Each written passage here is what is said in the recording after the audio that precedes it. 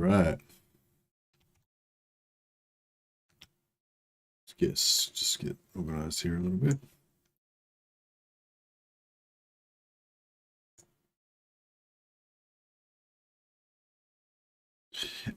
Yeah, welcome back to another episode of Nikari's Secret Empire. Well, I guess the Empire is not secret, just the fact that it's going to be controlled by Nikari and the seducers of Slaanesh is the secret part. So, yeah, so Reichland, well, we've just taken over Reichland, so I thought it was fitting for Nikari to sit on the throne of Eldorf. I think we're gonna, I don't know, we might end up, my original plan was to end up eliminating Reichland entirely, but for now I've subjugated them because we've got a because we got like 500 devotees from subjugating their last settlement. The Tempter Lord.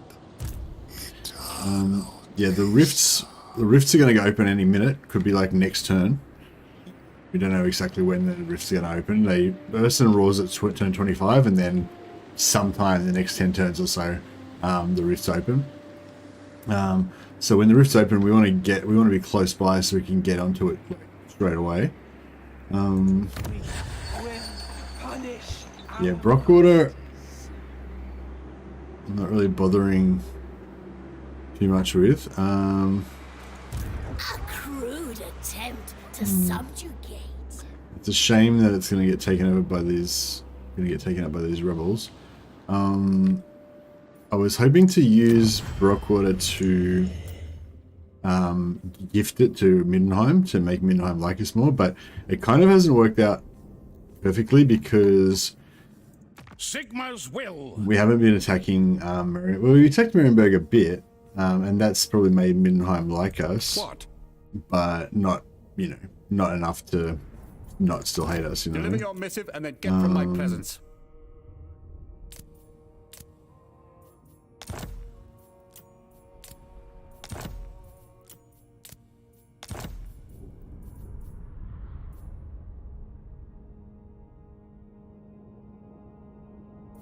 Yeah.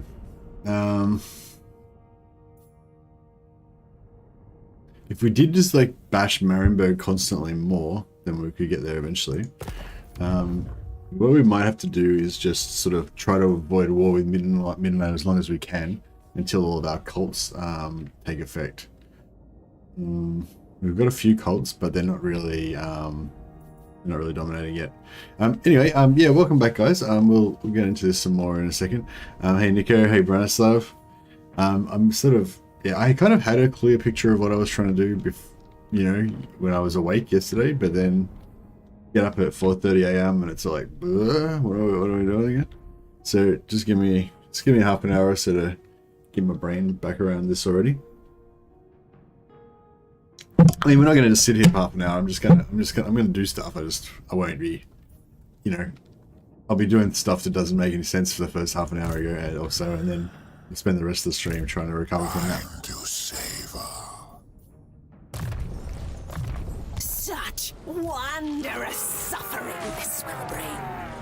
Once we get these guys up to level 13, we can get Gate of Slaanesh, start getting our summons going. But we're not going to get to level 13 before the rifts open, potentially in like one turn from now. So yeah, I think a cultist summoner spam army is like the most viable army that Slaanesh can probably do for rift farming. But I don't think you can get it going in time for the first rift if you migrate to the Empire.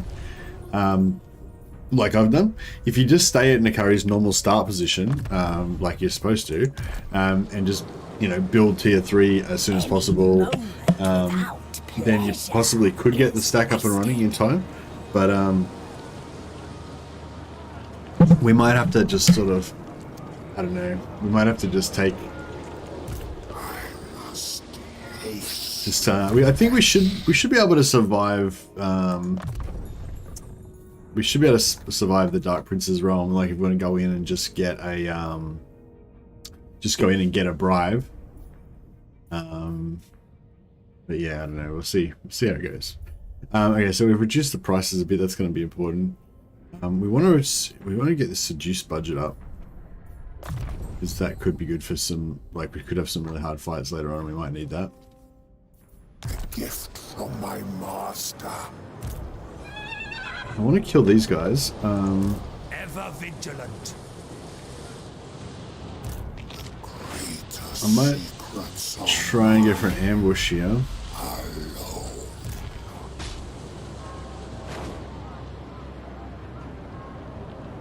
I am irresistible. This I know. Put as many units as possible into this army so that they become invisible along with the ambush, and then this army doesn't look so strong. Herald of Slaanesh. I did originally just recruit this guy as a temporary lord just to recruit with, but hey Rob Everton, how you going? But I'm actually thinking I'm going to keep him permanently, because it'll be useful to have a second lord to kind of defend our holdings while Nakari's in times of chaos. Depravity I would have liked him recruiting this turn actually, but it is what it is.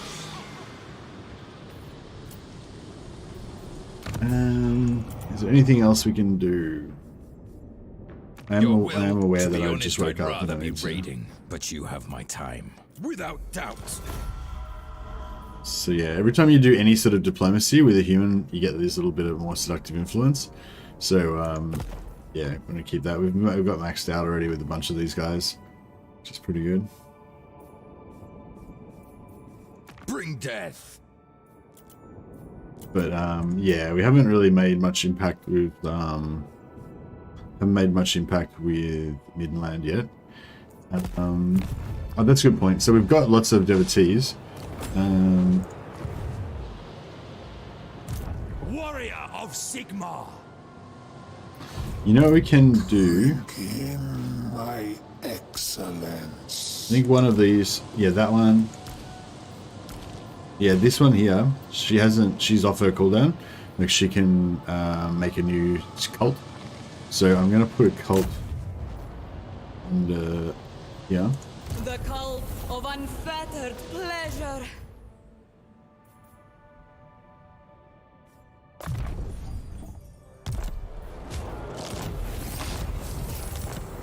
I serve It's Sigmar. gonna take 3 turns for the new cultists to come out of there, so it's probably not gonna happen in time.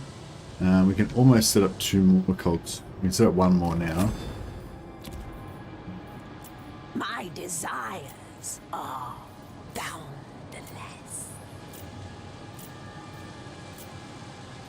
No, we don't have anywhere else to put one. Okay.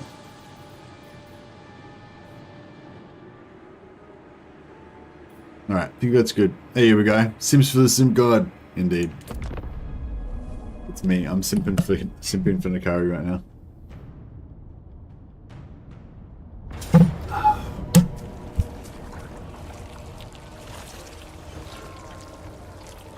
Okay. Oh yeah. Nice. So our Empire reinforcements are coming in. We're already fighting on the side of Reichland. I love it. And they're going to have their actual uniforms because they're still in control of Reichland. They're not our forces yet, so that's cool. Seduce. Yeah, okay. Let's seduce one of them mortars. That'll be pretty good, I think.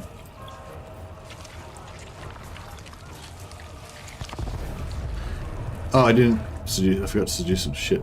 I'm confused. Isn't an army of agents more expensive than units? The agents cost about 250 gold per turn, Uber guys. So they're more expensive than like tier 0 and tier 1 units that cost about 100 gold or whatever. Demonettes cost about 200 gold per turn. So the agents are more expensive than, demonettes. But compared to like a soul grinder or something that's like 350 gold per turn, obviously they're cheaper than them. But when they get leveled up, like I'd argue that a leveled up summoner hero is more powerful than a soul grinder. So it's like maybe when you first get them, they might not be worth the 250 gold per turn, but unlike normal units, they actually level up and get skill points. and those skill points will eventually make them more powerful for the same, and their cost will never go up, you know. So, you know, they have a better potential. It is not enough to slay them. Each and everyone must die in anguish. Yeah, now Kari is going to be very vulnerable to these recon and pinning militia and handgunners. So we don't want to mess with that.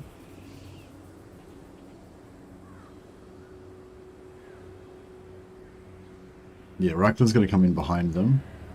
So those Nakari, so that's cool.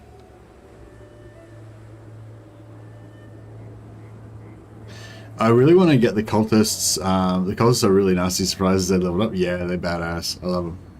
They look really cool on the horses as well. I feel like they're not as tanky on the horses, but I kind of want to make that work and have like a can you say is it cadre or cadre? C-A-D-R-E. There's like so many words I learnt from just like reading Warhammer novels, so I don't know how to pronounce them properly. But yeah, there's they look really cool on the horses. I'd love to have like a little cavalry unit of cultists like roaming around, just dropping demonette summons everywhere.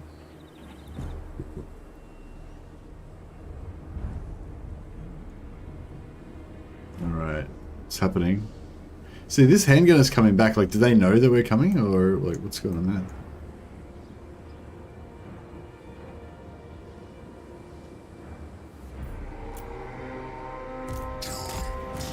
Move. By the hell forged. Dark whispers of glory.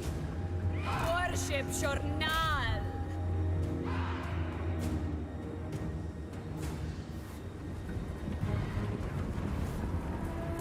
I seek divine dance. Spread decadence and depravity. Demoness! A true thrill. There, we flit. To the next victory. On the hunt. I can't stop. I move. It is suffering. The herald goes. The pangs of suffering. Moving.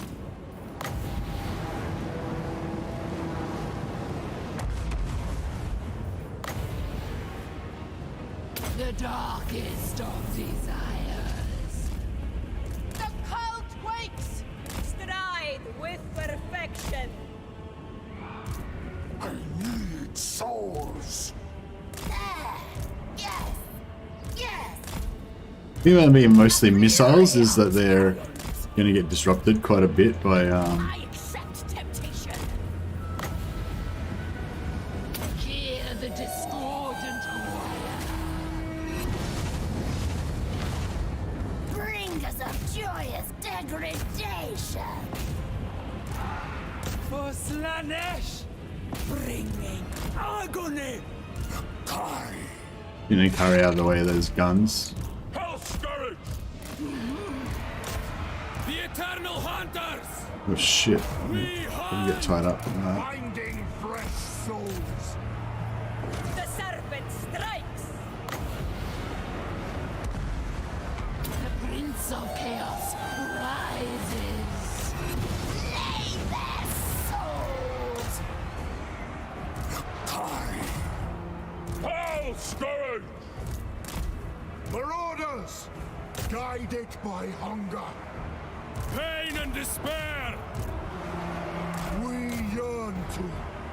The Dark Princess This is going okay. Sorceress Slash. Onward. Glorious. Soul Trigger.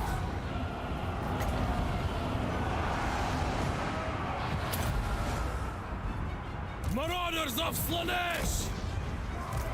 Driven by pain! Doing pretty good. Paramour of Slaanesh. We really want the demonettes to be running free.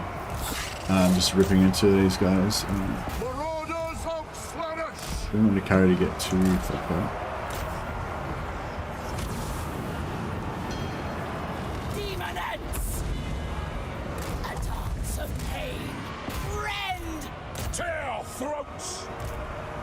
Ravage them!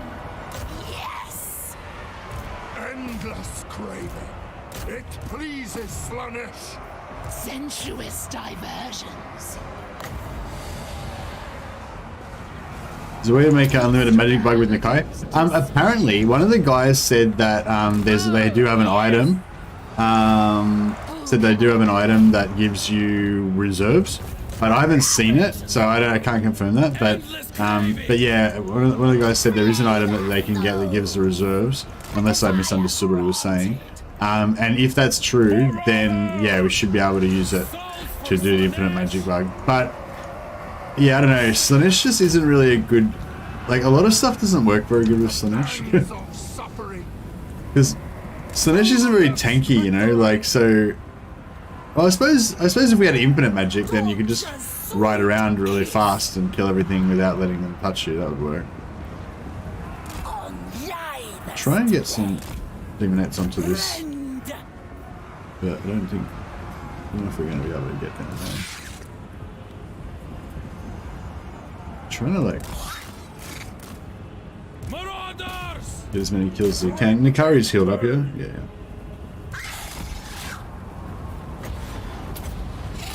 The more kills we can get, the more replenishment or devotees we can get. Well, you know, whichever one we go for.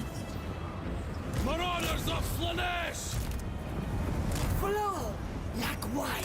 They're not going to get them. Anything else we can kill? You can get a slow on him. He's on a horse though, so it doesn't really matter how much we slow him. He's not going to really get a bullet. Pain and despair. Shit. Could have killed a few more there if we were going to get quicker.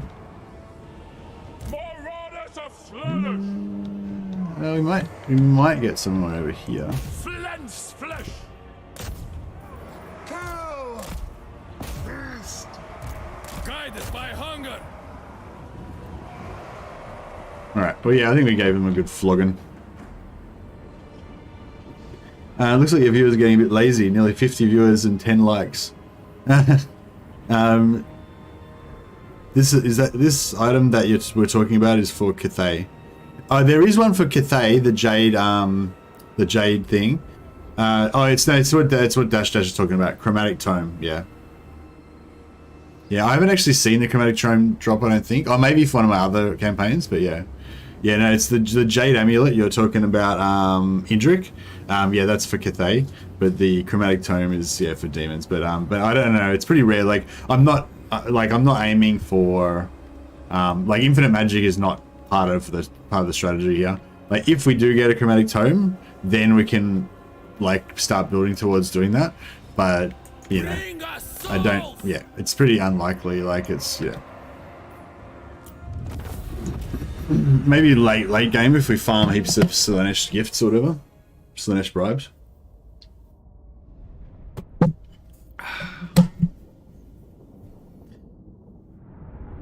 Hey, Biggle Father. How you going, man? I didn't see you in my streams too much, no. Good to see you, man. I'm sure you're a busy man.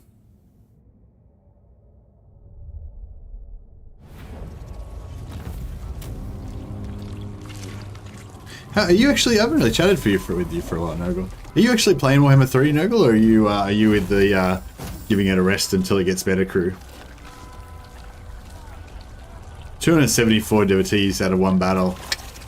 Pretty good. It's a whole cult by itself. If we can get over 1,000, we could actually just manually drop another. We could just force another 3. Yeah, no, there's no point fighting this, I don't think. I mean, nah, I can't be bothered anyway. Have you checked in on Jeff of late? I was a little troubled when I learned of recent events between Legend and Creative Assembly.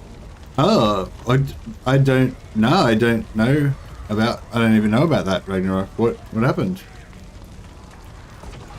Is there? Slaanesh is delighted with our affair. Yeah, is it? Well, you can message me on Discord if you don't want to talk about it in chat. But if it's not, you don't think it's private or anything, then.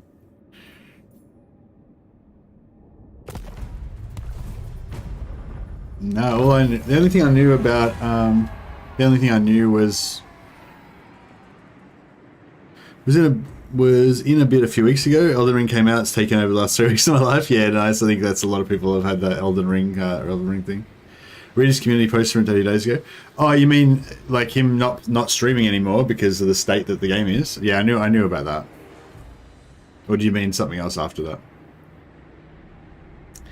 Allegiance plus 50 with Reichland. With diplomatic relations with Reichland. Yeah, I think I'll go for the allegiance.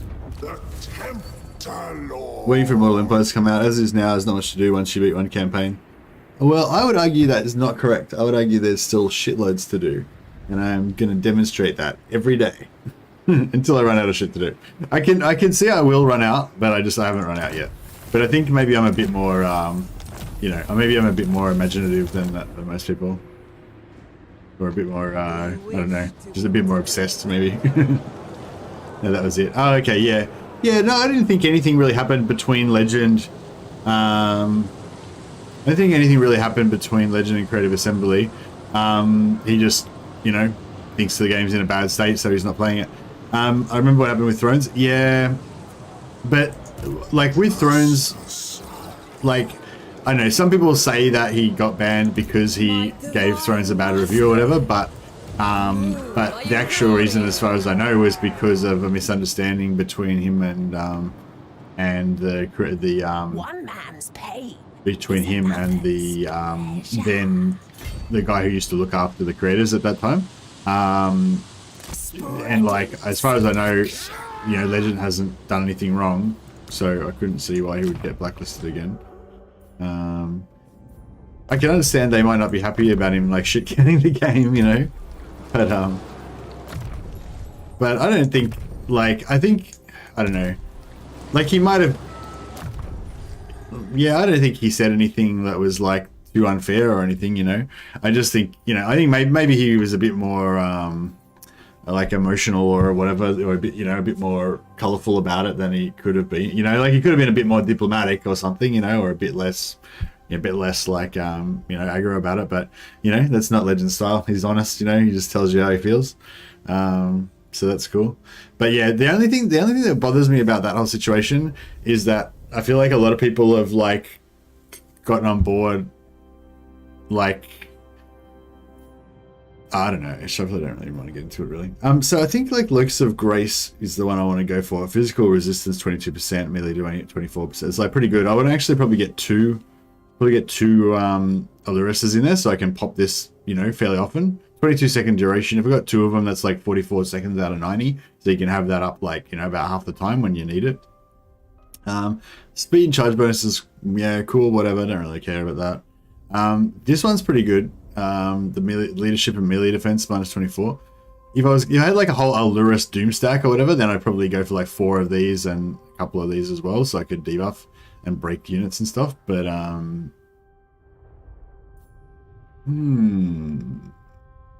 don't know. It's kind of cool, I guess. You could like drill units. But yeah, I think the tankiness. I always like the tankiness more. But then again, I don't know. Then again, that minus 24 melee defense. But now we've got like numerous other ways to debuff units. They've got a spell. They've got this spell that can debuff enemy units melee defense, so we can kill them faster. Nikari's got a spell that debuffs enemies. So yeah, so I'm gonna go for the tank. Have you seen the recent file mod guide to stop adjust rifts? Italian Spartacus covered today. Hey Simon, I haven't looked into it. I'm not interested in that. Yeah, I've been aware of it. It came out ages ago. I think Linksy did a video on that as well. No, I mean not ages ago. It came out like a week ago or 2 weeks ago or something like that.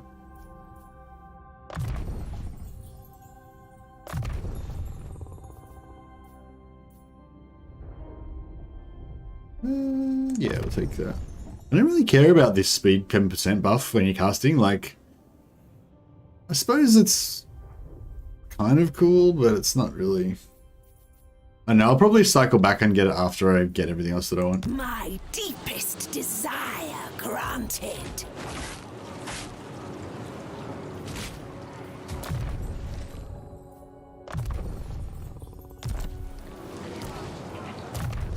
me imbibe your essence.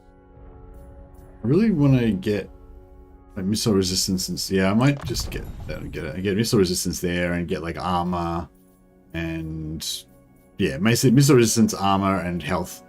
Just trying to make Nakari more resistant to getting shot. Basically, is the issue. I'm kind of thinking about like this spell, slicing shards, is actually really good. And Arcane Conduit would be good if we were going to go for the infinite money, but infinite wins. But I don't know if we're going to bother with that. Now, if we can just slaughter this entire army, we might be able to get a decent amount of devotees out of it. Should be sweet.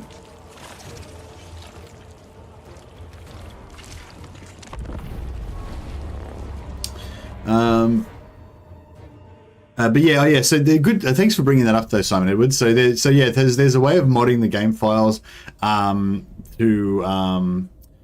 that the rifts don't appear. I think you basically just change the rift, appearance frequency to 1,000 turns or something like that, so you never see them. Yeah, I don't think it's even a mod, is it, Simon? It's just like you just go into the game files and change some settings or something. But yeah, I'm not really interested in that though. I prefer to like I enjoy the challenge of taking the game as it is, generally in vanilla, and then like doing what I can within that framework. You know what I mean? Like, I don't know. I just feel there's been too many games in the past where I've gotten into changing them a little bit, tweaking it. Like, oh, it'd be nice if the game was a little bit more like this. It'd be a bit more like how I like it to be. And then it's sort of like a rabbit hole you're going down, and then like it just becomes like once you control the game too much to make it too much how you want it to be, then it ceases to be like a game. You know what I mean? It's just a thing. It's just a sandbox that you control utterly or something. I don't know. It's weird. It's like a weird dichotomy, is that the word? So like on the one hand, I'm like driven to control everything in the world, which is a common trait I think for strategy gamers. You want to just be able to control everything, but at the same time, if I have too much control, then it suddenly becomes not interesting to me anymore. Like it's like you're trying to become as powerful as possible in the early game, and then as soon as you become powerful, you don't want to play anymore. It's like, it's like kind of how it goes. And yeah, I think that might be tied into one of the reasons why I don't use mods much. If I was going to use mods, I'd use mods that add new factions to the game, or add new gameplay options to the game, or something like that. Yeah, I generally don't even use mods that fix bugs or anything. I just play it as it lays. But I'm not like against them or anything. Like if you're using a mod and you're enjoying it, then good luck to you.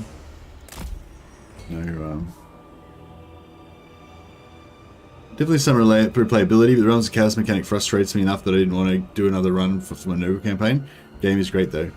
Oh, no worries, Bickelfather. Well, I'm going to keep putting out videos and keep trying to convince you to come back to the game. So yeah, basically that's my mission at the moment, is to like make videos about like what's good about the game and how to like still enjoy it despite those aspects of the rifts and all that, and that kind of thing. That's kind of like my motivation. I've found a few things that I think are pretty cool. I've only managed to log 29 minutes in Warhammer 3 so far. I'm light years behind what everyone's talking about. Oh, no worries. Love Warhammer 3. Rifts make it unenjoyable. The rifts are... See, you've just got to embrace the rifts, I reckon, Chief Warlock. Like, if you don't like the rifts and you're like, oh, I wish I could play without rifts, then, life's going to suck because there's going to be fucking shitloads of rifts all the time, But if you're just like, oh, rifts are cool, what can I do with rifts? Then all of a sudden it becomes actually kind of fun, Didn't realize you were playing, never got notification. Oh, hey, Vanilla Gorilla, well, welcome. I'm glad you made it. I could see you wanting to slow down the AI from getting souls, but I like the Rift armies. They add some spontaneity to the game. Yeah, exactly. The Rift armies are probably my favorite part about it, yeah.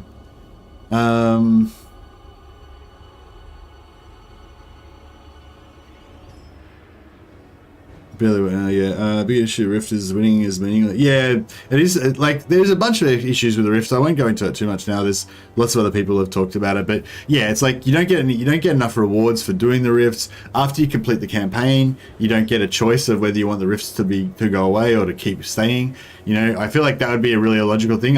When you finish the campaign, it's like, do you want to purify the fucking tree or whatever and make it so no more rifts come out, or do you the soul forge or whatever, or do you want to just embrace chaos and let chaos reign for eternity or whatever, and then you can choose to either play the rest of your campaign with or without rifts. That would be really good.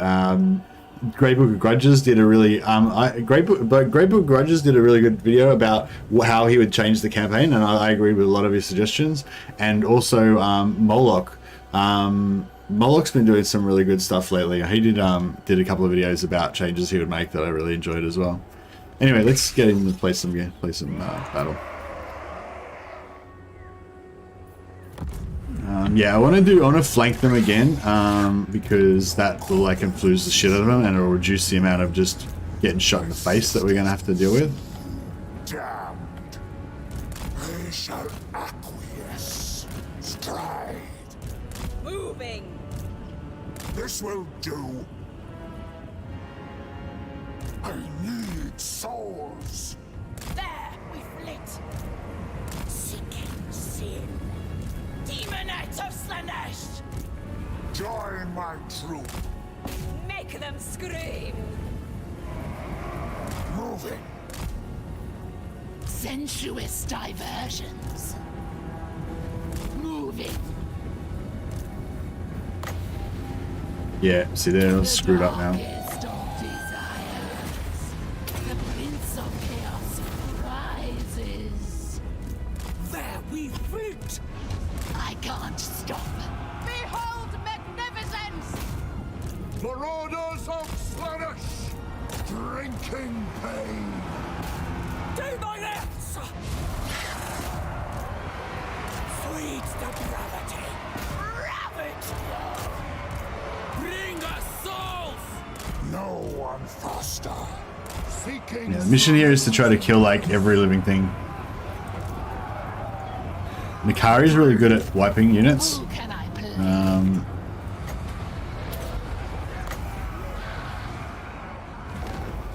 Sorceress lash. Slay them! Cultist of Slaanesh! Demonettes, why aren't you killing shit? Death through sensation. Play their souls. Agonizing. The Demonettes are really fast, Dark so we want to get them onto glory. chasing stuff down and killing it. This possible. Nikari, what are you doing? Kill, kill, kill.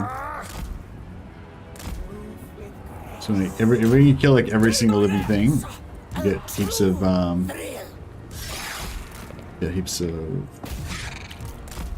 Yes.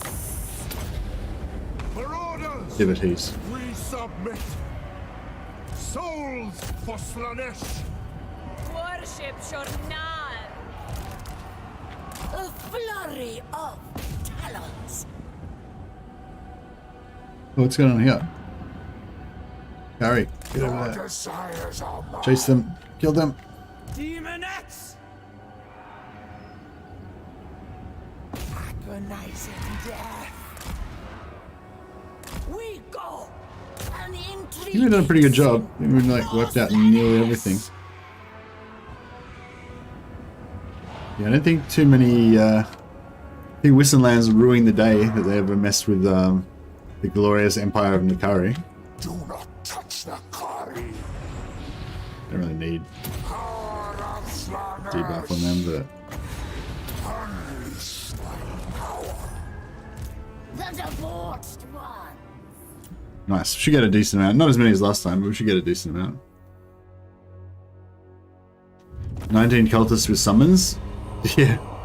Or like maybe 17 with 2 Illyrises. That's kind of what I'm thinking.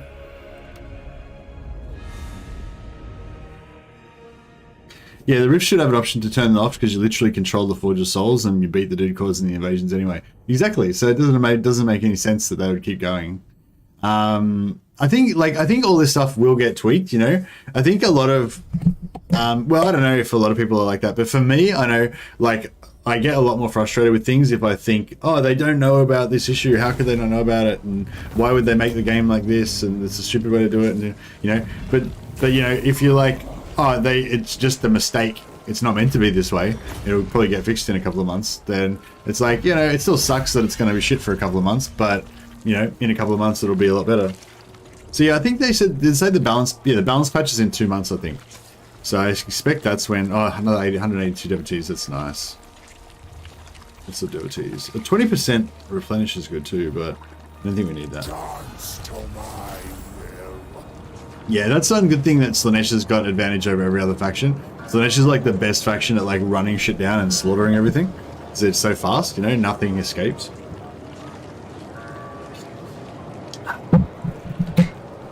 What's your opinion of the Chaos factions? From the looks of things, Slaanesh is the most fun to play. Mechanics of diplomacy seem hilarious. Stealing units before battle is also great. Yeah, I'm definitely down with that. Spaghetti PP, when they get 8 units left, they're wiped out. Actually, that's a really interesting point, Spaghetti. I'm not sure. You're right. If they get less than oh wait, are you talking about the same thing? If you reduce the enemy units down to 25% of their original starting entities, then they'll get wiped out after the battle if they lose. The hero of Slaanesh. Is he like just like threatening me, or is he just defending my city for me, or like I don't know what's going on there. Not sure what's supposed to be happening there. I don't know if I should stay in Altdorf.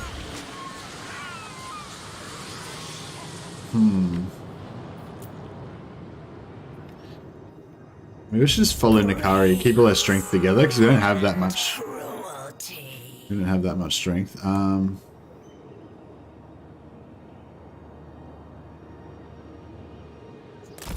live I am. The only problem is the rifts are about to fucking spawn, and like, guaranteed they're going to spawn in like the wrong spot, you know, like where I don't want them to be. Slaanesh, praise me. Delights without boundaries. Hunger for souls. Keep going. Yeah, I would have liked to have gotten some replenishment, but Of atrocity. Bringer of sensation. Bring me if the rift, like, as I think the rift spawns like here somewhere.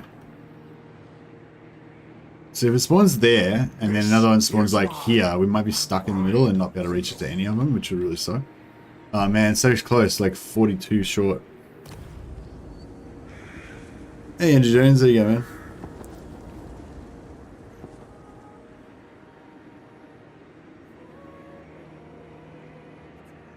CA said they're thinking of expanding on Shunzhu. I don't know what that is, but that sounds cool. J Dragon for DLC, he's mentioned the game. Yeah, that makes sense. Is that who Shunzhu is?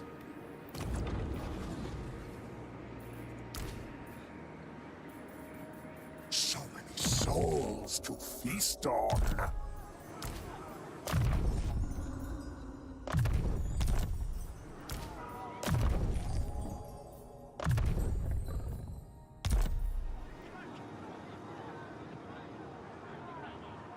Slaanesh, praise me. Yeah, I hate how you can't equip items on the Daemon Prince. That kind of sucks, I reckon.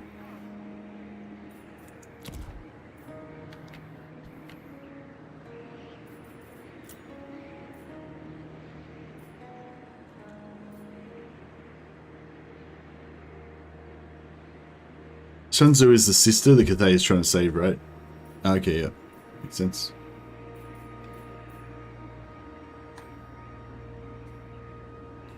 Oh yeah, Andrew James has got the 1 year Volk Mercy avatar. No, Ragnarok's got his 6-month veteran Kruber avatar. That's pretty cool. Thanks again, guys, for continuing to be members of the channel and supporting the channel and stuff. I love seeing the green names, although you know, or blue names in the case of Andrew Jones. But yeah, I love seeing the coloured names for the members in chat. I do really appreciate the support, and yeah, it's pretty awesome that, especially that you guys have been members now for 6 months and over 12 months, respectively. So it's pretty cool. Yeah, Shunzu is the lost sister that Ursun saw, and that's why you want to find Ursun as Cathay. Okay, cool. Yeah, thanks for that, guys. I'm not too sure about the lore and stuff for a lot of it. Are golden names for sale, or is that platinum? No, there's no golden names, sorry guys. It's only green names for sale. Well, actually, it's not even for sale. It's technically it's for rent. It's like $5. It's $5 a month if you want to be a member. Well, $5 Australian. I don't know how much that is in other countries, but yeah. But yeah, it's not necessary. I do love seeing the green names, but the thing I love more than green names is just seeing names in chat at all. You know, I just appreciate that you guys are even here. You know, like that's the main thing, really.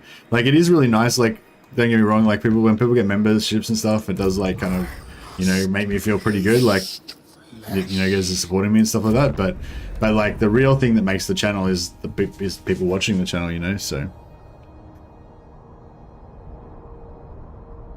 Like I think we've got about 50 or 60 members, and I'm super grateful to all of the members, you know.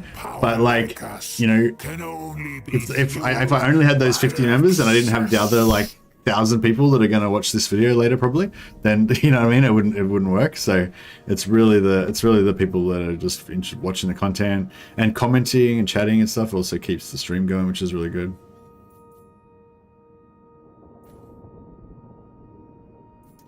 I don't know. I don't want to be a lie. Yeah, so basically if you want to support the channel, you got two choices. Either you can become a member and support me financially, or you can just, you know, watch videos and chat and comment and talk to me and stimulate me. And that will make the channel better as well. A crescendo of pain and Or you can do both. pleasure. A lot of the Cathay lore is new and pretty good, honestly. I like how Kugath rampaged through Cathay just to chase down another demon that he had beef with. That's awesome. Hey brother, I love your work. You make us all better Total Warriors. Oh, thanks a lot, Ragnarok. That's nice. Hey Messi, when are you going to play Dawn of War? Hey Nebin, very soon. When are we going to play Dawn of War, Andrew Jones? That's in like... Is that in like 4 days? 3 days? 4 days?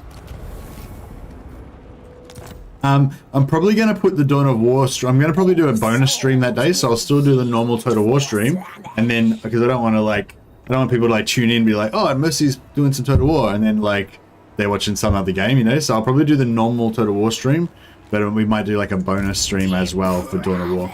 Also want to do a stream for Battle Brothers as well. So yeah, so we need more devotees.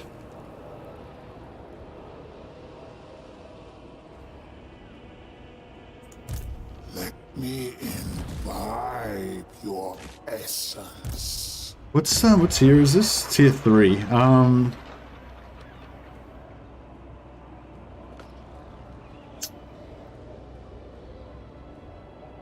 I'll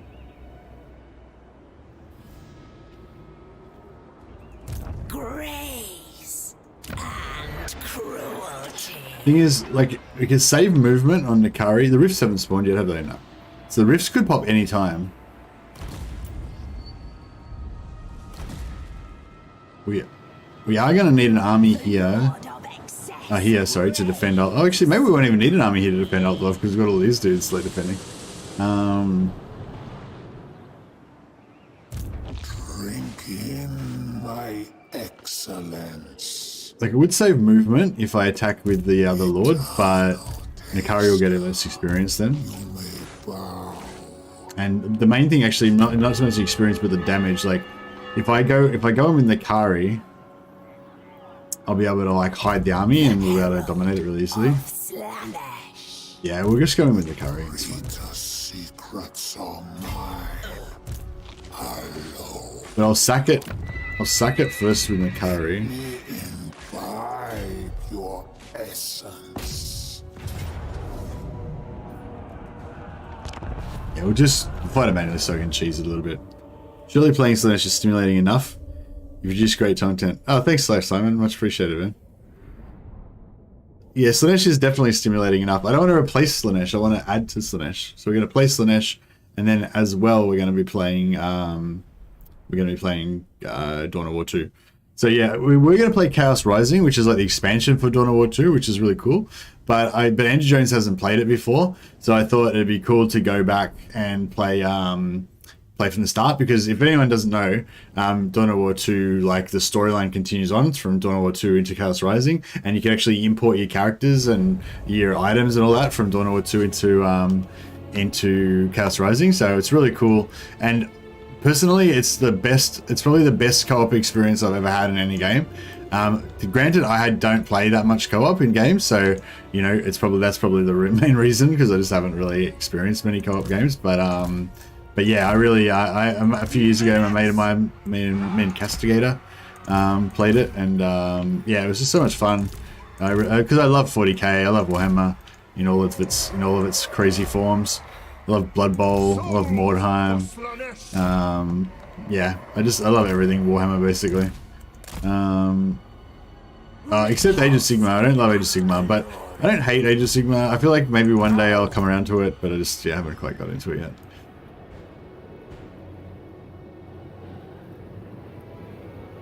Wood Elf Zotes have 2 bound uses of Earthblood spell. According to the faction roster, could be a great unit to poach through ally outpost. Ooh, that's fucking a good idea, Caesar. That's exactly what we need. We need fucking heals. That's a really good idea. Were Zotes, but are Zotes in the, Hey Mercy, what's your streaming YouTube video schedule like in a given week? Doing you only stream Monday through Friday, stuff like that? Zotes are DLC. Yeah, I don't think Zotes are in it. I think it's like pre-DLC. This really sucks, but yeah. Hey Vanilla, basically at the moment I'm off work, so I'm on holidays for another month or so. So while I'm on holidays, basically my schedule is I try to stream every day around the same time as I started today. So about 47 minutes ago. If you tune in at this time, I should be streaming most days. But my actual start time does vary a fair bit because, well, not a fair bit, but a little bit. Like I try to always stick to starting at 5. This is 5 a.m. my time. I try to always stick to 5 a.m. But quite often, like I'm really tired or something, you know, and so I don't. Yeah, like I might just like need like another half an hour or another hour's sleep or something like that. So yeah, I generally start between 5 and 6. Usually it's 5 a.m. Like usually it's 45 minutes before now, but up to an hour later, you know, and that's pretty much every day. Occasionally I'll take a day off if I'm really exhausted or something like that. Sensuous diversions. Dark whispers of glory. So the basic plan is hopefully they're going to set everything up on the other side, and then we're just going to come in this side. Basically, that's the gist of it. It's not a complex plan, but it's should be good.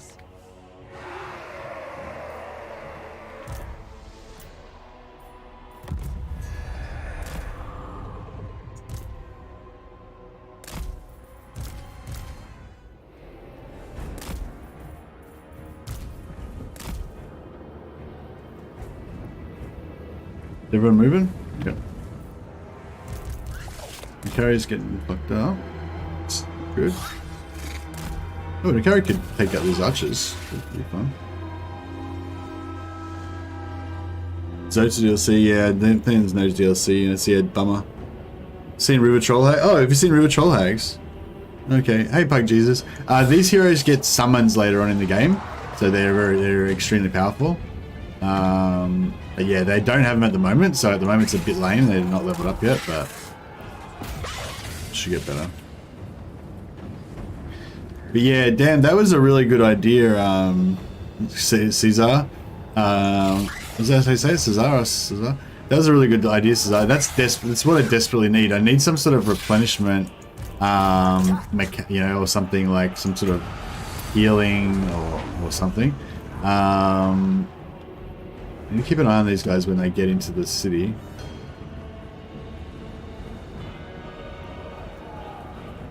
Is this shattered yet?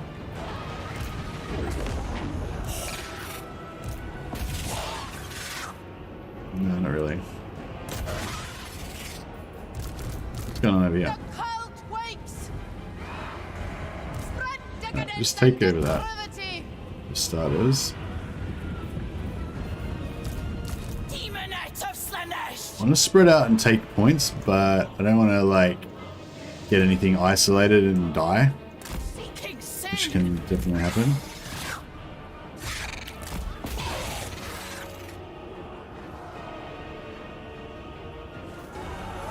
Oh, there's still coming in. You guys can take that point. We might try and 5-cap it, because that might be quicker than actually killing the units. It doesn't matter how many of these guys we kill right now, because they won't count anyway, because it's like there's a different deal where... Death through sensation. Bend to our will. I don't really want to bother fighting him, but... Of course. The Dark Prince's servant! At once! Marauders of Slaanesh! I feel the urge!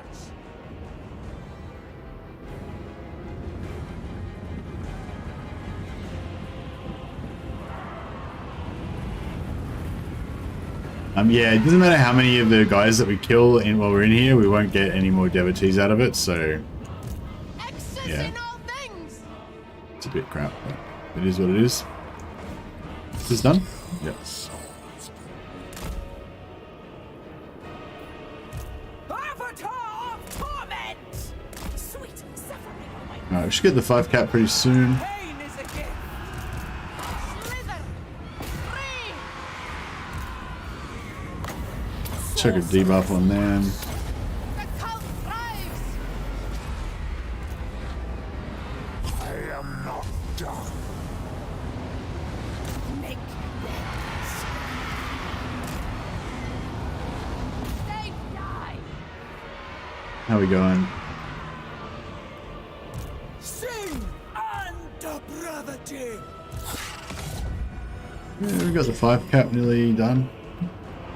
Cool. Enjoy Yeah, so if you 5-cap a minor settlement, just after a few seconds, then the game ends and you win. Yes, So you don't need to master! actually fight all their units.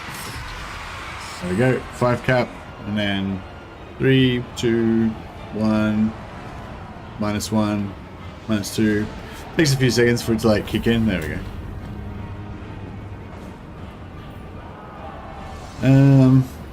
Yeah, I think that was pretty good. Nikari, oh, Nikari needs a heal. Tempter. Shit, Nikari, go and kill something. Feast. I shall dance. Pain is a gift. Demoness. Torture sweet kiss. Yeah, basically we want to get Nikari to destroy something when Nikari's nearby.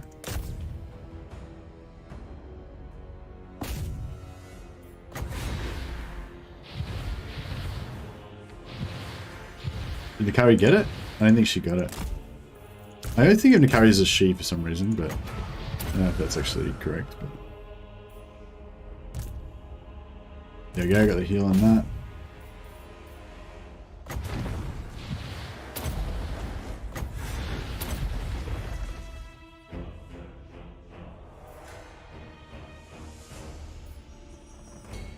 Yeah, we can kill this guy.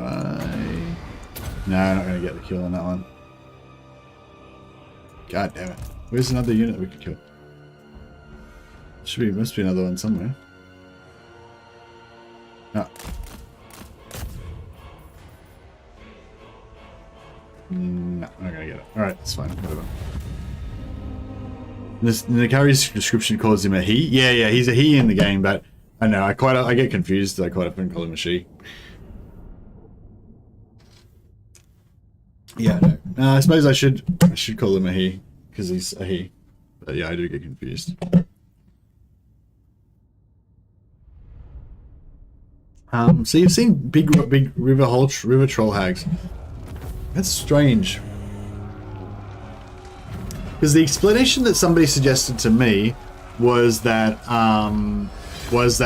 the new game team that made Warhammer 3 like built it off a version of Warhammer 2 that was like before the greenskin update and before the dwarf update, because he said that the greenskins don't have their new war mechanic and the dwarfs don't have their like forge mechanic and their rune magic and stuff like that. So I assumed if that was true, then they wouldn't have any DLC for any, well no, not any DLC for any factions. They wouldn't have like the Troll Hag DLC specifically. Alright, we'll sack sack this so Nakari's not stuck in place. The Tempter Lord.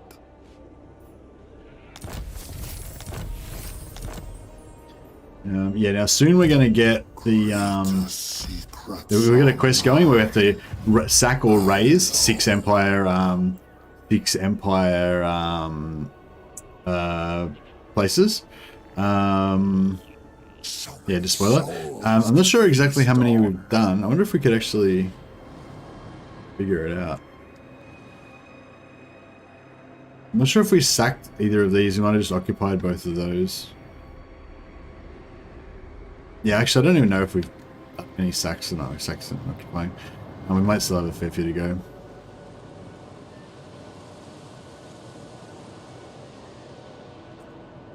Cooldown period 10 turns. How many turns? What? We've got 1,000. I'm confused.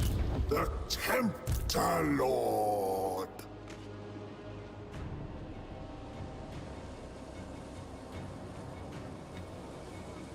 Wonder if, do you reckon this Lord would be able to take that out? Lures me.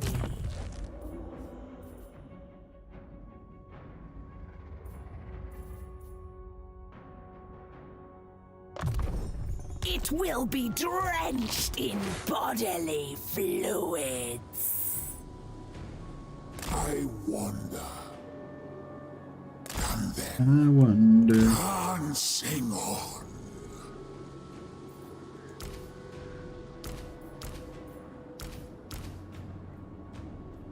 So much glorious suffering. Drink in my excellence. The party comes. Moving. Yeah, we've got like 3 different provinces here. So there's Nuln, Stirland, and Hockland. So if when the rifts spawn, they should spawn in all 3 of these provinces. I can't remember exactly where the locations are, but if we can get near here, there's 3 provinces all right next to each other. So hopefully that's a good chance that a rift is going to spawn within 1 turn's movement of us.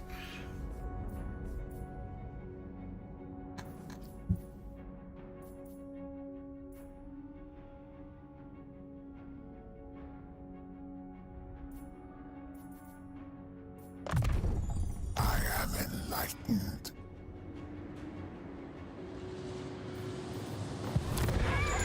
I wonder if I should bring up another. I thought that camps can spontaneously just pop into existence as well, can't they? If I like spread chaos, if I spread enough Slaanesh corruption around. The sweet tang of unchecked slaughter. I think the whole point was to be confusing and switch between he and she. Yeah, maybe I'll do that. CA spaghetti code works in mysterious ways. Maybe that's why the units are so sluggish. Yeah. Let me imbibe your essence. I don't know what's going on with this. Like, there's a few things. Like, I do really like the new tooltips. A lot of things like have tooltips now that are just like, you know, better. Like you can just, I don't know, like these explanations of everything. Like when you mouse over stuff, it's just like better in Warhammer 3. Then there's more information and stuff. You know, on various things. But some of the things like don't work. Like this doesn't tell you. Like it says that cooldown 10 turns, but how many turns have I got left? Like, is it 7 turns left or 3 turns? Like when? Like I think I did it in the last few turns, but I don't know when. You know, and like also like other things like if you go into these quests, right? Like yeah, like this quest, sack or raise 6 Kislev cities.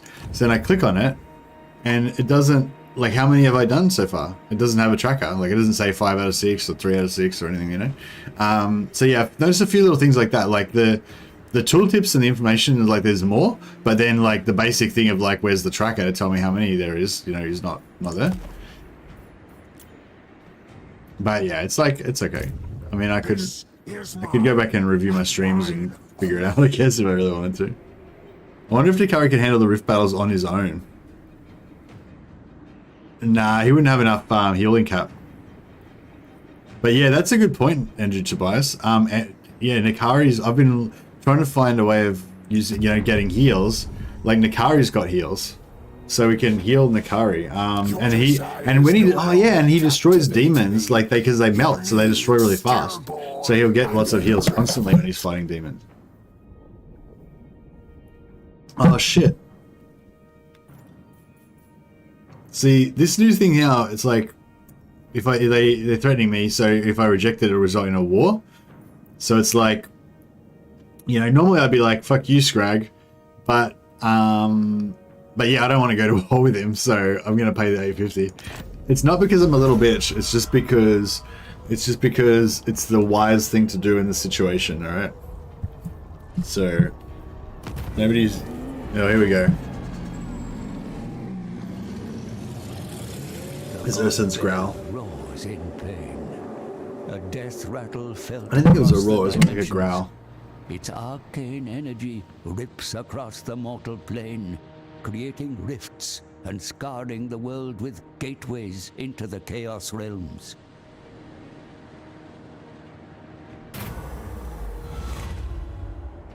Oh, I got a free cultist.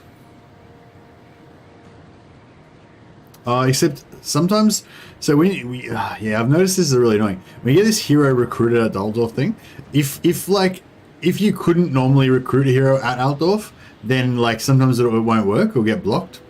So we'll see if we actually get it, because this guy's camped all over my city. He might block it or somehow. Nah, we got it. Cool. It shall be done. The Tome of Fates knows all. The rifts are now open. All right. Submission. What do we get? Intelligent. All right. Intelligence okay. It's not as good as disciplined, but it's okay.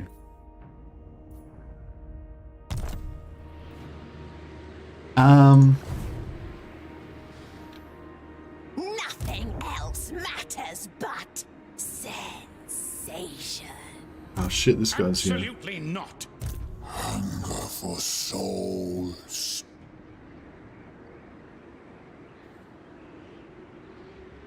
One man. So this is perfect for me to go in there, and I could go in camp stance as well, which would be really good. Give this guy the potion of toughness so he can get some heals in.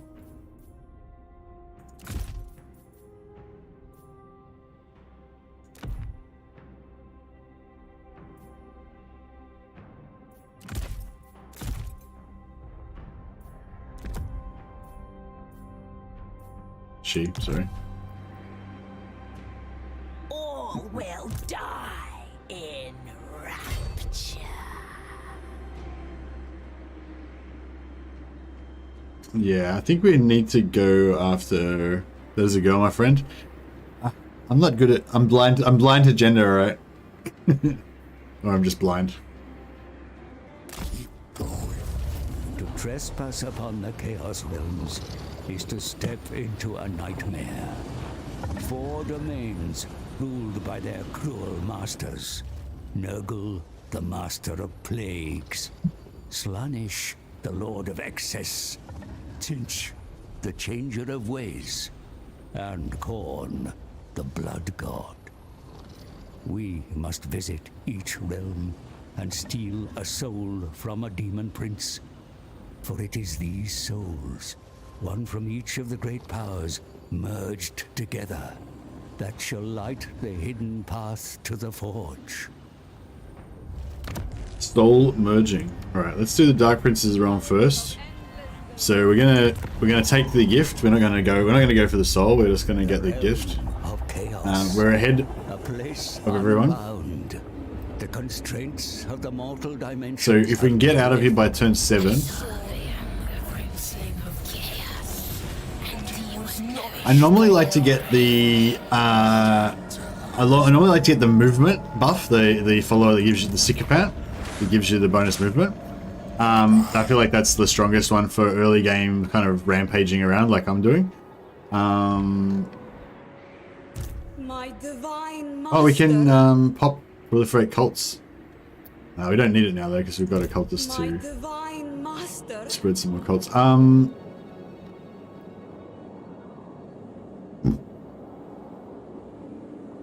Okay, so we want to get all of our good units next to this rift, so that when the carry comes back, we can just instantly pop them in there. And yeah, that'll be good. All right, so moving, my prince. go down here. We'll try and gift some people on the way if we can. Cannot move yet. Yeah, okay, we'll easily get there in time, so that's good. We better close this rift here, Required. Every step is pleasure. because we don't want that to wreck Altdorf. Look, the Altdorf's hanging on by a thread there already as it is. Name it, and it shall be done. Dance on.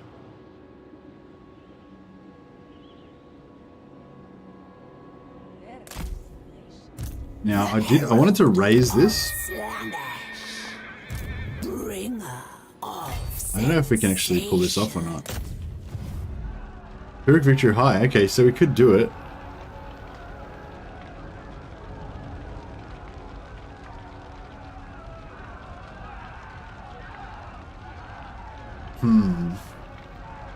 I could probably win this without...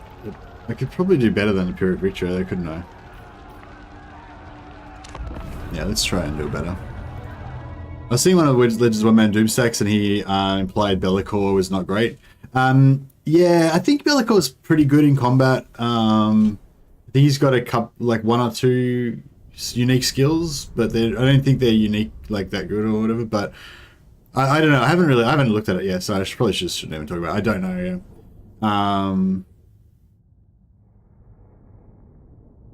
That is my girlfriend. The cultist. No, she's my girlfriend. The cultists are my favorite Slaanesh character for sure.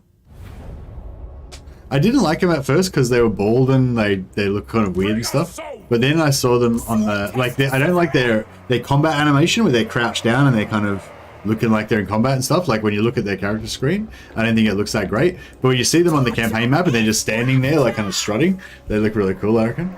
And yeah, the bald thing is a little bit off-putting, but you know, you get used to it. When you really love somebody, you see deeper than that stuff, you know. Well, I mean, I don't know. It's too early to call it love right now, but you know, I'm digging them. They do need hair, yeah. I feel like at least one of them should have a top knot. I felt like it was a bit like, yeah. But unfortunately, that's something that's never going to get updated, I would guess. Unless there's like a huge public outcry about it, but I don't think there will be a huge public outcry about it because there's too many other things for people to be outcrying about. But okay, so we can hide some guys there, and we could hide some more guys over here as well. I don't know if it's a good idea to split them up though. What's her movement? 62. Yeah, she got pretty good movement, so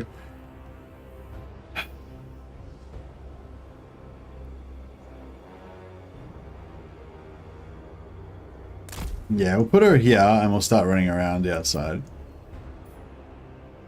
Hand demon of Slaanesh, beacon of depravity. Eternal hunters! The pangs of suffering! Marauders!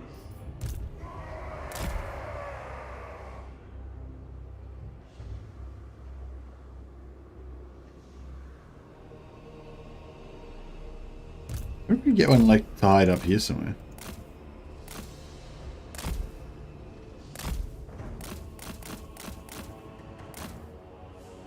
Souls for Slaanesh! Get a smidge closer. Get that little edge. Slaanesh! Guided by hunger! Seeking Oh shit! Slaanesh's embrace!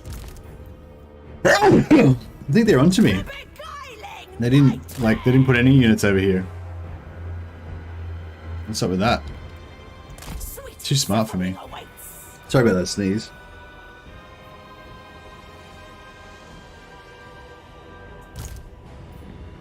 Slaanesh gets bra for half price. I don't know if he's better than Meow or Zhao. Nah, he's not better than... Oh, I don't know, actually. Can you get 90... Thanks, Rob. Can you get 90 ward save for Nakari? To the next victory. Are we ever going to win this? I think we are. The Purple Herald! The Prince commands!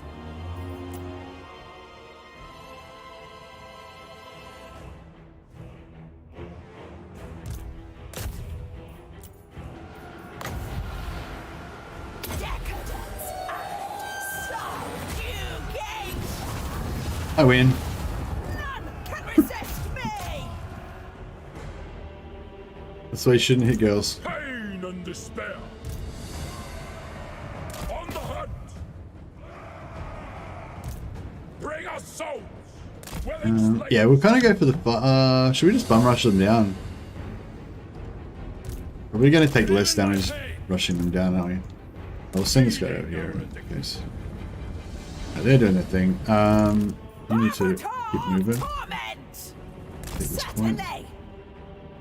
She's not large, is she? Small, yeah. That's cool. Agony and ecstasy!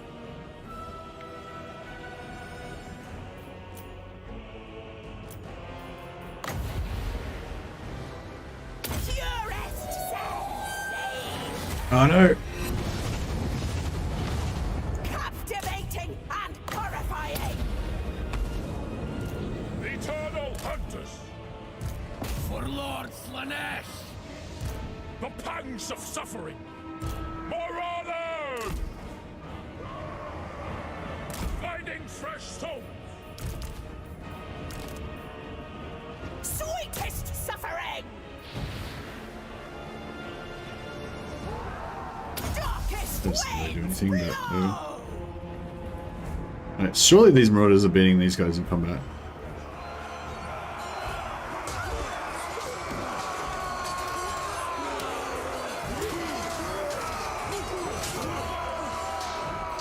Pretty cool.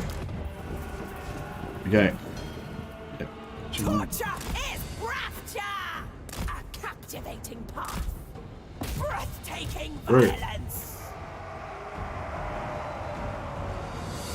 Marauders of Slaanesh.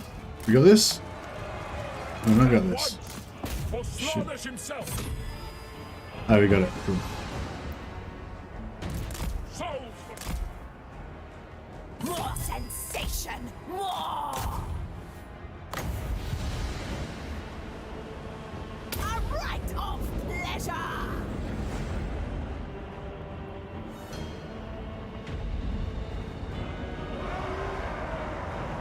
Marauders!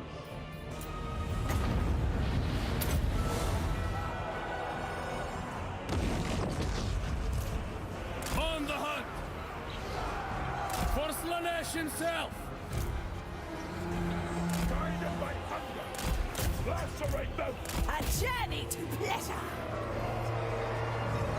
Formations are so broken, hopefully they fix it. You mean formation attack for Cathay, or...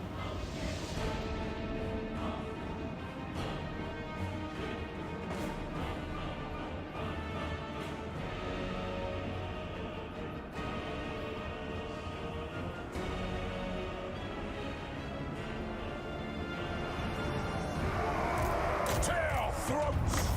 Slaanesh is burning! Well, I think we did slightly better than Pyrrhic Victory or whatever it was saying, but still not great.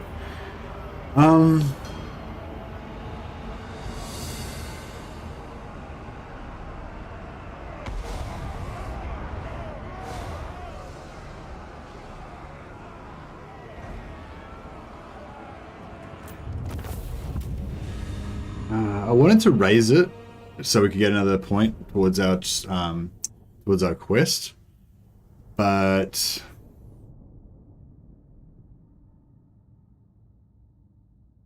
if we do, then the other army is going to kill us probably.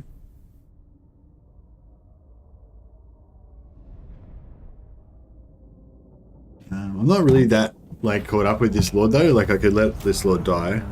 It's not a huge deal.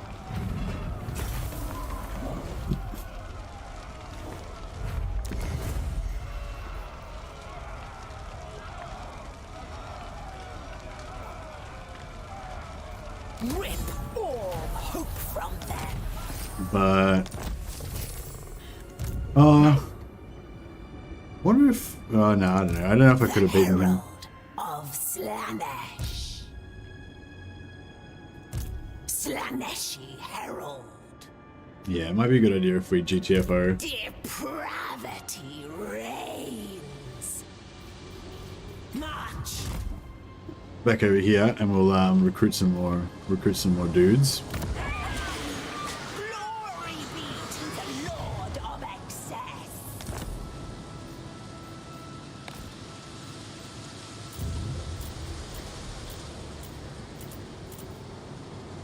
Yeah, maybe if there's some Slaanesh cults, some Slaanesh rifts that are up for a while, they might give me some more cults.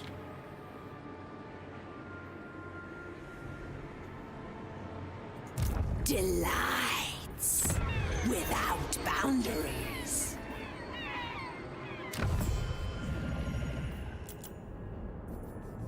Depravity, let us stave off the tedium of existence together.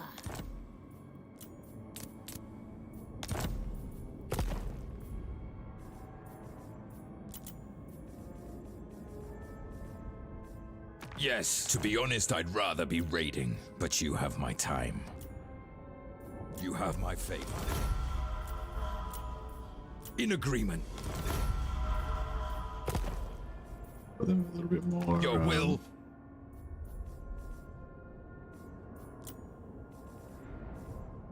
Who calls? Wistonland, we actually got more selective influence on Wistonland than on Middenland. Is Middenland trending up? Cult creation, yeah. So we got 4 cults in Middenland, and we got a gift of Slaanesh. So yeah, we can get some more cults and more gifts. I know we've got cults under every city they've got, I think. So we just need gifts. It's too slow. We could get some diplomacy, close but to my blade. Utter your demand before I raise it. yeah, I don't have enough money.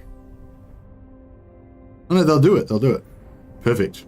So yeah, this is like, yeah, maybe you guys haven't seen this before, but yeah, getting the enemies to break non-aggression pacts and, you know, break pacts with other factions, that actually counts as a diplomatic option, and quite often you can get them to do it.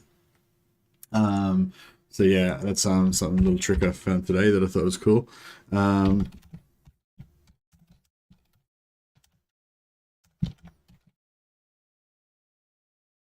just wrote myself a quick note. Yeah, so we'll do this, and then we'll see the seductive influence up here will go up. Indeed. Boom, we got a little bit more. And also it breaks their aggression pact with the other faction, which is cool. We can get them to break anything with anyone. There we go, another one. We can get them to break military access. More seductive influence. Try and break the defensive. Yep, break defensive alliance with Hochland. On it. Boom, more seductive influence.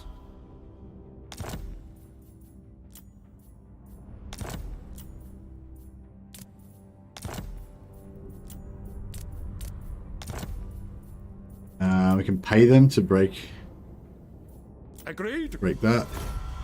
Oh wait, why are we not getting? Wait, we got some the first time, and then we didn't get any the second time. Oh, maybe you need to leave that screen. Oh, did I screw up? Maybe you need to leave the screen for it to count as a separate action. But I don't think it normally does. Maybe it's only the first time that you do it per turn that you get the points.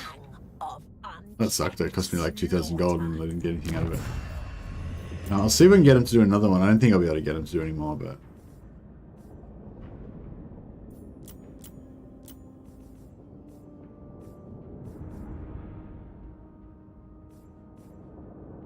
Yes? Deliver your missive and then get from my presence.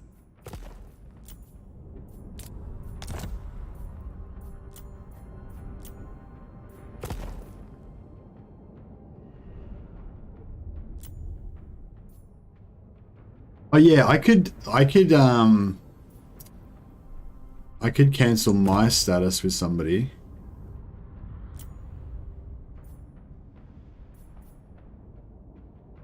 like the Bjornlings. I'm pretty sure I had that over 10 turns. Yes. Oh, it didn't give me anything. What the fuck? I'm sure the first time it did. Look, maybe I need to wait another turn or something. Maybe it's only one per turn. Well, we got 400 gold out of it anyway, I guess. Anyway, yeah. Just trying to do diplomatic actions to try and get more selective influence. Because, yeah, I want to try to get Midland. Because they're the strongest Empire faction in this campaign, I think. Ostland's also similarly strong. And yeah, it's going to be really hard to get Midland to become actually friendly with us so we can do dealings with them.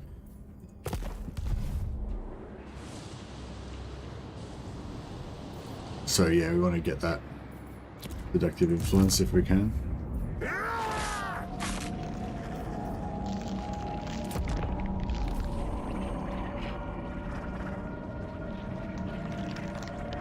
You have a favorite faction? Probably Ogres. Probably both Scrag and Greasus are my two favorite factions. I'm not sure which one I like better. I kind of like Greasus's bonuses better, but Scrag overall. But Scrag's just fun because he gets a really fast start with the Gorge of stack early, and he's got a really good starting position.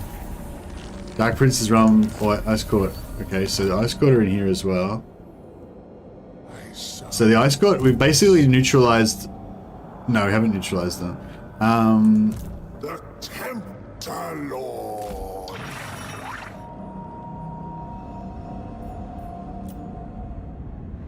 I feel like you should get a reward off that first one as well. We can't seductive influence vampires. Husel is not a capital.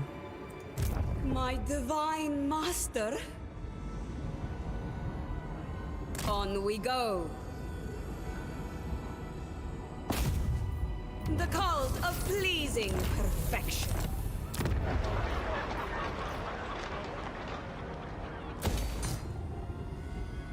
Try and pop some My divine master. The cult of unfettered pleasure. yeah, try and give those guys some gifts of Slaanesh. Praise Gifts of Slaanesh. and cruelty. Name it, and it shall be done.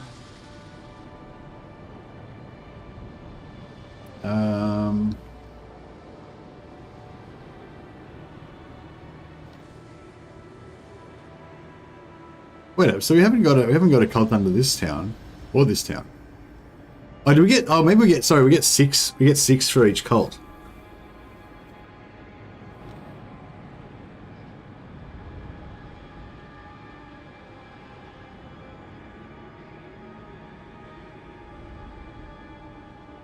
Bringer of sensation. Temptation calls. They will never know the We'll just get a couple more troops in there, just a bit of security. Master. We'll give this guy a gift. Hopefully that's not going to get me wounded. Yeah, good. That gives a little bit more devotees per turn. Try and get her to set up a cult under Grissenwald. Face myself. We're trying to get the promise. So 6 turns. That'll give us. I think it gives us 2,000. Wickedness we shall sow.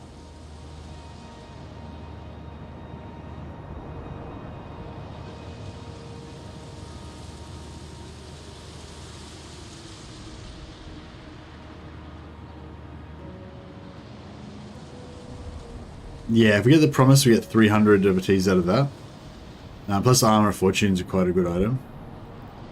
Also think the 25% mass is overrated. Oh, really? I thought the 25% mass seemed really powerful. Is it not, like, actually 25% or something?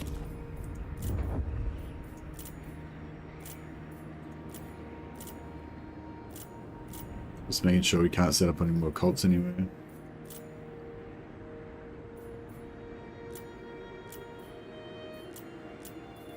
I'm not sure if I should even bother going to tier 3, but I'm gonna risk it. I was like originally planning on making Reichland sort of an expendable, like Altdorf. Like I really want to set up my this isn't a strategy power gaming thing. This is just a role playing thing, but basically, well, it's kind of a strategy thing, I guess. But yeah, Hergig, Nuln, and Wurtbad. Wurtbad's in there, so there's like 3 capitals that kind of potentially get to tier 5, all within one turn's march of each other. So I just think this is like a sweet little Trinity of Kings power area, you know. So I want to set up my empire there. So even though I took over Altdorf first, that's just to give me a homeland, so I don't take attrition from not having any settlements. But yeah.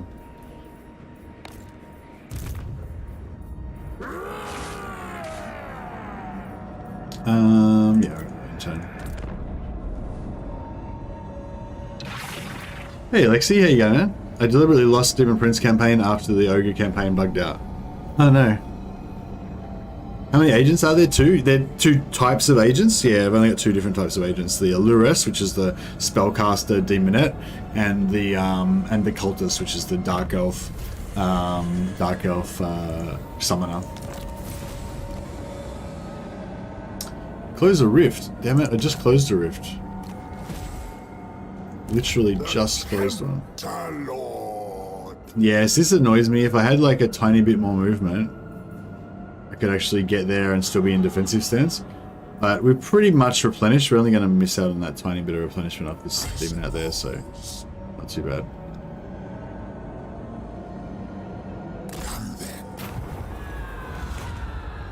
Blade of Torment. It's pretty cool. But no, nothing there to tempt us this turn.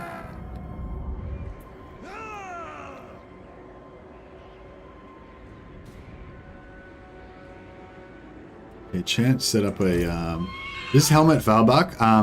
Albert Helmet is their faction leader, so he's immortal. So if we put a gift on him, that's quite good value, you know, because he's going to be immortal to keep giving. It'll be the gift that keeps on giving, you know. But can you put gifts on enemy heroes?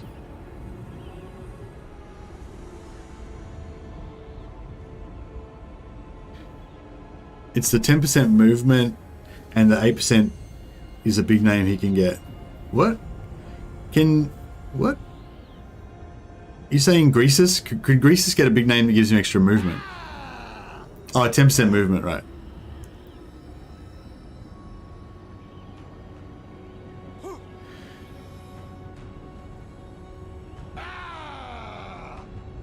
Mass bonuses, I think mass bonuses are quite good for ogres if you use melee, but yeah, I'm currently using a ranged bonus thing for Greasus, any ranged for Greasus anyway. So failure. God damn it, Chant. You had one job.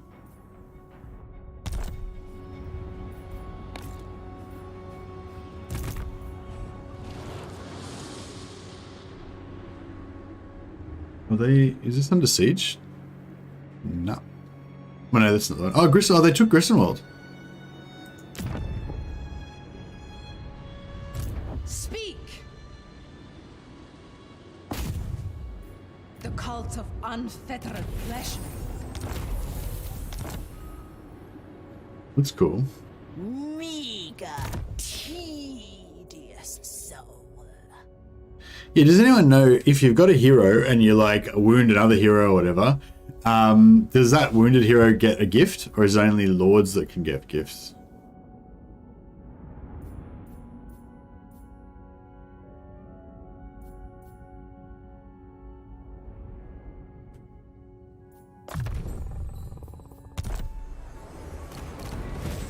Artisan of pain. I suppose if I sit her in Altdorf, then that'll fix the public order. Tender hand. We need to get Ilhart off of Scrag. I wonder if he wouldn't sell it to us, would he? Doesn't Scrag like us? Where is he? Oh, there he is. He doesn't like us much, does he? Why doesn't he like us? Treaties with Reichland. Ah, okay. Yeah, there is that, I guess.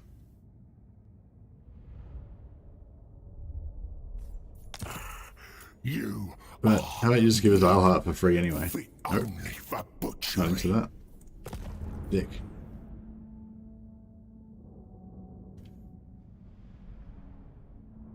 I think only armies, but you can check it. Yeah, I can try it out.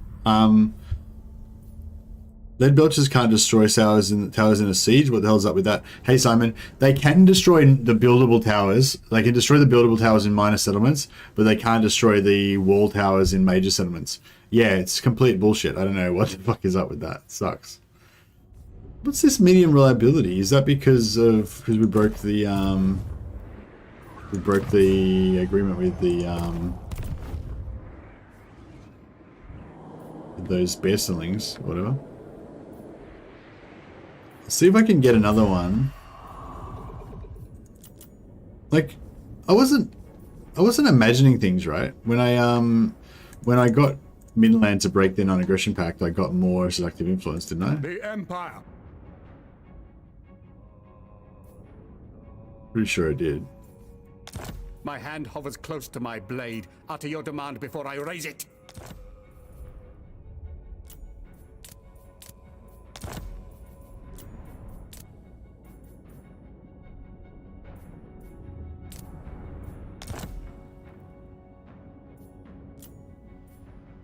See if this does anything.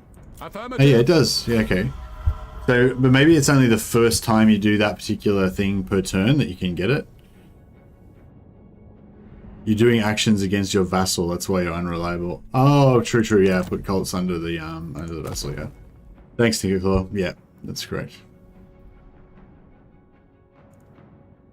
Yeah, but one of the biggest cannons, but no, they can't even destroy walls in melee, but not with cannons. Yeah, that's bullshit as well. Although you can sort of destroy the walls if you shoot units that are on the walls, because the lead belchers are kind of inaccurate. They'll hit the walls a little bit as well, but yeah, it's weird that you can't target them. But it's like, that's the thing. Like, if you guys remember back to like the start of Warhammer 2, where there was just like heaps of shit that was messed up, like, you know, everywhere.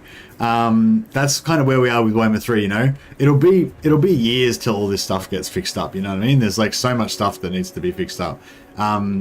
And like, I don't think all of it needs to be fixed straight away, you know, like they can't work on everything at once, you know what I mean? So yeah, but that's right. We'll just keep giving that feedback and we'll get to it eventually. But yeah, lead belchers cannot destroy towers. It's really fucking annoying. But on the positive side, they just blow the living shit out of everything else. So it's pretty cool. It makes up for it, you know. The Herald of Slaanesh. Yeah, lead belchers are fun because they smash single entities because they're basically like cannons, but also because they've got that flat trajectory, you know. Like if you shoot into the side of infantry, especially like close range, if you shoot into the side of an infantry formation, it'll penetrate right through the formation and just kill, like, you know, every shot will kill like 6 guys at once and stuff. So yeah, they're pretty good against troops as well. If you're shooting sideways, if they're like kind of up on a hill and it's arcing down and whatever, they sometimes don't do as much damage, but they can do really good damage. What are we doing in here again?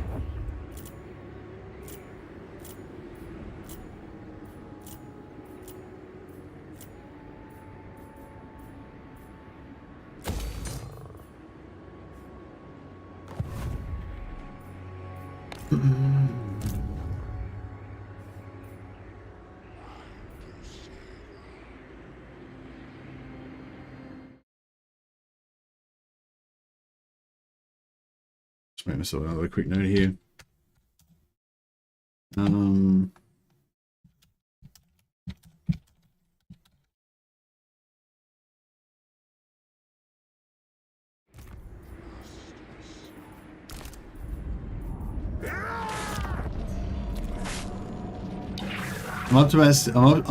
optimistic about the future of Warhammer 3. I have a lot of fun. I just try to play tall.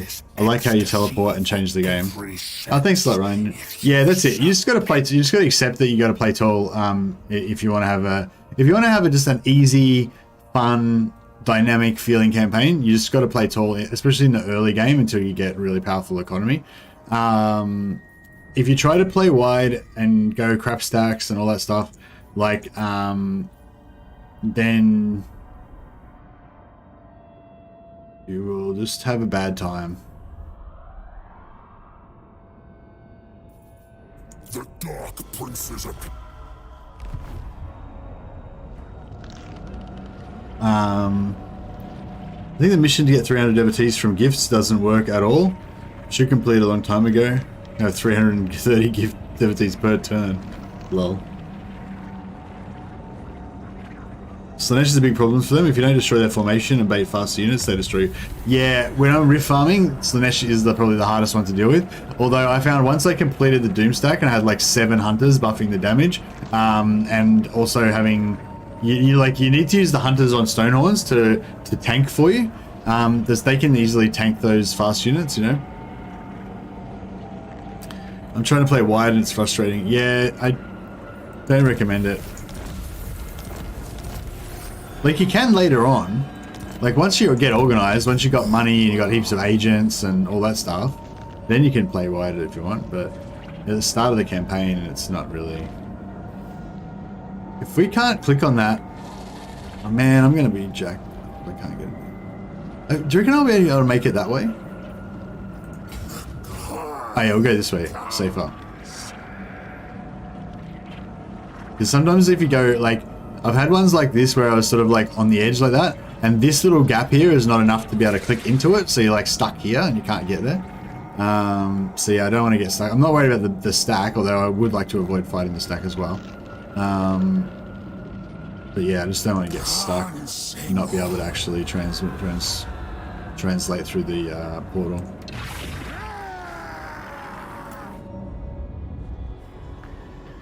Chant, my good friend. Oh, he's crap. See, this everyone's sitting in the capital now, so that means that there's a chance this will go away. I think every turn that they sit in the capital, there's a chance that it goes away. So it's kind of annoying. And he's sitting in the capital as well. Like, Jesus, everyone's sitting in the capital. It's like, I'm not fucking. We'll try this guy again. I think we failed previously. Infiltrate their blood. Failure. God damn it. Last time I played, I was like, I had like a big run of successes. It was like they just succeeded every single time. Ready to sample the wares? What pleasures do you require? So I should stop seducing Karl Franz's dudes, is that what you're saying? Certainly not. What garrison have we got here? Norscan outpost. Great.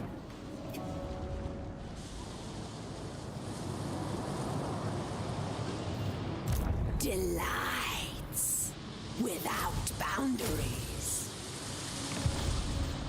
Slaaneshi Herald.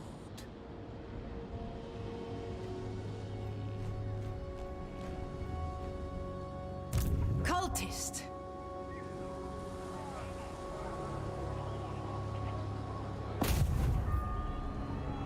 I don't know. I feel like there's more chance she's going to die than she's going to succeed. Go with disgrace.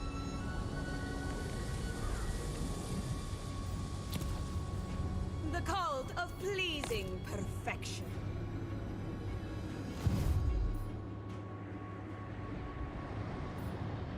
Bringer of sensation.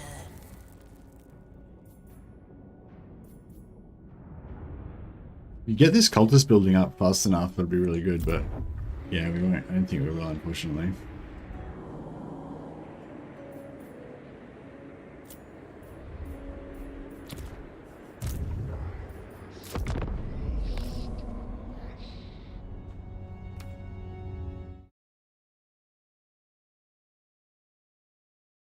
Yeah.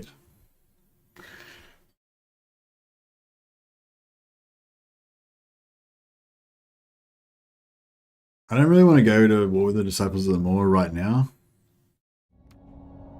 Sorry. Oh no, I should have. Yeah, whoops. I think I clicked the wrong button. I meant to abandon Reichland to their fate, but I think I just accidentally supported them in their war.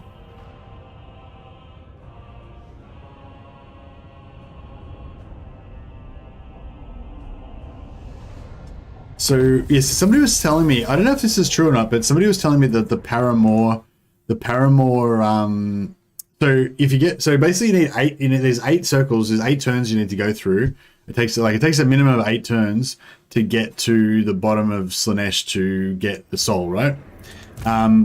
But it only takes 7 turns to get the best reward that you can get from Slaanesh. So that'd be like the sword, right? But somebody was saying it only takes 5 or 6 turns to get the paramour, which is also quite good. Of course.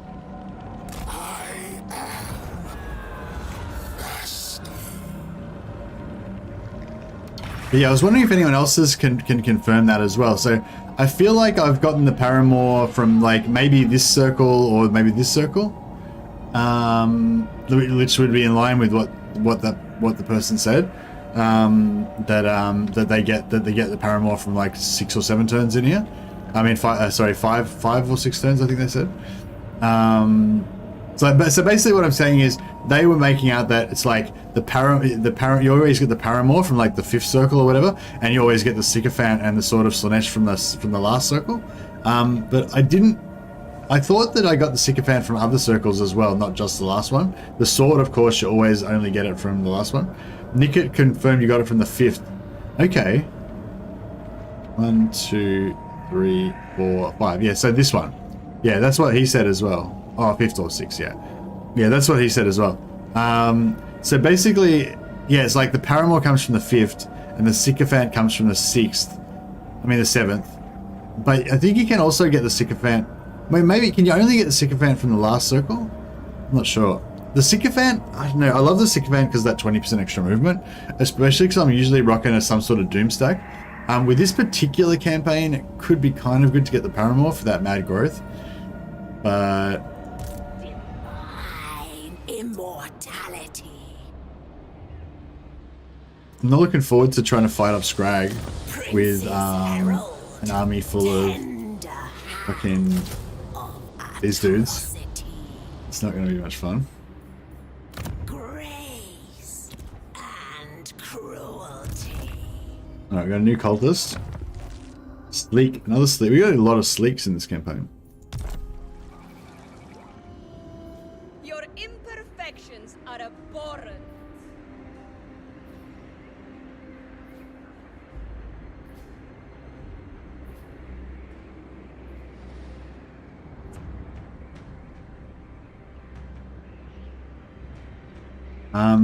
This one could get back in time to join the army, but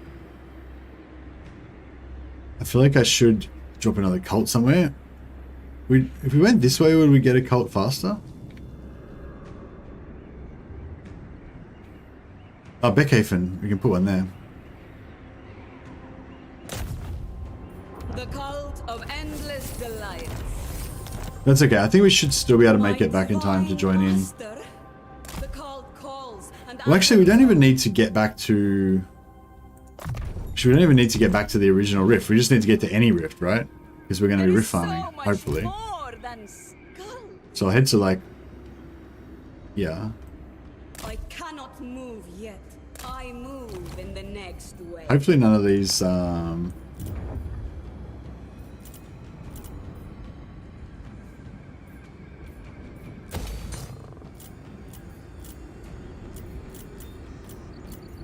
You haven't had any spontaneously forming cults, unfortunately. Sycophant and Sword, bless RNG. Yeah, Sycophant and Sword, yeah, that was you that got the both of them at once. I've never got that, that's super lucky. Splade Grifts to cult Kizlevites, get a bunch of cults, and if you get 100 corruption in Kislev regions, you can spam cult buildings for disciple armies. That would be strong stacks. Yeah, yeah. Thanks, Pickup Father. Yeah, I've got a Twitter and also a Discord if you guys are interested in discussing stuff after when I'm not online. I really enjoy discussing stuff about the game and getting ideas from you guys about like campaigns and, you know, overpowered strats and stuff like that.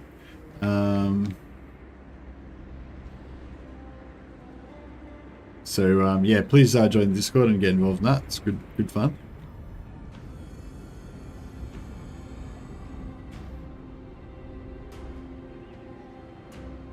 He's okay, so he's still got the gift. Yeah, I don't know, maybe it was my imagination or something, but yeah. The gifts... Empire. Delights without boundaries. Chance of removing a trait gained from visiting the realm of chaos. Okay, so it doesn't say anything about gifts.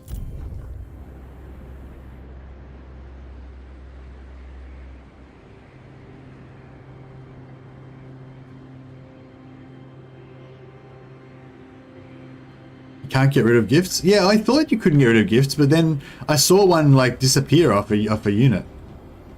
Oh, maybe the Lord got replaced? No, the Lord... Yeah, I don't know. I'm sure I saw one go away at one time.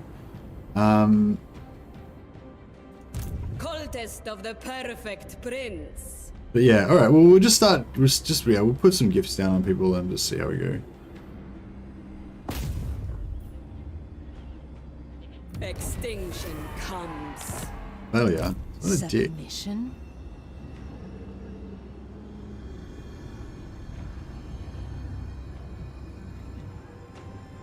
Go with grace.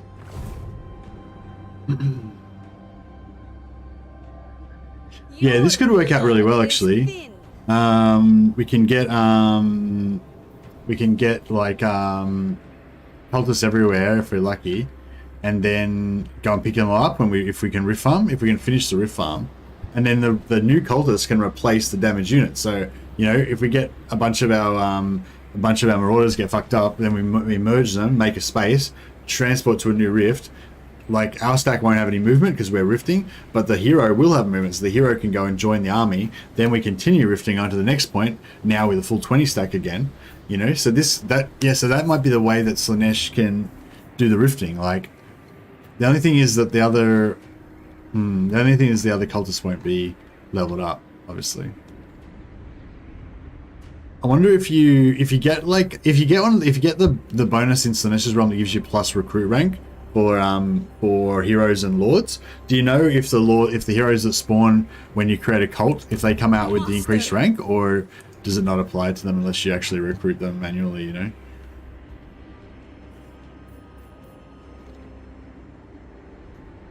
Like, we better get a good payday from Slaanesh.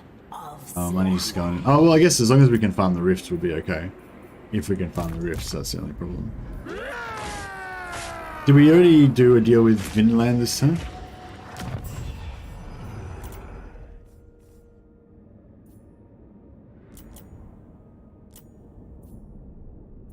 How come some of these guys aren't 100%? I thought they were all 100% before.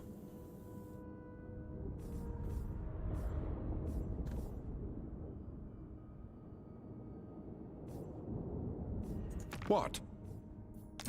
Do not waste my time with petty talk. Make your offer and be done.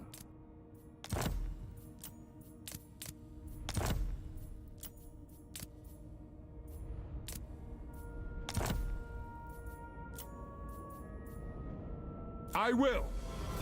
Cool. Got one there.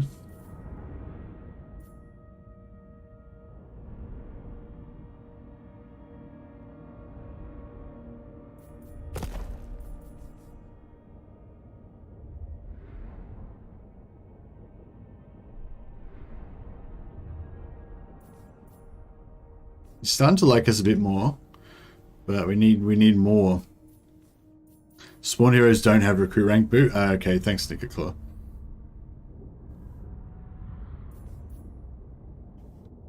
They need defeat of a Slaaneshi army. Oh, okay. Maybe they killed the Slaaneshi army that spawned out of the demon thing. Thanks a lot, Zechariah. That makes sense. Maybe that could have been what happened. Maybe I didn't see it off screen, like, but a Slaanesh army spawned and then they went and took it out, and then like over the intern, and then I just saw the gift was gone, and I thought it was because they moved back into the capital city. So I thought maybe I put two and two together and thought maybe, you know, how when you camp in a city that gets rid of the realm curses or whatever. I thought maybe they got rid of the gift.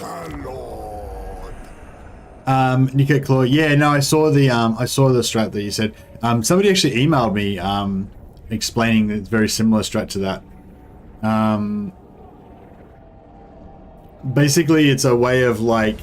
So what Nico Claw was talking about is basically you put a bunch of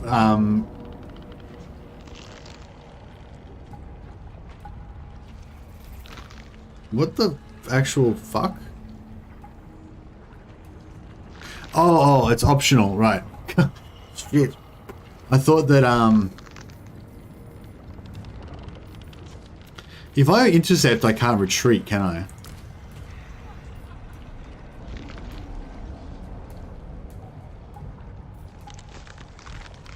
Yeah, I thought they'd somehow managed to, like, ambush my army while it was inside the settlement. I was like, what the fuck? But it's like, no, it was just giving me the option to intercept them, which would mean I would leave the protection of my, fortress, which I don't want to do. Oh, manifesting Isla. Cool, we got a free cult.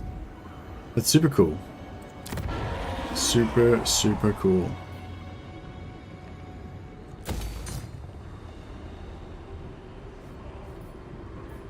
Now we need this cult building real bad. It's not going to get up in time though, I don't think, unfortunately. We probably really need fucking walls more than anything.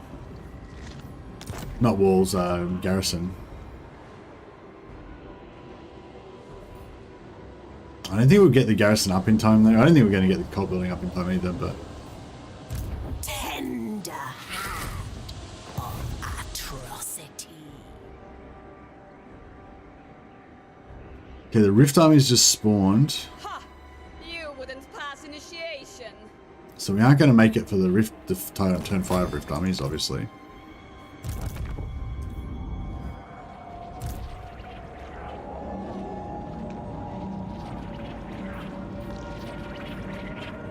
Praise my pavilion.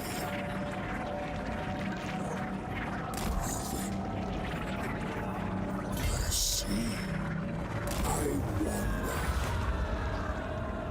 Circle of Paramountcy, so... Yeah, so we didn't get the Paramore, I guess.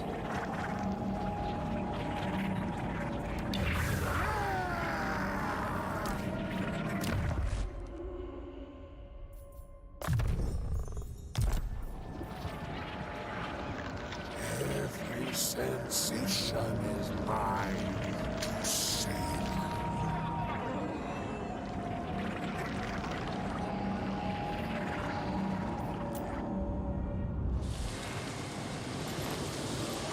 Replacing the Lord also removes the icon, but the seduction remains active. Yeah, that was what I was thinking could have happened as well.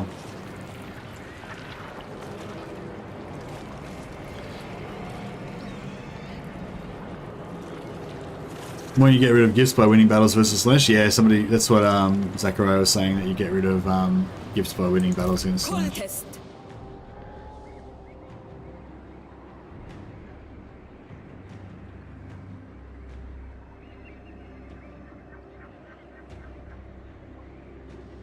I'll go on the other side so that after I do the gift, we'll pop out back here. You are infertile.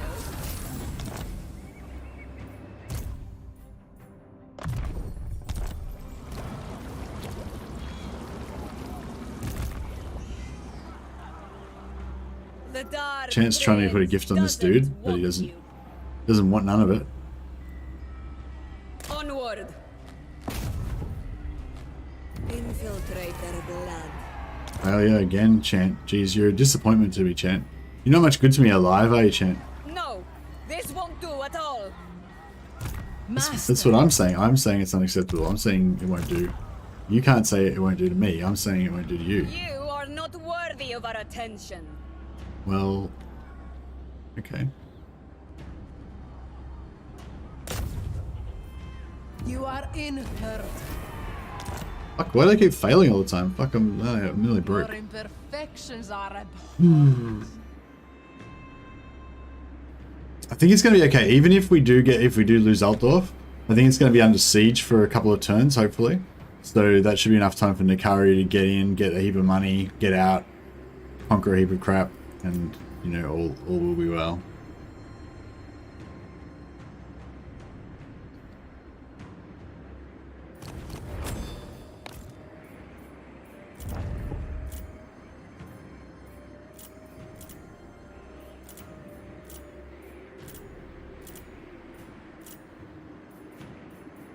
What's the thing? It was just because I've got a building. Yeah, it just wants me to upgrade these buildings, I think.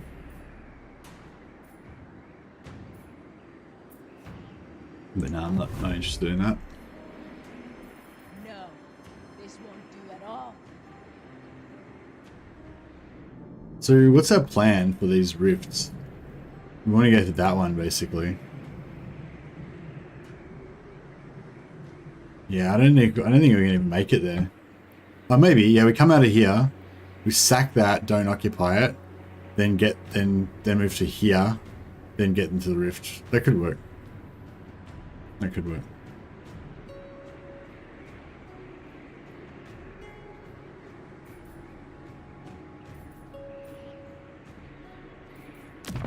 Oh yeah, we'll try and get some more selective influence with Midland. Who calls? My hand hovers close to my blade. Utter your demand before I raise it.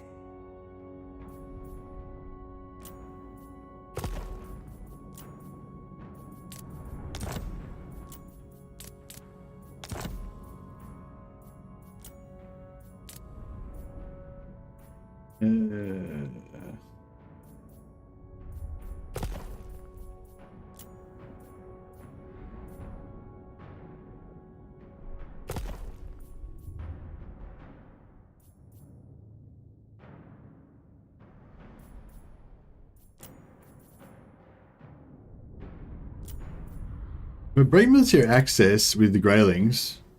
Well, I still have the defensive alliance with them, right?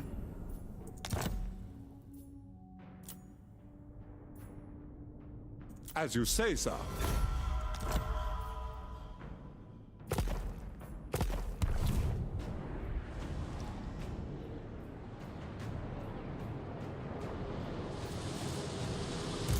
Grace and Yeah, we're still at the defensive alliance, so we're still at the garrison.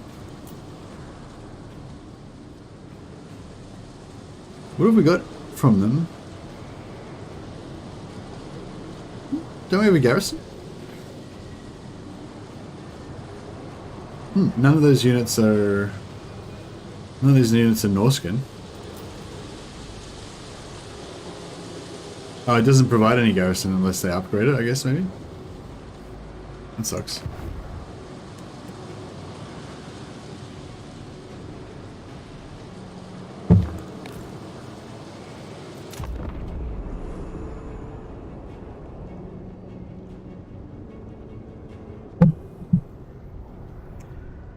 But yeah, Nicoclo is basically saying, well, this is what that guy emailed me about as well. Basically, you like to say you want to attack somewhere the far away, like Cathay or Kislev or whatever. You create a bunch of cults underneath all of their cities, which creates heaps of, and that pops out a heap of Slaaneshi cultists as well, which you go and put more cults and you just cult the shit out of the whole area, right? And then that creates heaps of Slaaneshi corruption, both from the cults and from the cultist heroes that are roaming around. And also you can put, you know, gifts on all their guys and everything. So by the end of all that, you've got like 10 cultists like roaming around everywhere. If you do it at the same time as you've got that gift of no, that doesn't work. What do you call it? Yeah, and then you once you put all the cults everywhere, then you change the buildings from being the cultist buildings to being the buildings that summon an army, and then you summon a bunch of armies, like summon 3 of them at once, use them to take over a settlement. Then you can like raise a new lord from the settlement, recruit a couple of units, put your 10 cultists into that lord's army, and then like basically just start conquering all their stuff. I think Nicoclo actually said a slightly different version, didn't he? Spread gifts to Kislevites, get a bunch of cults, and if you get 100 corruption in Kislev, you can spam cult buildings for disciple armies that would be strong sort of stacks.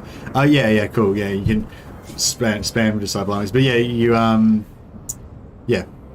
you stand the disciple armies, and then you take something over, then you put all of the cultists into an army, and then make a cultist army as well as the disciple stacks. And yeah, basically you can kind of do like a long range invasion where you don't need any troops, you know, you just send agents in and then take them all out. Okay, so this is going to cost us, and it's going to like, oh yeah, and get healing in here. That's really cool.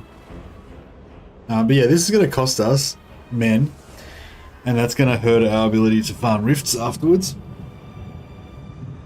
We can replace 3 of these guys with cultists, but the cultists are very weak.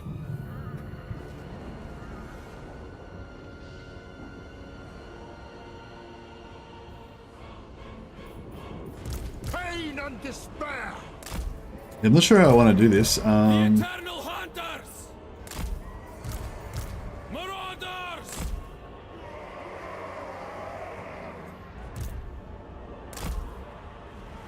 I kind of want to try to maintain the demonettes because they can be fragile. Enjoy your deaths! Cultist of Slaanesh! Marauders of Slaanesh. Pain is a gift!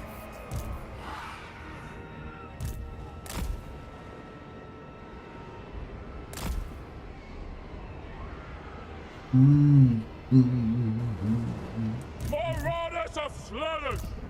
Souls for Slaanesh! One thing I discovered in my campaign is if you build multiple cultist buildings at the same time, only one cultist spawns when they're finished. Oh, is that how it works, Eisenkritzer? I was wondering about that because yeah, I've gotten rorted a few times on that. The other thing I noticed was that if your settlement's under siege, well, maybe it's the same thing. So one time I didn't get a cultist and my settlement was under siege. So I thought that it was because normally if a settlement's under siege, you can't recruit a hero from that province, and you can't recruit new lords and stuff. So I thought maybe it was like it tried, but it was like because it was under siege, you couldn't. But it might have been because I had two cultists at the same time. So yeah, that could actually be actually be a good point. Thanks. I'll include that. I'll put that in my notes actually, Eisenkritzer. Good call. That's useful to know. Yeah, how do I do this without taking damage? Spread decadence and depravity! Who can I play with?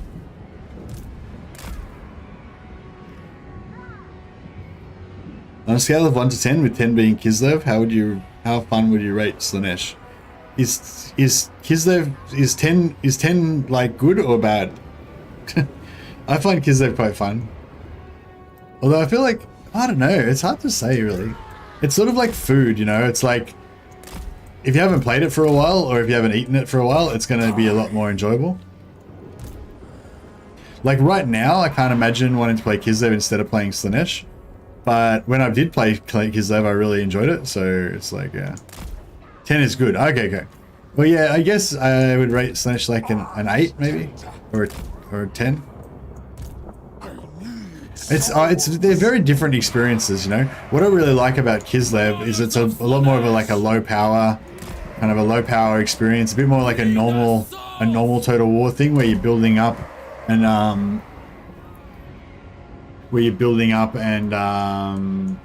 your empire and all that kind of stuff. Yeah, I feel like this could be good. It could create a bit of a dogpile around the corners when they try and come for me, and then I might be able to sweep around and get some surrounds on them and get some quick kills. Maybe. I don't know.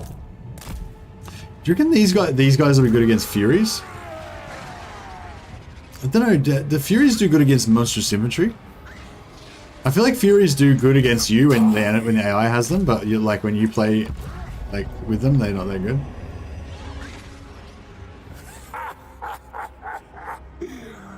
Your damnation is inevitable. Actually, you know what I should do? It's a bit dirty, but what I should do is just line up in the corner and then just use pendulum. Like have a nice straight line for the pendulum. Driven by pain.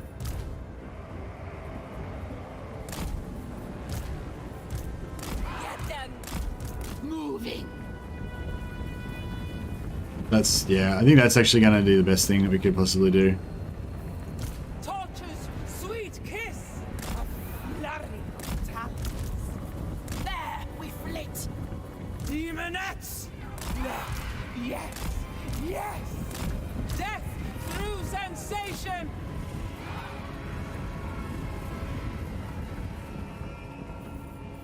Repulsive and alluring.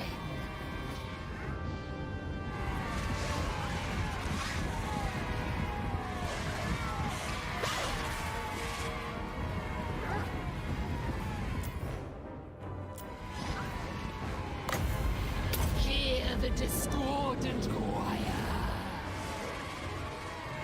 Marauders! On the hunt! The pangs of suffering! Guided by hunger! Hell Scourge! Finding fresh souls! On the hunt! A dark bargain! Oh shit. Faster, quicker, onward. Dance upon their corpses. Don't wanna let him. Delighted to. Your desires are mine. Oh, he's casting spells on me. Beast. Flesh of guts. Power of Slaanesh. Excess in all things!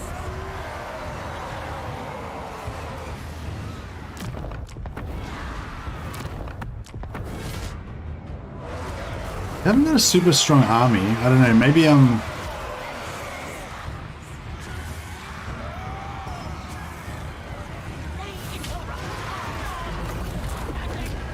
Extravagant despair.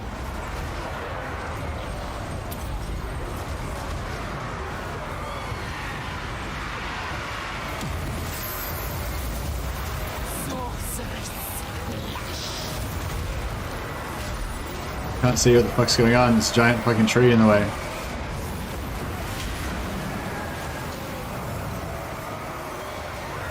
The darkest of desires. The Prince of Chaos rises.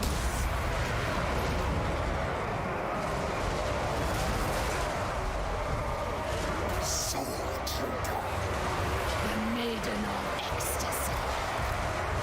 Worship your null! Excess in all things!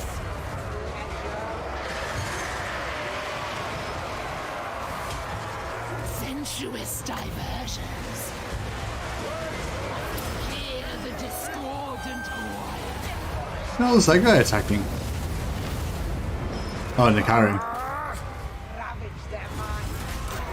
Nikari's down with it. She doesn't The give a shit. aesthetics are lethal. I mean, he. Extravagant despair.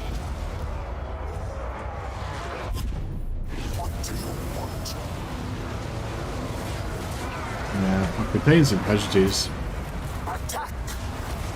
Is that only enemies? I don't know.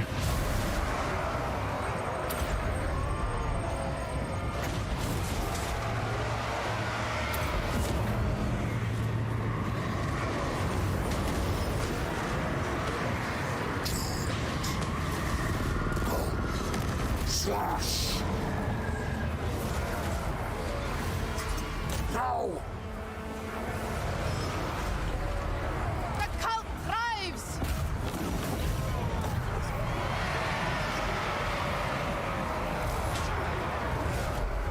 Sorceress clash. Suffer.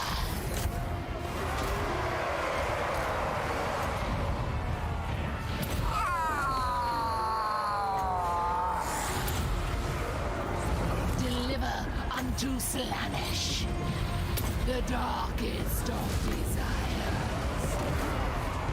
Got him.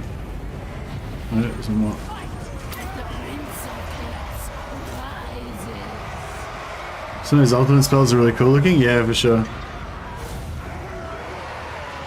I'm assuming checks that they have capacity only registers one of the buildings and that only spawns one cultist if it thinks you don't have the capacity. Yeah, I think that's probably what's going on. Yeah, I think you're right. I did have that thought as well, but then I had that other thing that happened with the other thing happened with the siege, and it kind of distracted me and I forgot. But yeah, that was the thing that I originally thought before that happened. So yeah, I think that does sound quite likely, Eisenkreutzer. Thoughts on spamming gifts and cults to Kislev to get Slaanesh corruption 100, etc. Yeah, I actually talked about that already, Nikaklara. You must have been gone when I was responding to it.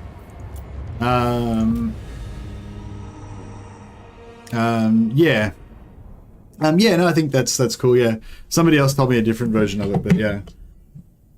Basically using the same thing. You spawn the disciple armies, use like 3 of them to take over a settlement, then raise a lord out of that settlement, put all of the cultists into the lord's army, and then you have like a cultist army that you've spawned there, plus the disciple armies sort of thing, yeah.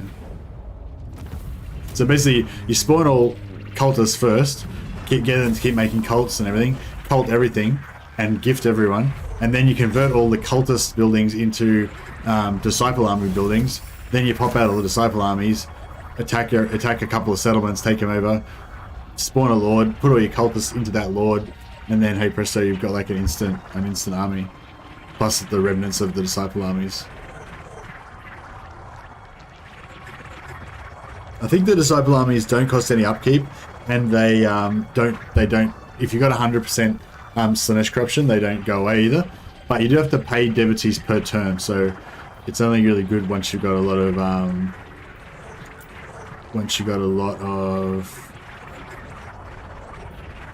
that 2% is actually looking pretty solid. Looks like a lot more than 2% to me. I do want the devotees and the money, but I'm going to go for the replenishment.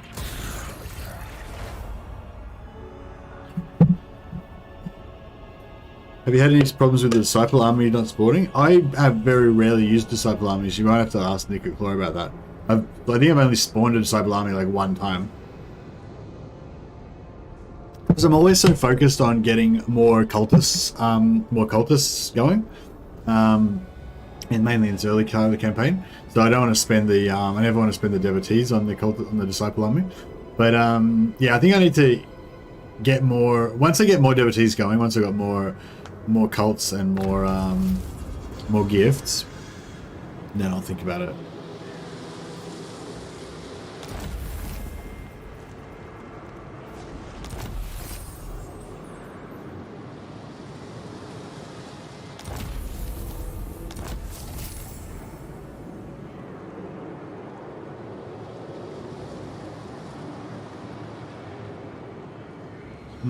If we could heal, that'd be good. We could put a actually we could put a healing spell on the Allurus. Give it that. It could be good actually.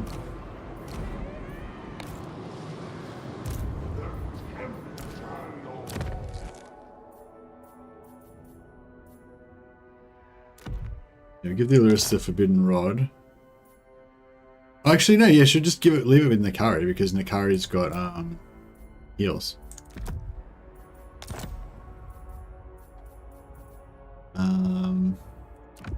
Give the proper armor to Nakari as well.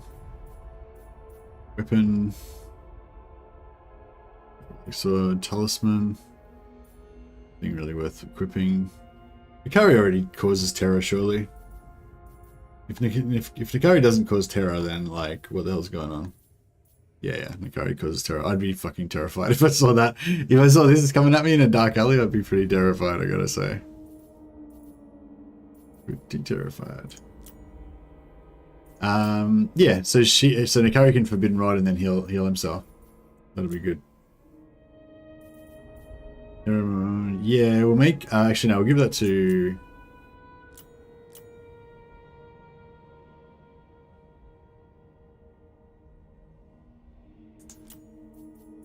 one of the cultists.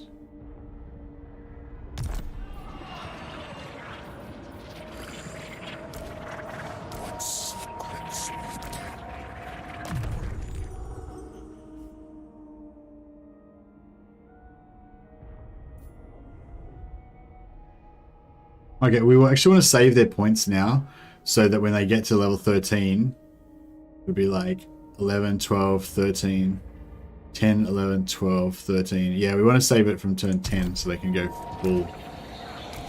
The mortal realm is my new fiefdom.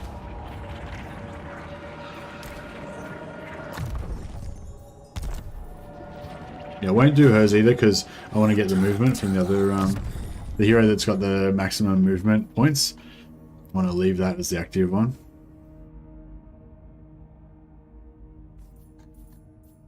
I think this is good enough. Arcane Conduit's all I really wanted there. Magical reserves. I wonder, does this Winds of Magic power reserve increase 20% actually work? I don't know how you would figure it out. Like, it's a really hard thing to test. But, like, I wonder if it actually doesn't even work at all.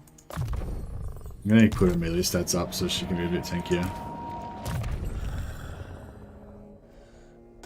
Some of those ultimate spells are really cool looking. Yeah, the ultimate spells are really cool. I wasn't really into them that much when I first heard about them, but they're actually kind of cool. I'm kind of really interested to see how they're gonna...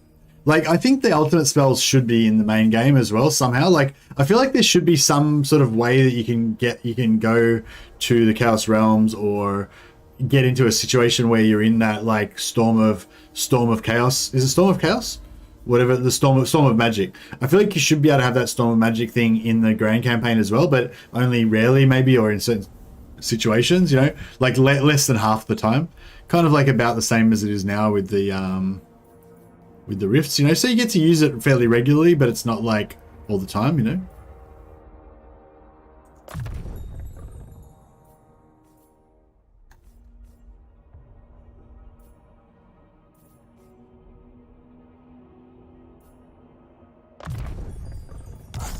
Way to slay. New way to slay. Essence. Can we just do normal movement? See. Next destination. I cannot reach this time. Do not ruin my mood. The time comes. Circle of Vainglory. So we didn't get the Paramour, I don't think. I think it would have been then that we would have got the Paramour.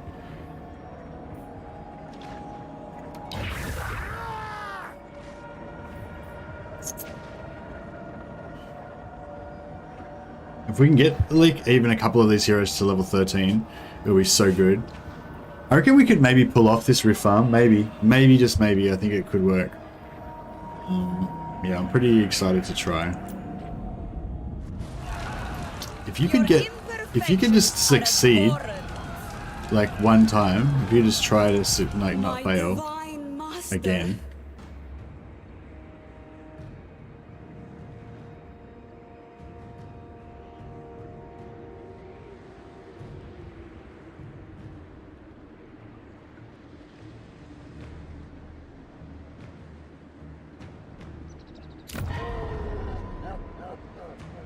Master!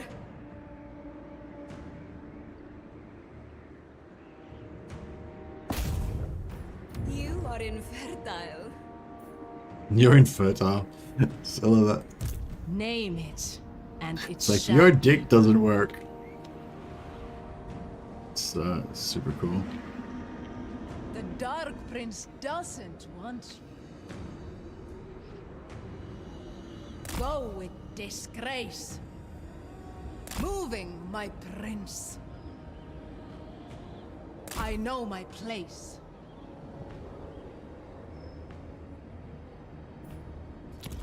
You are not worthy of our attention. Chant.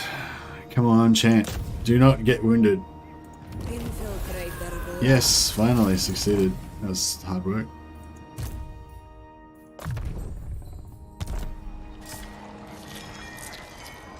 Just noticed you can get devotees from creating a cult. Is this consistent? I've literally never used the devotee one. I always only ever put the cultist one in. I don't use the disciple armies, don't use the devotee one, don't use anything else. So yeah, there's still like so much of this game that I have to explore, you know.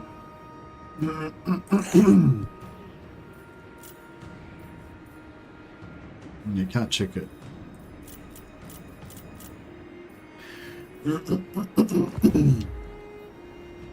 Yeah. Excuse me, a frog in my throat.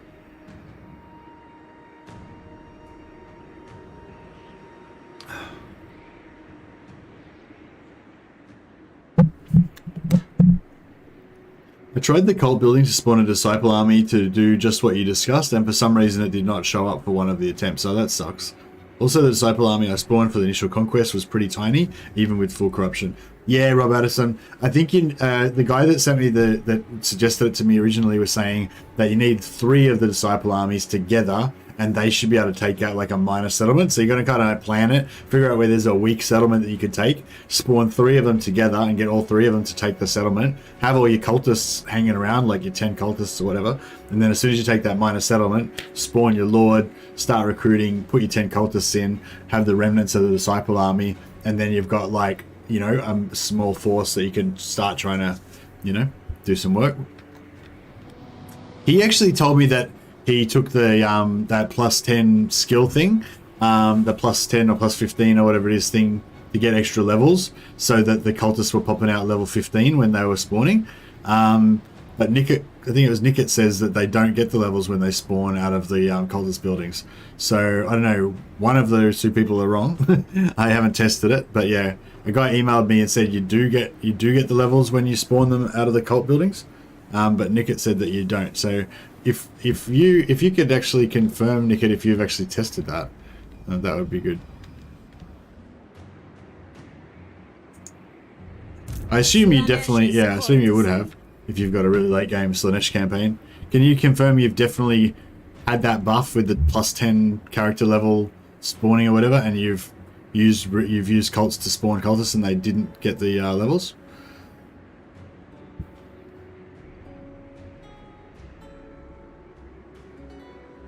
Alright. Oh yeah, we need to do the free ones always come at level 1 for you. Oh, so you can you confirm that, Rob Edinson? So you've had the buff that gave you the plus 10 levels, but the free ones still came at level 1? Is that, you've had that experience, or do you not know because you haven't actually had the buff when you spawned the free ones? I'm talking about the buff from Slaanesh that gives you like plus 10 recruit rank or whatever.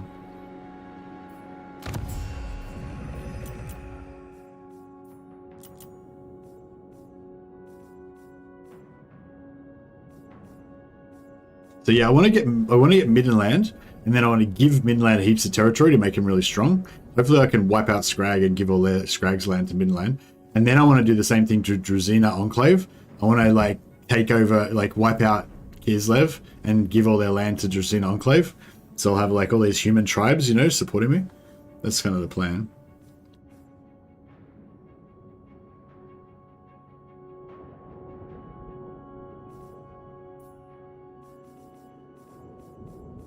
The end. Do not waste my time with petty talk. Make your offer and be done. So we're still getting... We're getting 5 per turn. So that's pretty good. But yeah, we need more.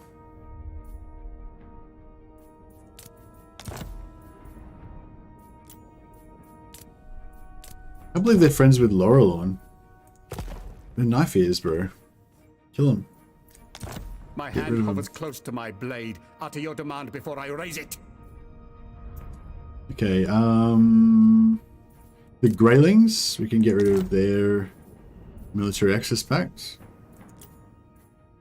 I will. Boom, go just a little bit closer.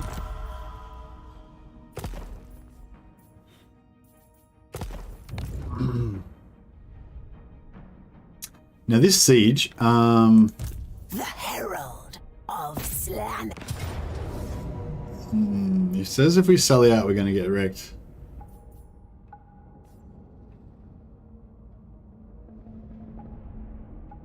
It's mostly melee, right? Excessive risk.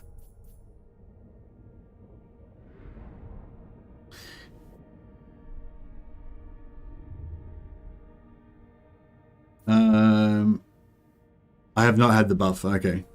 It was always that spawn heroes from events doesn't matter with bonus recruit rank for everyone. Oh, so you haven't confirmed it, Nicola. Well, yeah, this guy emailed me and said that it works. So I assumed that I had assumed that he'd actually done it, and he was saying like, I've done this and it works. But then when you said it doesn't work, I'm like, oh, maybe he just imagined that it would work and then sent me an email saying it works, you know? So I'm a bit, yeah, I'm not sure now. I might have to email him back and ask him if he's actually tested it or not. But yeah, according to this guy that emailed me, it does work. So I don't know. could be interesting. I never go for those. But that would be pretty. That would make a pretty interesting. Like for Slaanesh, that would make that actually a lot more exciting. Because imagine if you're just pumping out cultists everywhere and they're coming out at level like 10 or level 15 or something. Like it'd be super powerful.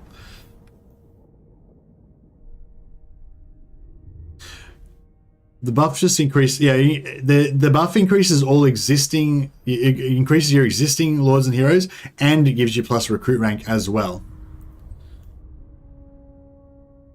So it's like, yeah. So yeah, I'm pretty sure there might be 2 or 3 different reasons, different ones. All right. I think we're just gonna stay in here. And just, because we've only got a couple more turns before... We only got a couple more turns until Nikari comes back. And Nikari can pop out of here. And then, hopefully rescue Altdorf. Although, maybe I should just abandon Altdorf. I don't really care about Altdorf that much. It is tier 3, though. And cruelty. I know, we'll worry about that when we get to it. Oh, who are we giving skill points to? No, leave them leveled. As Zhao Ming, he gets Astromancer +4, but all my events that spawned them came out as level 1. Okay. But yeah, no, I'm asking, I want to know if anyone's... So yeah, a lot of people are sort of saying like, you know, what do you call it? So what's it called in court when it's like not proper evidence, but it's like, you know... How much money have I got? I don't know if I can actually afford to seduce units.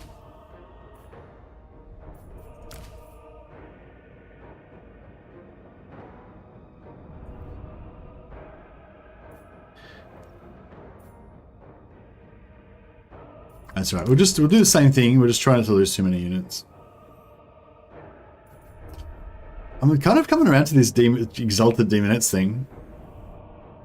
I wish that we had some of them. Circumstance. Yes, that's right, Master. Yeah, I feel like this is all circumstantial evidence, you know what I mean? I need somebody to say, yes, I have got that buff, and it worked or it did not work. You know? Like, there's lots of, like, it shouldn't work because of this, or in previous situations like that, it didn't work. But, like, yeah, since the guy that emailed me said it does work, I feel like, you know, and it sounded like he tested it. For me to not believe him, I need somebody to, like, confirm that they've tested it and it doesn't work, you know? Which, I mean, I could just do it myself, but... Don't get me wrong, I do like the philosophy approach of working stuff out.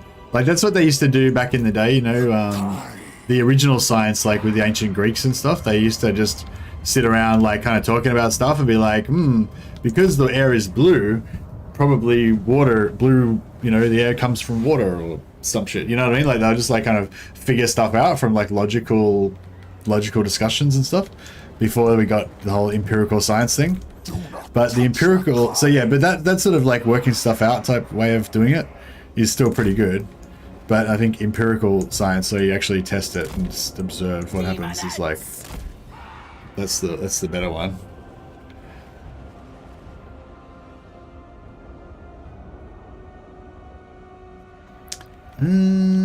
Oh yeah, we're going to corner camp again, aren't we?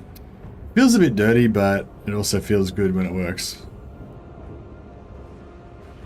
Where's our best camping corner?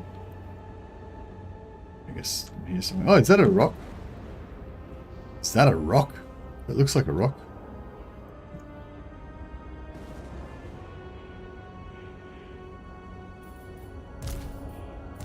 Supple servants of Slaanesh. Now, intimately. By the hell forged, the perfume of your misery. Check out in here, we've got like a sick little area. The debauched ones move with grace. Repulsive and alluring. Demonettes! Marauders of Slaanesh! Arch tempter. Yeah, I don't know if we're going to make it. I need to send the boys out to deal with this cavalry. Marauders! The eternal hunters! Finding fresh stone.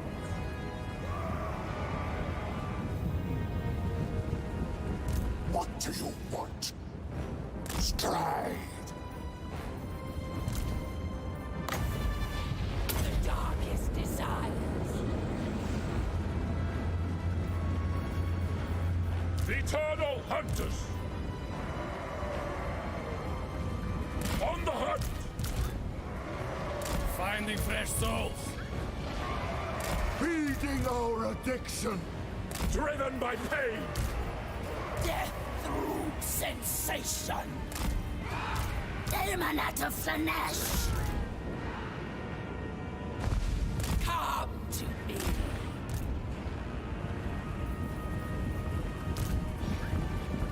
Seeking Slaanesh's embrace. Well, this is looking pretty good. I think the philosophical approach may have purchase on the immaterial. I've read translations of Plato and it was much like that. Nice. Oh shit. Get him to safety. Crap, these guys are anti-large too, aren't they? Shit. Power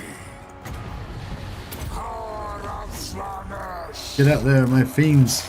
My beautiful fiends. You die. Crap. If I lose a fiend, that's gonna really suck. Desires are mine. Glorious.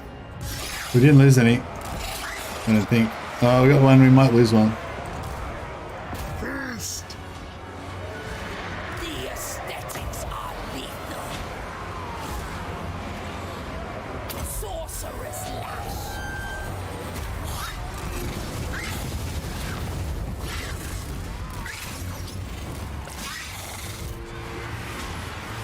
Fiends. There's one fiend trapped in here. I need to get him out.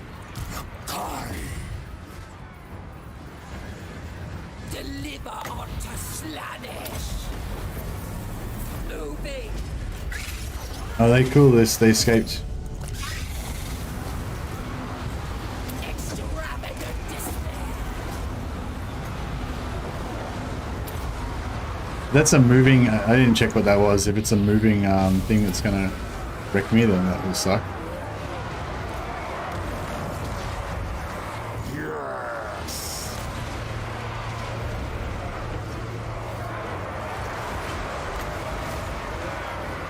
Hear the discord. My fiends are back in again. Oh no, the fiends. I had them grouped with Nikari. Shit, that's right. I forgot. I lost one. Luscious demons. Demonettes.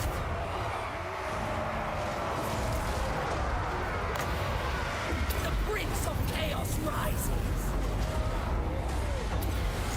Asmagoria.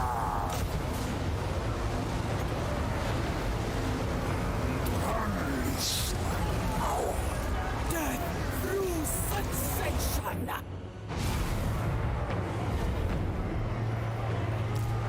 The call to wait. Oh, yes. Slash. Marauders! Hunt them down! The debauched ones. Maim. Kill. I didn't even get to catch any of them. Soul drinker. Who can I play with? The darkest desires. Marauders!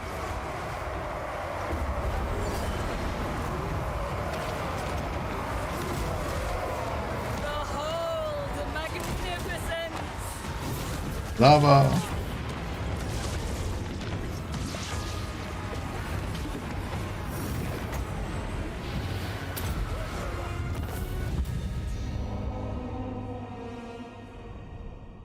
Mr. Mad, check from Devotee tab. There is cults created gain sentence, so I got like 130 from creating cult with cultists.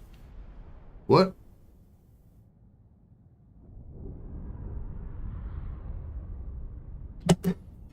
I'll check it out.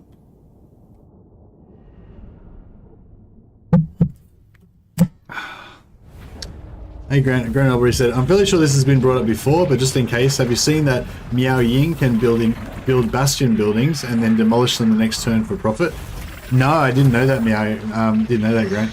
Do you need to get like some buildings or something, do some skills or something to reduce the cost of the buildings to make that viable, or?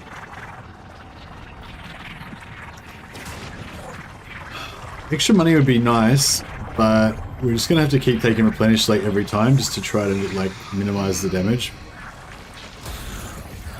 If we can get some more mortals in their armies so we get better replenish, it'd be better as well. Yeah, probably gonna go for only Khorne and Nurgle armies because they're gonna have more Khorne and Nurgle armies will give us more replenishment. Oh, one of her skills. Yeah, no, I hadn't heard that, man. Thanks for letting us know. I'm not planning on playing any Cathay campaigns for a little while, at least. Not immediately, anyway. So, it might be a while before I get to try it out. But Armor Fortune, very nice. Mission successful. Search the promise. Oh, cool. We got the promise. So that gives us extra seduce budget. We also got reduction, seduce cost reduction. We've got a follow that gives us cost reduction and seduce as well. I'm not actually sure what technologies to go for now.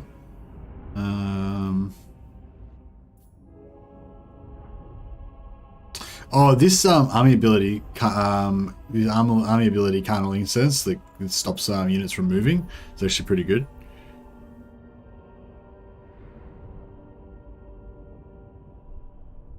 There's another one that gives us movement. This one's good. These two are both good for like hunting down enemies when you're in a field battle at the end.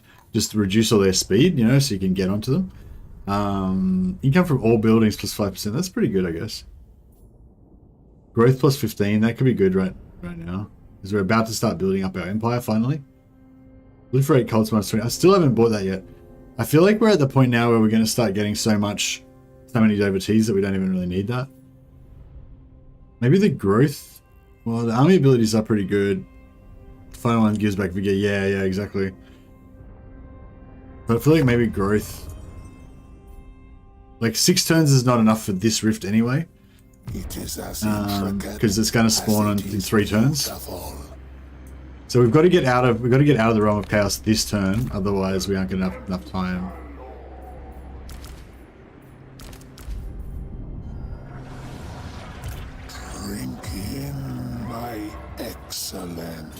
So I'm going to go into encamp stance so that when we come out we'll get replenishment straight away.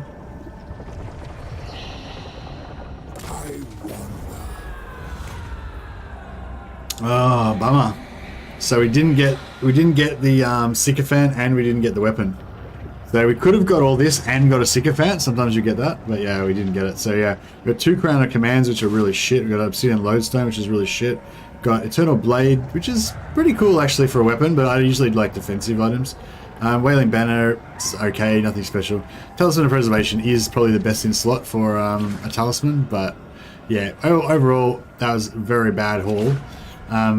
Like I'm probably not going to go for another Slaanesh. Oh, I don't know, maybe we will go for more Slaanesh bribes. My plan was just get 1 Slaanesh bribe, hopefully get the sycophant or the paramour and a heap of money. But you know, this is what we got. This is what we got to roll with. 100 grand's going to be very handy though.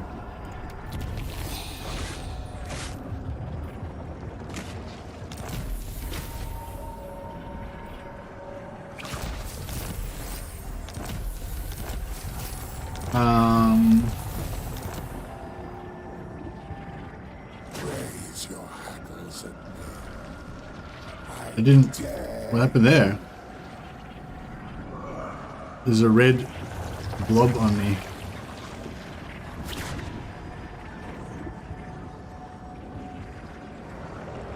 Yeah, I've had this happen before, but when I had it happen before, it was like there was another army there, and like maybe that's what's going on. I don't know. What the fuck's going on? I will arrive in time. I Yeah, it's bugged out. Yeah, sometimes it bugs out and you don't actually go through the portal. I'm just gonna I'll back up. I'm just gonna reload the save. I don't think it should be. I don't think the camp stance should matter. I'm just gonna back up the save and see if we can try and unbug this situation. We'll probably get. Okay, so basically there was an autosave that happened before I did that. And so that's what we're going to go back to. I'm also gonna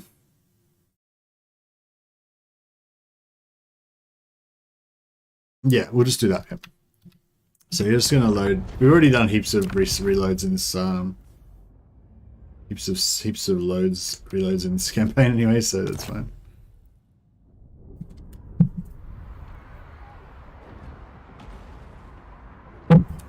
I don't think it's a stance thing. I mean, maybe it is. It could be the stance thing, I guess. I don't think it's a stance thing because I pretty much always go into in-camp stance on that last one because it's only a short amount of movement. I think it's the portal. Like, I think if I go to the other portal, like the one on the other side, then I think it'll be fine. I think it's just the portal on that side that's doing it. The other thing is we're going to get different rewards this now. Like if I just from reloading, then it just changes the seed. So if I go to if I do the exact same thing again, I'll get different rewards now.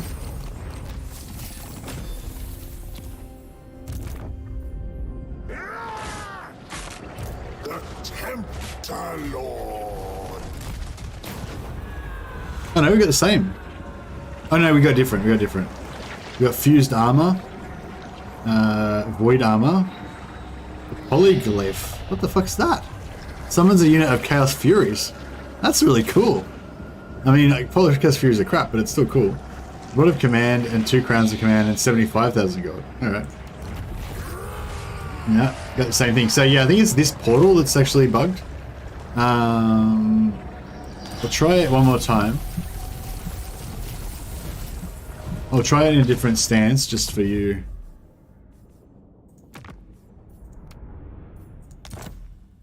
I'll try in a different stance just for you, Nicoclaw, and see if that's what it is. But it's I know you can definitely go through there in camp stance because I've done it before.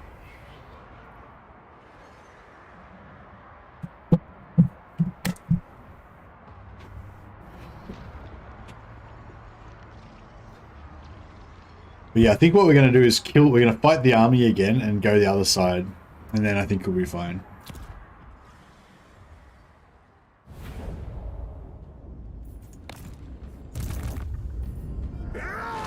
Don't bore me.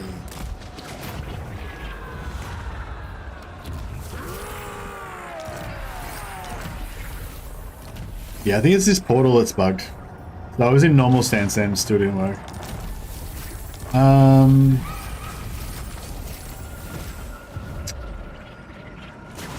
Oh, you know what it might be? Maybe it's like you have to. Maybe it's because I had a message open. And we'll figure this out. We'll figure this out, guys. Science. We got science happening right now. I just did Scent of Aberrant Problem Obscurity, but that only gives income. Is that the one with the plus 5% income for all buildings? That one actually looks pretty good. We don't have much buildings at the moment. Like all of our income is going to come from fighting, so it's not really that important to me now, I think. But the growth I thought could be good. It's only 15 growth, so it's not like a big deal. But check the devotee tab. Why? What the fuck has that got to do with anything? Is that going to help me get through this portal?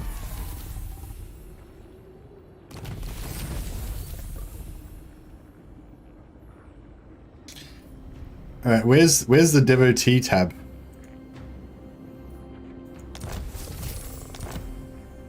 I don't even know what the devotee tab is.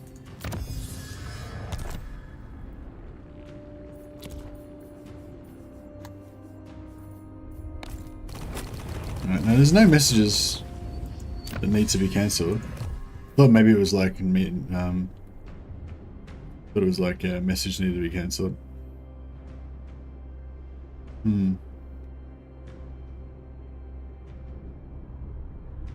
The tooltip for number of devotees? What? I don't get what you're saying. I don't understand. Like this thing? Yeah, I don't see how that's got anything to do with anything.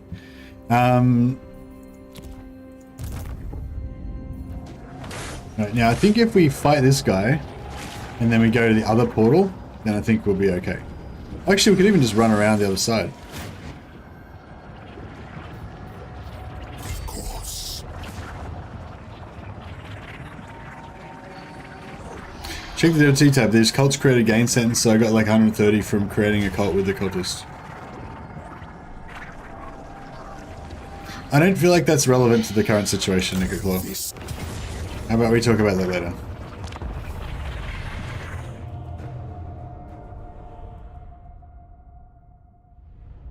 You need to reseed with something like a siege with some other army. Can't just save reload. Yeah, I know what you mean, Hijack. I don't think that'll work though. I think that portal's fucked regardless. The first time you reload, it does change it though. Like, because you notice we got different items the first time, but after the first time you always get the same.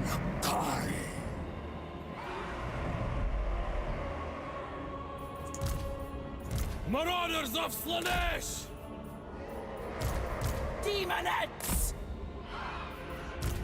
Decadent seekers! Luscious deviants! Can't believe I let one of my fiends die.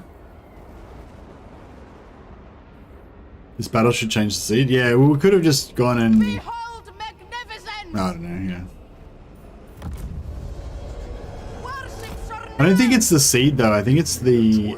Yeah, like I said, I think it's that portal. I think it's bugged. Because I've had it before and I think I went the other portal and it was fine. Yeah, it will change the seed, but I don't think it will change the... I don't know if that... I mean, maybe. I don't know. Like, I don't think it's the seed that's causing the portal to not work. But, I don't know, maybe it is. I don't know, maybe you're right. Enjoy your deaths!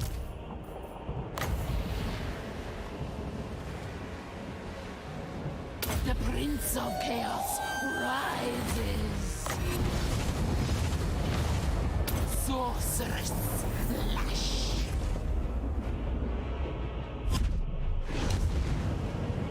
Slaaneshi cultist!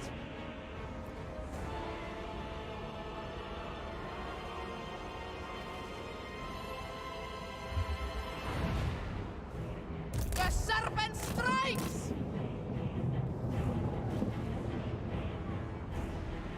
Time to charge! The cult thrives! Yeah, well, I have to... Whispers of glory! Well, I don't really have to kill this army, actually. I could have run around the other side, but... Yeah, I was just killing this army so I could get to the other portal. Because I'm pretty sure I've had this happen before, and if you just go to the other portal, then it works. I think. I'm hoping that's going to work.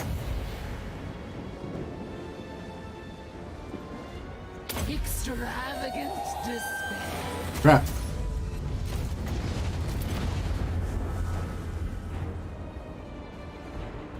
Worship Shornal!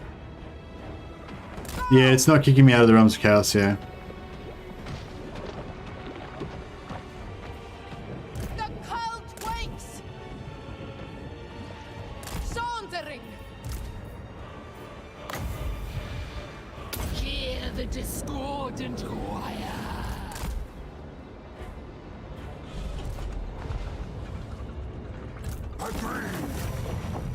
Slaaneshi cultist!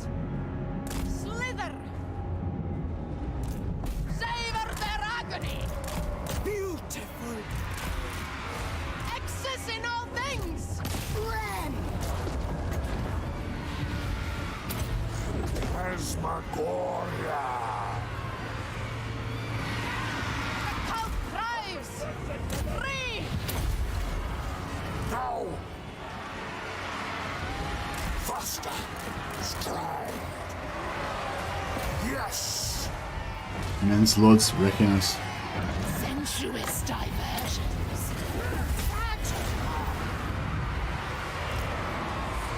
Faster, quicker! Your desires are mine. Demon out of Slaanesh! Will do.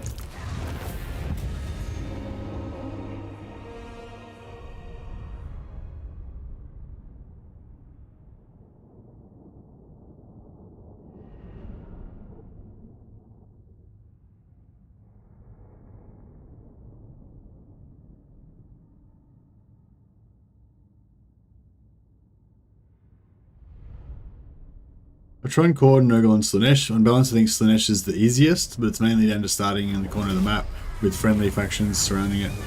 Yeah. Slaanesh has probably got one of the best starting positions, having the corner of the map. Yeah.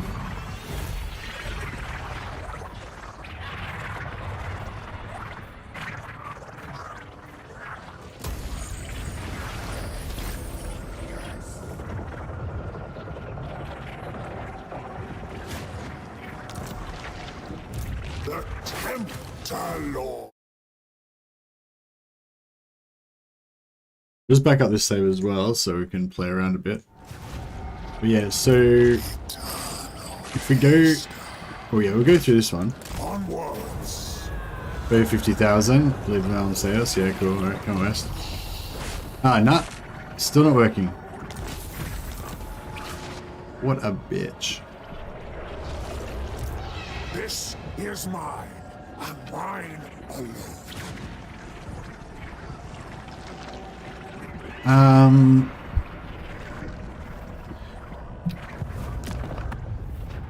Shit.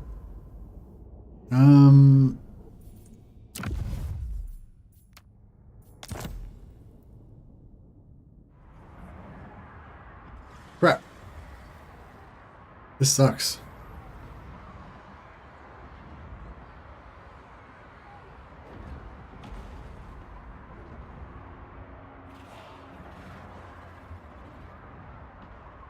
Can you go through again next turn? Yeah, I can go through again next turn.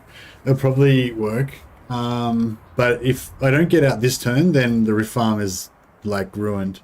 We won't have enough time to get to it.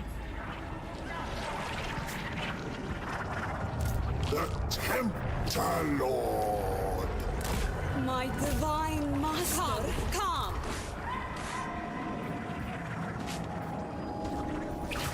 March, my children.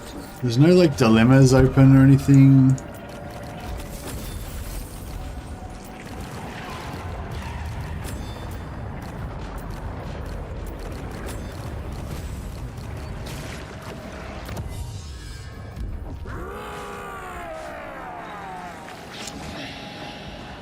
Can't think of anything.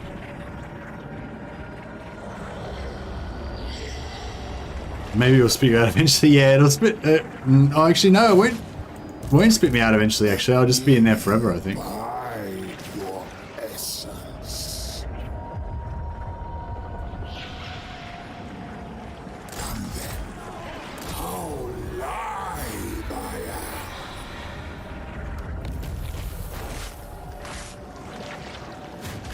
am. Well, that's pretty much fucked my whole campaign.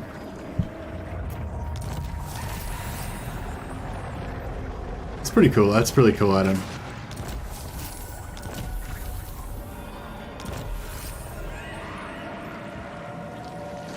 That's a really cool item too.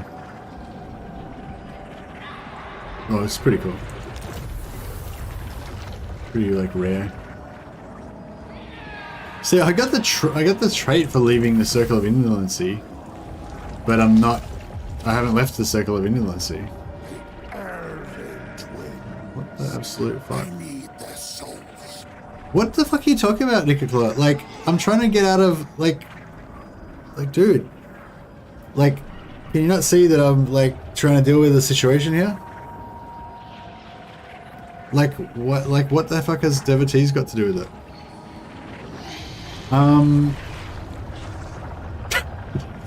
Yeah, sorry, man. I'm just like, I'm trying to deal with my whole campaign being ruined here. That's kind of the problem.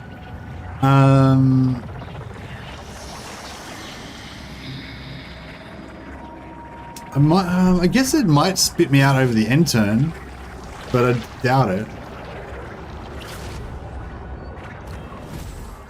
I already hovered over it. Like, is that what you want me to hover over? Like, what do you want me to look at? If that's what you want to see, like, there it is. Yeah. Yeah, I'm happy to discuss it all you want. Just let me fix my campaign first. Like, I'm obviously don't give a shit about anything else until after this. Try ending the turn for science. Yeah, we'll try ending the turn. I've backed up all the saves so we can come back and try different ones or whatever. The cult of pleasing perfection. Yeah, sorry, Nick. Like, I'm sure it's really interesting. I'm just not going to be able to concentrate on it right now because I'm much more interested in trying to get my campaign to work. You know what I mean?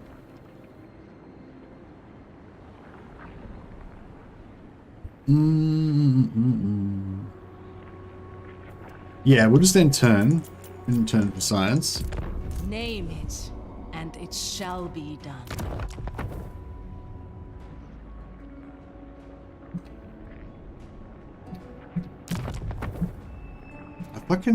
I hate how there's that light.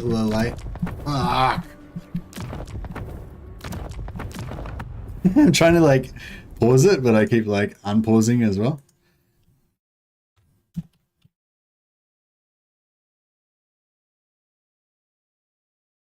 I could try going after the soul, but the soul will be like will devastate my army,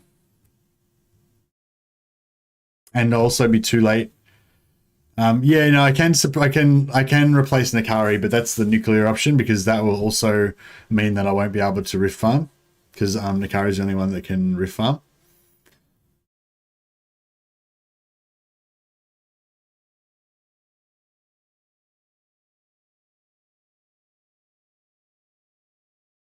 Yeah, that's true. We might be stuck in there and be able to just get more gifts and more gifts. It would actually be worth missing out on the rift farming if I can get infinite amount of gifts from Nakari. From Slaanesh. The Arch Tempter, the Soul Cleanser. Who the fuck is this guy? I'm not giving you any money. You can go to hell. Yeah, actually, if we can stay in there and just get infinite free gifts, then I'm down with that.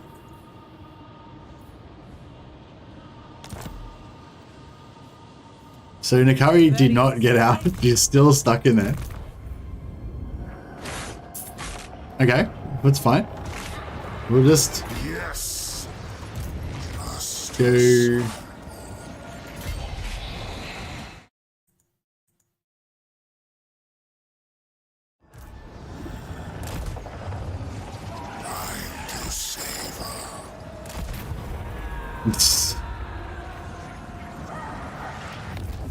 Yes! I got double gifts and got the sycophant. Okay, that was cool. That was cool. I'll take that. So we missed out on our rift farming, so we would have got a shitload of experience, but the rift farming would have actually been really hard because this army is kind of weak and wouldn't been able to do, like, for good rift farming, you want an army that's just invincible and always never loses any health in battle, so you just keep fighting battle after battle after battle after battle. This army was not really up for that, but we got even better because we got the sycophant, which is like my personal favorite thing in the game, and we got double money, so we got 170,000 gold or something like that. So we basically got all the money that we would have got out of the rift farming, except it was heaps faster because it would, like, I would have spent the whole rest of the stream rift farming if we had been able to get the rift farm going. So yeah, I wonder what triggered that. I know, I want to find out as well so I can do it again. That was cool. But nah, it's just a bug, you know, so it's probably not something I really want to base a campaign around, but you know, just this once since it happened, you know, I'll take it. It's pretty cool. Yeah, so did you still want to try and explain the thing to me, Nick, or are you over it now?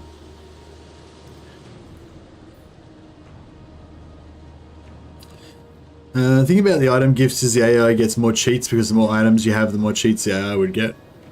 Yeah, I guess so. My debauchery campaign is going well.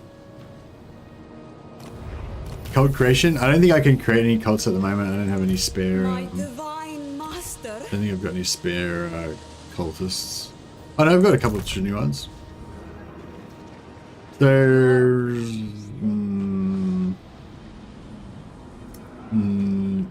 nah, I don't have any... don't have anything in range where I can create a cult, I don't think.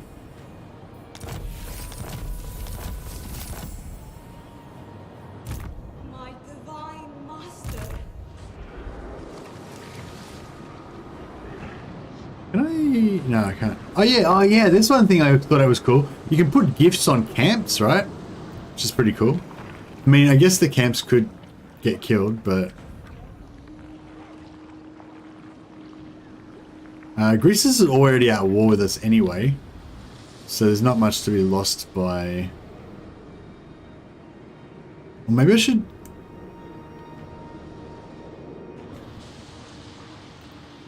You can gift camps? Can you gift camps? You have a whole bunch in the army? No, the ones in the army are on cooldown. They can't do any camps at the moment. I'll do one here. So we establish cult. Doesn't cost us any devotees. Of plentiful excess. Then we go in here and...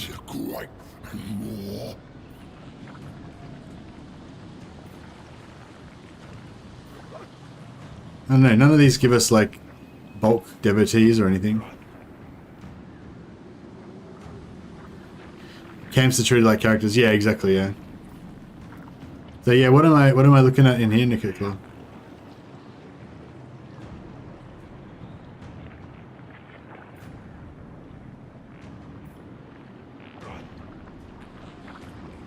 I don't know what you're talking about, man. Sorry.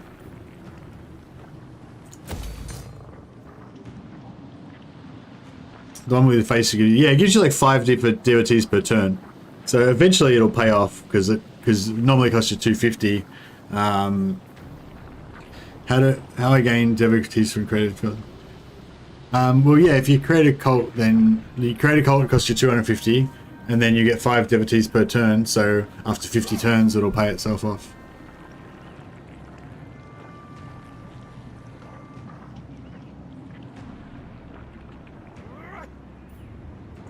Submission.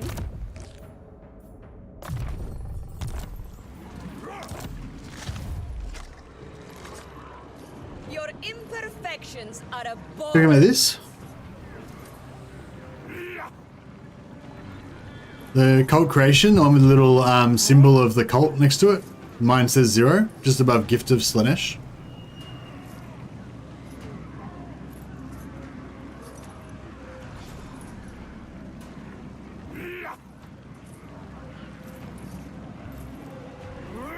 I got 130 from creating a cult in an instance. Okay, do you know how to duplicate it? But the cult cost 250 to create, so you had a net loss of 120, right?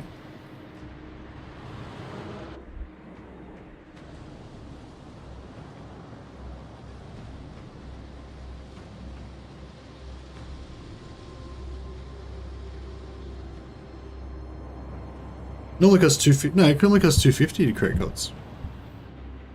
I'm pretty sure I've created heaps of them. They're all 250. Begone, or I'll take your hands.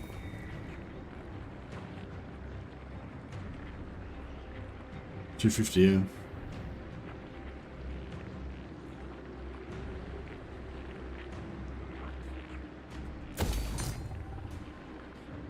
$300 to make a disciple army. Yeah, that's right. $300 to make a disciple army. The Herald of Slaanesh. Alright. Well, that was all pretty exciting stuff. My prince. They call to you. Actually, some of these might be off cooldown now. No. No. Yes. No. I serve the feaster of Okay, pain, this one is off not your cooldown. hollow god. Oh, we're going to take over these 3 anyway, so there's no point putting cults under them.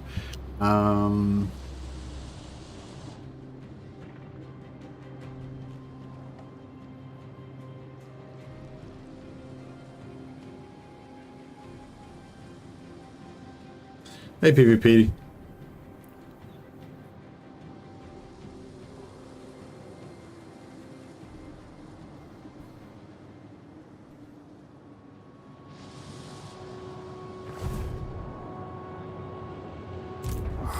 Yeah, that was fun. So, are we going to save Altdorf? I don't think we are. I think we're going to let Altdorf die. Unless we can get these guys to attack. No, they won't join.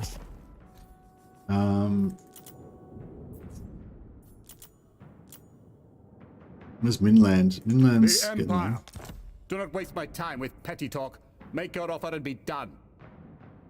Oh, if we could give... Oh, we can't gift it to them.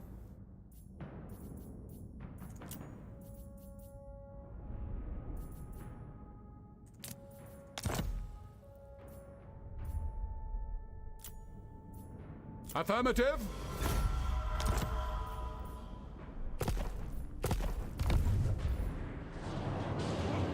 No.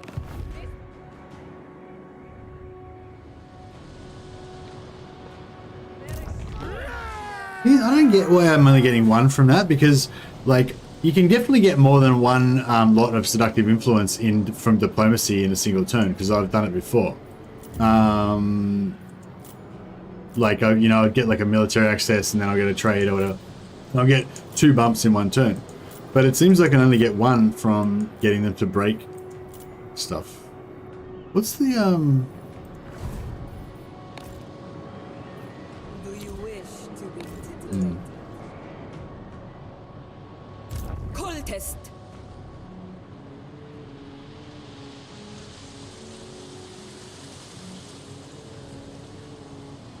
Go with disgrace. Hunger for souls.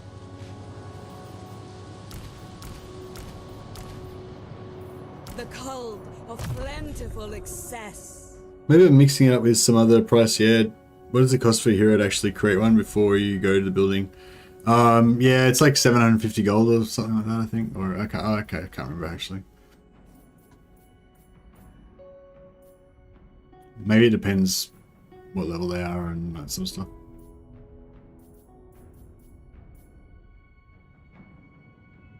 Yeah, it's mainly armor. I need armor and missile resistance is the main thing I need in the character. Just gets shot to death. That's the problem.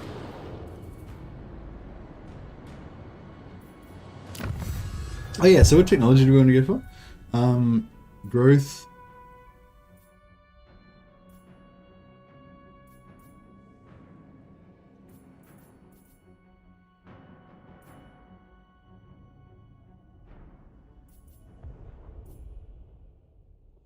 Oh yeah, army abilities.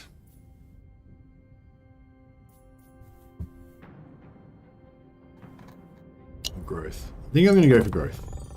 What wickedness we shall sow. We also want to gear up our heroes at some point, but we can leave off that for a moment. Chant is there. Ready to sample the wares? Your sin is my command. Depravity reigns. This one needs to create a camp. Maybe this one I'll send her up north. She can start creating cults in Islev. On we go. I know my place. I'll put one here and then we'll feaster go up of the way. pain, not your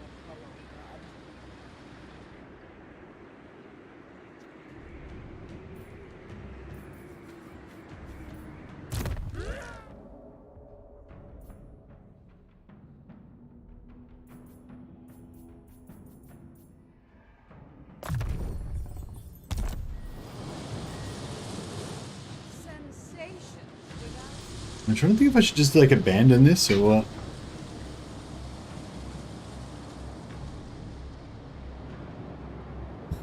Maybe if we just wait if they actually attack us.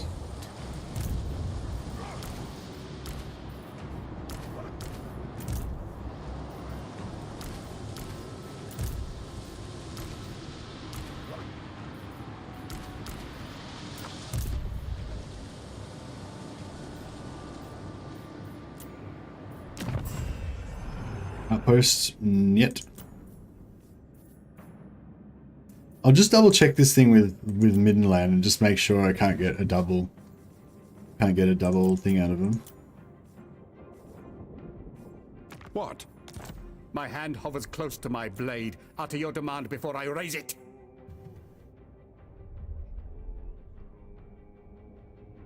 Oh, I already broke the military access pact with Greyling.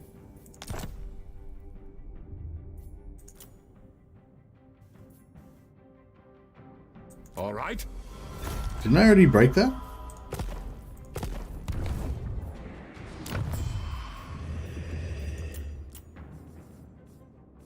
Who called? Do not waste my time with petty talk. Make your offer and be done. Of course.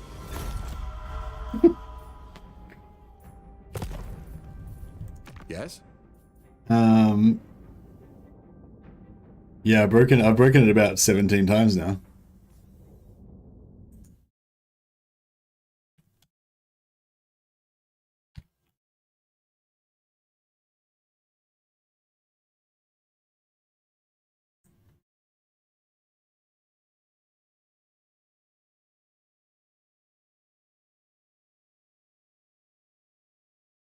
If you offer to break military access, it doesn't break. So you can just use this to... Do not waste my time with petty talk. Make your offer and be done. As you say, sir. Oh, we didn't get any that time. Maybe we have to leave. And then go back in. Ha! You wouldn't pass initiation. We've definitely gotten 3 or 4 of them so far. True. I've been looking forward to this. Prepare to be ripped to shreds. Oh, I did break that time. I actually did break that time.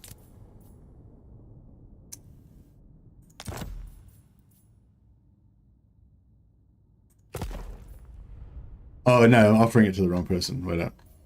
Where's So, do not waste my time with petty talk. Make your offer and be done. Right. No, I didn't get it that time. Okay, so you can get a little bit of cheese out of it, but like, we got a couple, but it didn't, yeah. You are not worthy of our attention. Drink in my excellence.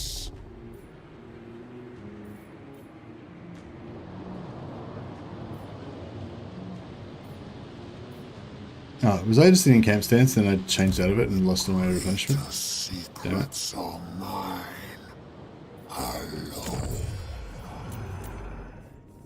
The Empire. Deliver your missive and then get from my presence.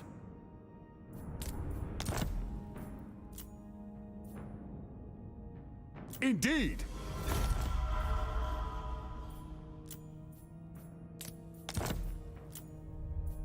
Sigmar's will.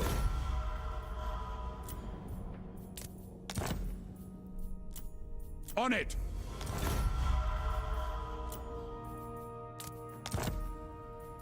I will.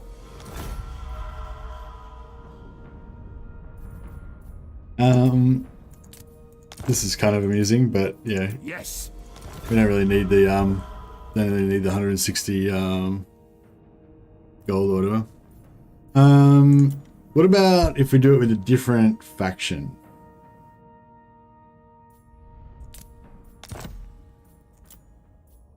Empire's blessing. No. Yes. Did it break? Do not waste my time with petty talk. No. Make your offer and be Alright, I done. might have to wait till next turn. I mean, we could sit there and keep cheesing the money, but it's like only 150 gold, like who cares? So you can keep breaking military access over and over. Yeah. Yep. Apparently so. So yeah, diplomacy is a bit screwed up, but that's okay.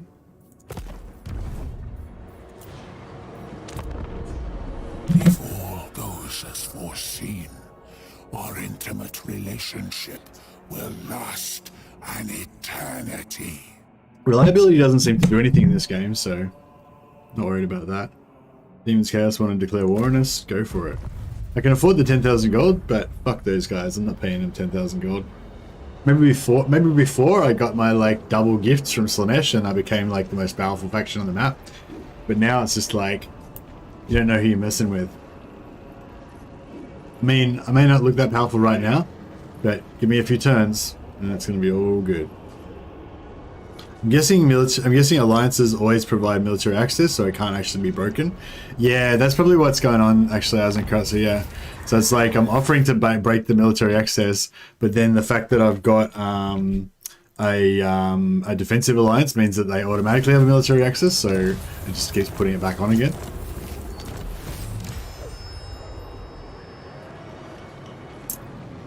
Cool, another 50 DOTs.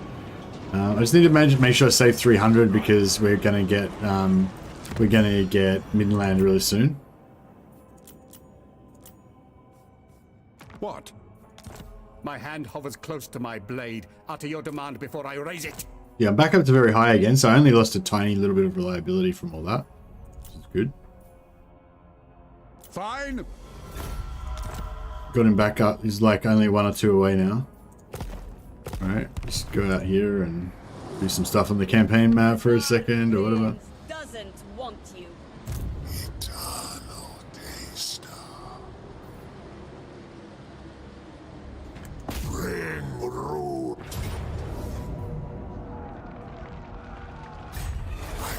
I want to get as many cultists in there as I can. No. Griswold's part of... crap. Should have kept that in part null so I could have got the extra growth from it. Not to worry.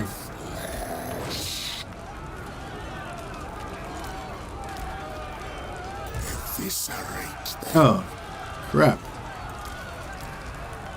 Drink their souls. I want their secrets. I went the wrong way and got this guy's experience.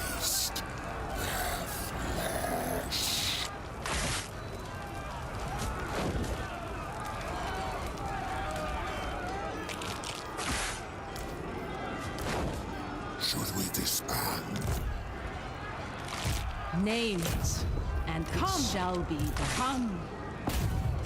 The cult yearns us. Move. Move, I implore you.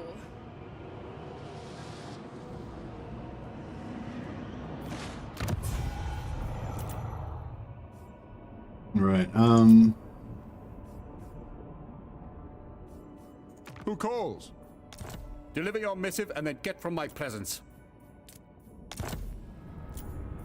Very well. Boom. Did it. Still on high here, so yeah. There's a new 40k game on Steam, Sister Battle, a VR headset game, so probably zero interest to anyone. Yeah, I looked at it ages ago. It looked pretty bad. Didn't look like the graphics didn't look very good. I think I saw one of the other like 40k dudes, like maybe Valrak or Great Book Grudges, review it. And even though I think it was Valrak, even though he was quite positive about it, I didn't think it looked that great. But that was a while ago, so it might be a lot better now. I don't know, but yeah, I thought it reminded me very much of like Fire Warrior. If anyone remembers when Fire Warrior came out, it was just like it was a shooter, but it was like not as good as other shooters that were out at the same time. I think that's the thing. Like, yeah, 90% of heart. Yeah, that's the thing with 40k games. Like 40k, like is like if it's a 40k game, it's guaranteed to get sales, you know. And quite often that means that they put out games that are a bit of a lower level of quality, or they haven't pushed the envelope with anything, you know, or whatever. And they rely on the Warhammer 40k title to like get it through, but it doesn't work, you know. You have to have a game that's actually fucking amazing and, you know, like the real deal, like Dawn of War and Dawn of War 2, that, you know, are just amazing games on their own. And the fact that they've got their Warhammer 40k just gets it even better, you know.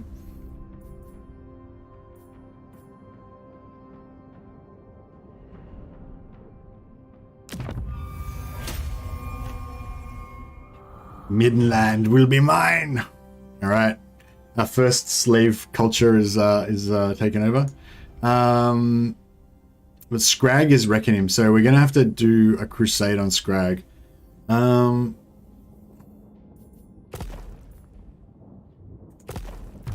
Basically, I want to wipe out Scrag and give all of Scrag's stuff to Boris. I am unleashed.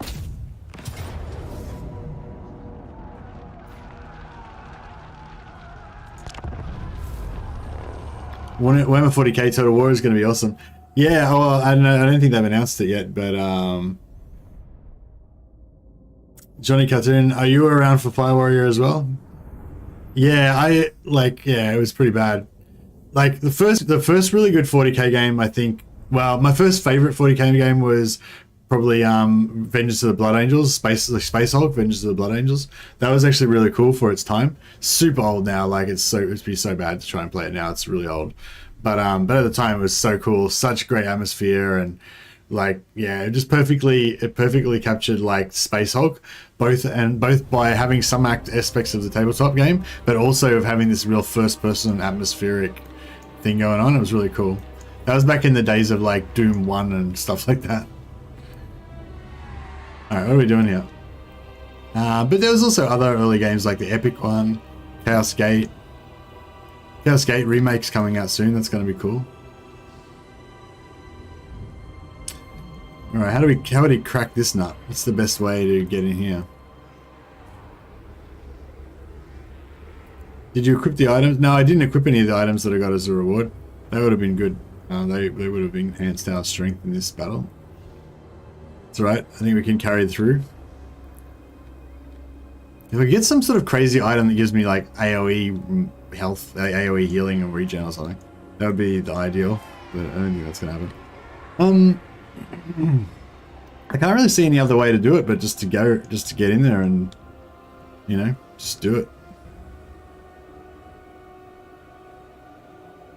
Played a lot of Chaos Gate back in the day, yeah. The Necromunda first-person shooter was pretty fun.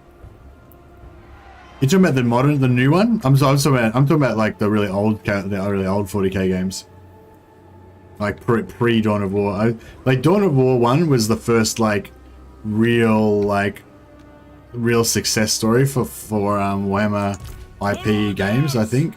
Like really, that had real general appeal that like made it into the the mass market type thing.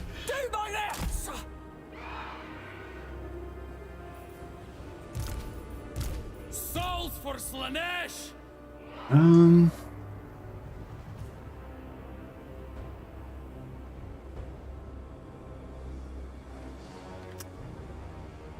don't know how to do. I don't know, my brain's a bit tired. I think I might just not worry about being tactical and just make a blob and run through the front. I guess we could make these guys run around the side just for a bit of... just to be a bit exciting.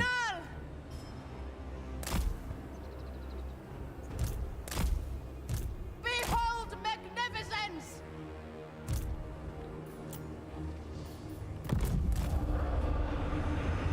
The pangs of suffering! Yes! Marauders of Slaanesh! Rend! Beautiful pain! Sin and depravity! There! Yes! Yes!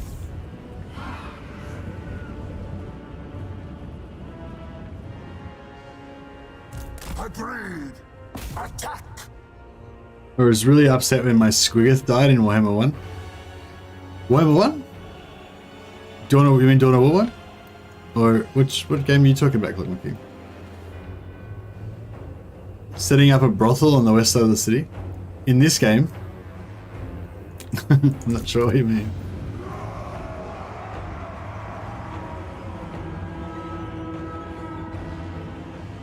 Battlefleet Gothic 2 was pretty good. I couldn't get into Battlefleet Gothic 2 or Battlefleet Gothic 1 very much because they because the campaign map stuff, like the battle maps were like, the battles were fantastic, but the campaigns themselves were like too I don't know, like you know what I mean, like it wasn't, I don't know, it wasn't like proper like Total War. It was sort of like a weird arbitrary like yeah, do you know what I mean? Like it didn't like it wasn't realistic enough or something. It wasn't It was too like symbolistic or something, like the way that the campaign map part was. Really just played the battle in Gothic. Yeah, the battles are amazing. The battles are really good. But the actual campaign was really shot. Yeah. If you're used to Total War, the campaign was just really pretty bad. Is that one of my guys dying in here? Oh no, that's them dying. That's cool. I can handle them dying. That's fine. Totally fine. We're just going to ignore their lord, their hero, because he's probably going to be a bit hard to make out. Are these guys taking this door down? Yeah, we're done. Go.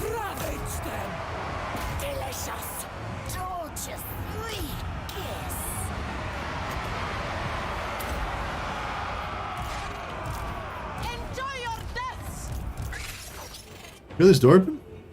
Yes. Thank God. I don't know if I should take out points or if I should just get in there. Probably just get in there. Yeah, I feel like whenever I try and use my demonettes in sieges, they always take a lot of damage. Probably should use some spells. Speed things up a bit.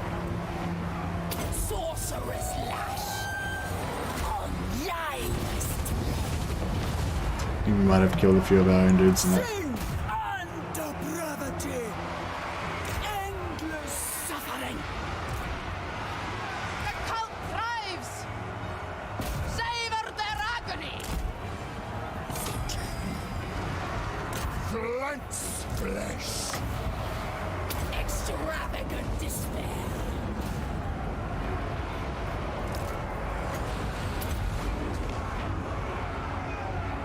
Battlefield was a 2D game. It felt like naval action. Yeah, it was good. I feel like a mistake many Warhammer games make is sticking too close to the tabletop. A lot of tabletop mechanics do not translate to single-player video games very well. Hey, Big Boss. Yeah, I think yes and no. I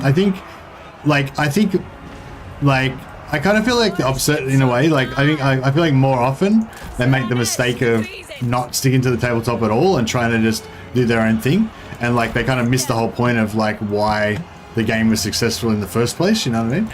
But like when there's like things like Blood Bowl and also a number of the Space Hulk games like stuck extremely closely to the tabletop. Like they're almost like some of them, they're like the Blood Bowl and a couple of the different Space Hulk games are pretty much like one for one conversions from the tabletop, you know? And like they work quite well because of that, I think. But on the other hand, like friendly fire isn't necessarily part of any battle. Yeah, that's pretty cool. Are my fiends getting fucked up? Oh no, my fiends. I love you, fiends. Don't die. These fucking barricades can be so annoying. Especially when you're playing a faction that doesn't have artillery. Guided by hunger.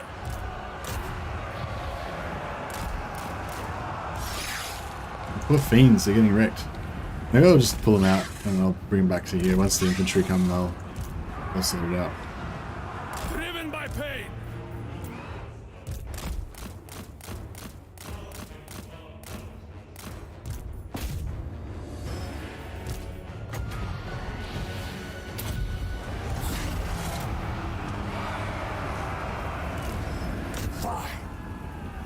Blood Bowl is hilarious and fun to play. Yeah, and Blood Bowl.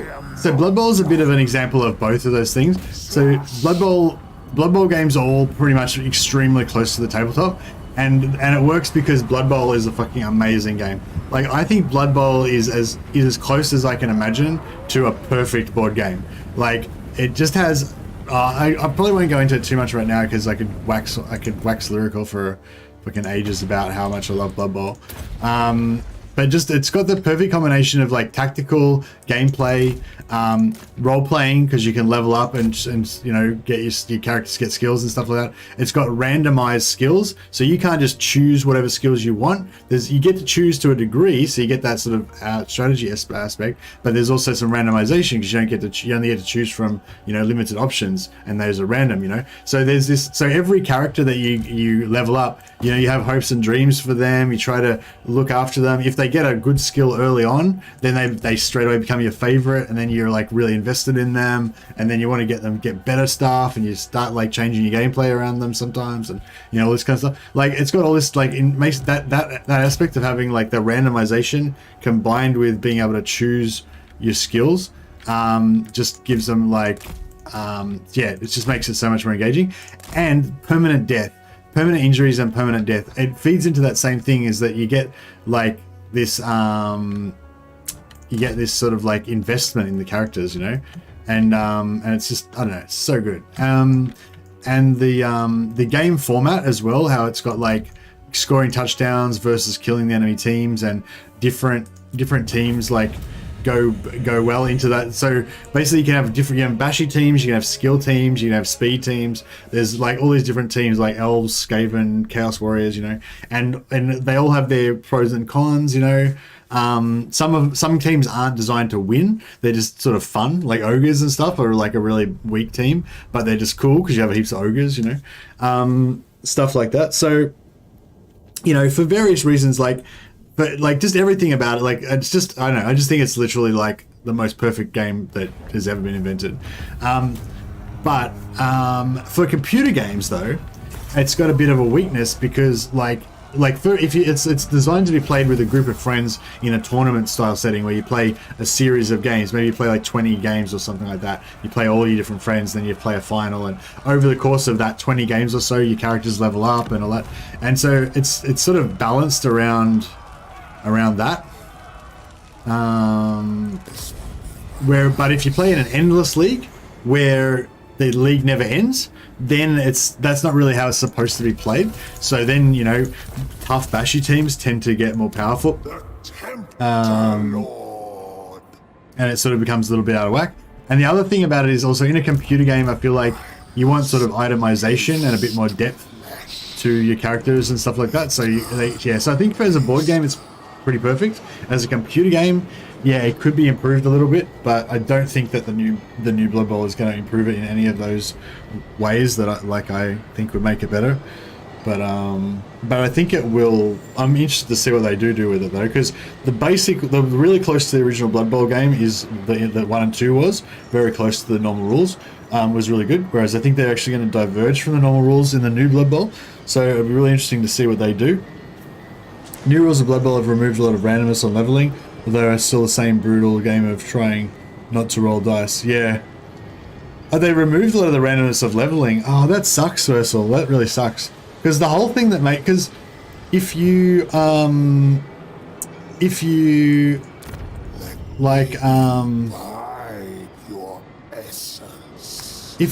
have a certain character class, like a character setup that you want to get, like, you know, you want to get block on your ogre and you want to get pro and whatever else, and you can just get that all the time, then this reduces the replayability, and like, you know what I mean? It makes it too easy basically to get like if it's too easy to get the perfect team that you want, then it's like kind of shit. Like it makes it better because it makes it more competitive, but it means that there's just like a straight path to everything. Whereas one of the things that makes Blood Bowl so perfect, in my opinion, is that randomization, which just means like, okay, I'm going to do this. Oh, wait a second, I got +1 strength on like one of my fast characters, you know, like, yeah, I got +1 strength on a blitzer or something, you know. It's like, oh my god, okay, my whole strategy is now around getting this guy to be the ultimate killer, you know? And like, that doesn't happen if you can just choose it, you know? Anyway, yeah. I'll try to stop ranting about Blood Bowl now. Excellence. But just to reiterate, I love Blood Bowl. Alright, we got some summons coming out. I won't bother leveling up those other guys. Probably should have taken the sack on this first, because it's only tier 2. So what's this? This is tier 3. This is tier 3. Yeah, okay, I'm going to sack them all, and then build them up, because I'll get the sacks. I'll get more sack points towards my quest. Let me imbibe Growth and growth, yeah. So we've got maximum growth going here, which is what we want.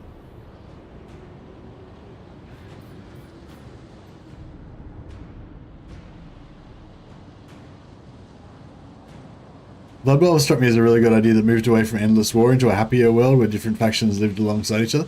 Yeah, I wish they would expand the Blood Bowl world, actually. That was another thing to... If it's going to be a computer game, like, it would be really cool if they had more of an in-between games section. Like, you know, like, you could go out to, like, there'd be different scenarios, like, in between the matches. Make it more of a role-playing game, I guess. So, like, in between matches, you know, you might go out, you're like the captain of the team or whatever, and you go out, or you're the coach actually, yeah. But like you take the team out for drinks or whatever, and then another team turns up and you get into a brawl in the bar or something like that, you know, and you can use your skills to fight, you know, or, you know, an enemy team decides to like pay to have one of your characters assassinated, and so you have like this little random thing where you guys walking down an alley and he's got to try to like dodge his way out of the alleyway and survive, and if he doesn't then he gets an injury, you know, and like it's stuff like that. Like that's the sort of stuff you could do would be really cool with a computer game. So you have the matches, but then you have this kind of like in between matches stuff going on. You could even have like randomly generated storylines where you develop like just like generic sort of ones where you develop an enmity with a certain team and they start sending assassins after you, or you know, you get like a promotional deal with like Orc Cola or whatever it's called, and they want you to like wear a different type of uniform or something, and I don't fuck, yeah, whatever. Anyway, yeah, this like you can do heaps of cool stuff. Blood Bowl soccer hooligans traveling the world playing American football. Yeah, it's for sure. Yeah, it's really good when you play against other people. It's got that cool like PvP thing of like when you you know, doing battle mano a mano or whatever it's called. Name it, and it shall be done. The cult of endless delights.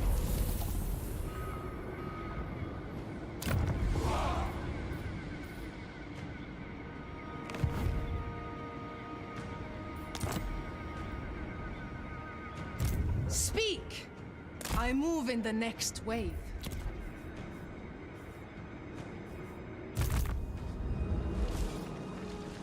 I enact the will of the perfect prince. Onward. Scrag, eh?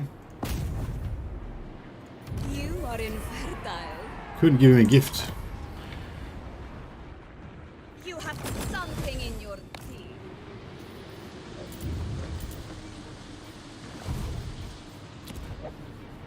Keep your flab away. Yeah, I think we're just going to abandon this. I don't know if I want to... I mean, I might just let it stay there and, like, maybe they'll survive long enough to be able to get rescued. But probably not.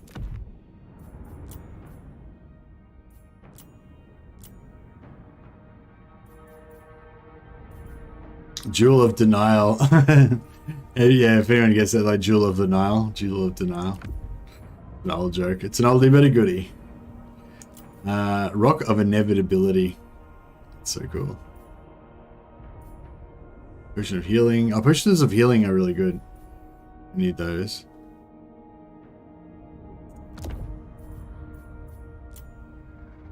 Allurus. I don't know if we need anything on the Allurus particularly. Trickster's Shard. What the others trick? The other Trickster's Shard. Actually, I might fuse that. No. Yeah, I'll fuse the Trickster's Shards because I don't really like these. Does anyone ever use that? Plus 100% miscast chance. It's got 16-second duration, so you've got to like see that they're about to cast a spell and then pop this on them to make them do miscasts. I don't know. It just doesn't like, because it doesn't stop the spell going off. It just makes them do, just does damage, you know. Yeah, has anyone figured out a way to use that effectively? I don't know.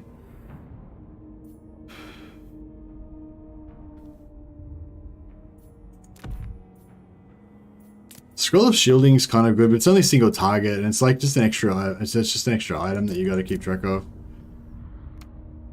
I've only ever used it in head-to-head campaigns to troll my friends. Yeah, for sure. It is now a variable SPP cost to level in Blood Bowl, so you can still choose to get random skills, but cheaper than picking. Stat ups are kind of priced out of existence. Okay. What? Oh, what did we just get from that? I didn't see what we got. Was it the Brass Cleaver? Brass Cleaver is quite nice. Yeah, so we agreed Trickster Shards crap, right? No one wants that.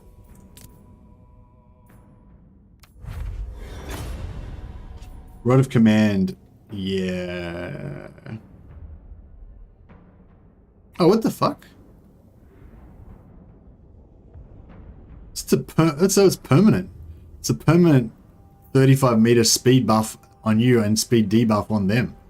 Wow, that's awesome. If we put her on a mount, then she'd be like really good at catching. She'd be a really good catcher.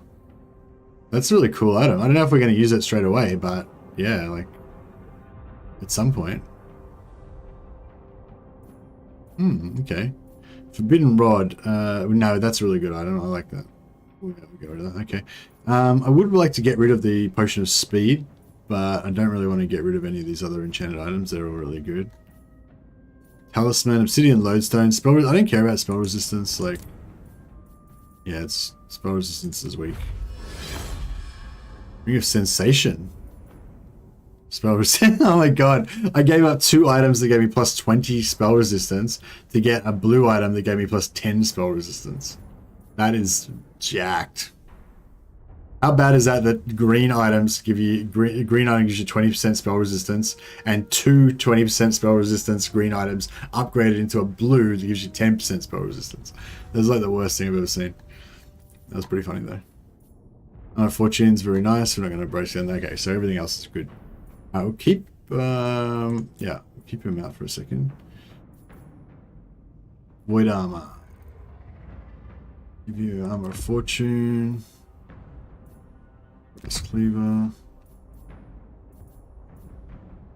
Ability. That's about it. Oh, I'll give him spell resistance, why not?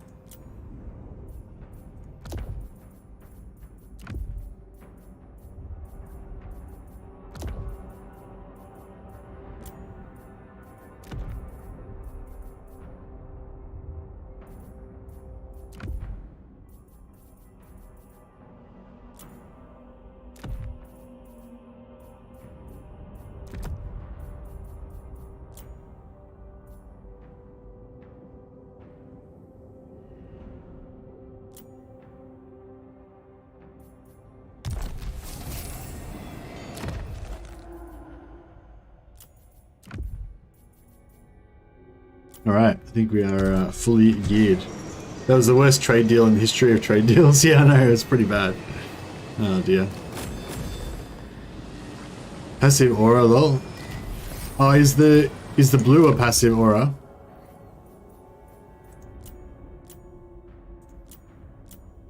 Don't know what to do with it now. Oh, it should be down here, shouldn't it? What was it called? Ring of Sensation. No, that's not a passive aura. The speed buff is though, that's so cool.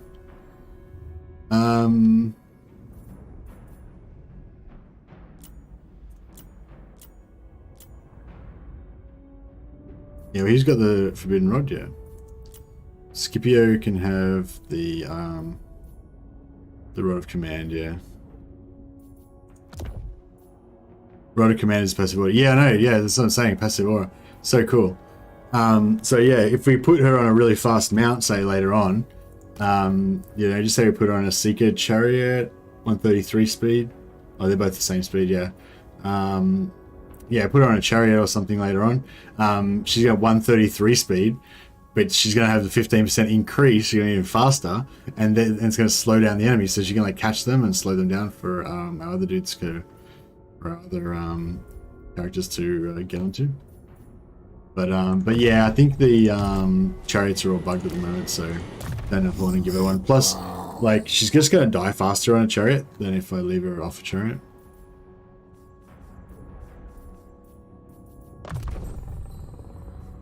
Does anyone go for Lightning Strike anymore? I feel like I just really don't need Lightning Strike anymore. It's probably because I keep going for like ridiculous doom stacks all the time that are super powerful. The Tempter Lord.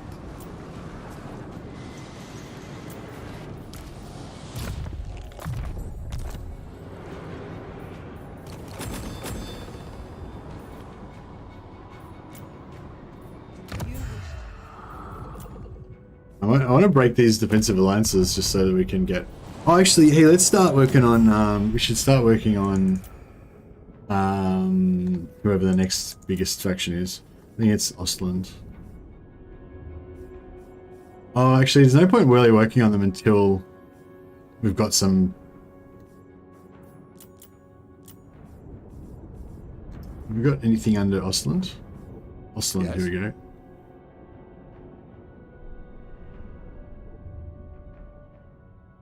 Got one cult, yes. Okay, so we're holding steady. Okay, so we can do just some diplomacy with them. I wonder if the diplomacy bonus declines over time, or is it permanent? Before I raise it. Affirmative. Oh, we can get free money from like everyone doing this, can't we?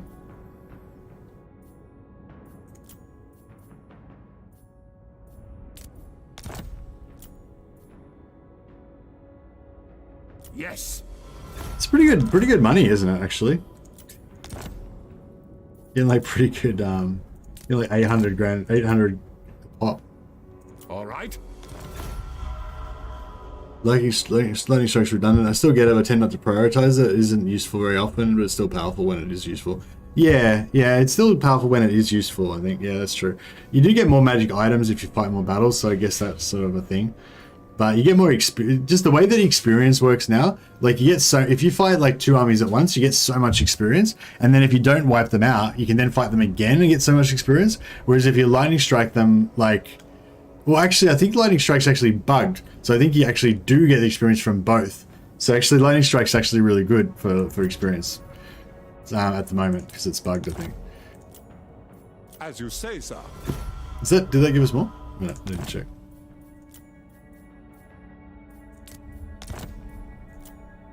So be it. No. Right, but we can go and... Who else has got a bit of seductive influence? Wistonland. Wistonland, no, we did that already. Talabakland. Yeah, let's just get them all, I guess. Deliver your missive and then get from my presence. So be it. Okay, we'll do it twice. Very well. It's like, you know that excuse like when you don't come into work and because you say that your like grandpa died or whatever. I'm like, that's like I am with my military access. It's like, yeah, I'll sell you military access. I'll sell you military access again and again and again. So, and so on. Do not waste my time with petty talk. Make your offer and be done. Like, isn't this the same military access that you sold us last time? Agreed? Like, no, this is the special military access. It's totally different. That other one was just the like kind of like the pre-military access. This is the one you need to get the proper military access. Orders? Alright, cool. Our economy based on bugged out diplomacy is working fantastically well. Oh, we can still get the growth, we've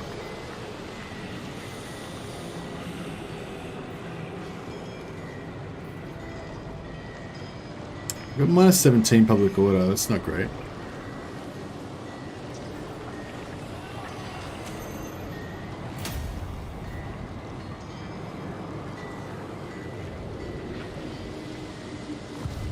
Once we get rid of that corruption, it should be okay. I wish you could disable outposts. Oh yeah, I can. Outpost upgrade available. Building upgrade. Outpost available. We're gonna get rid of that.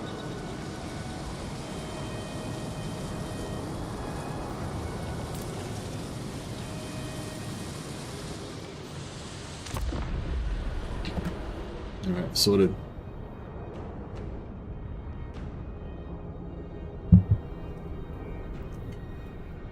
All you require in law, if you bless the god. I use it for the reduced miscast on your own hero. Yeah, I guess so. I don't really overcast stuff that much.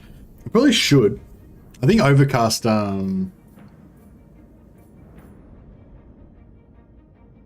sure. Military access, we can sell that later on.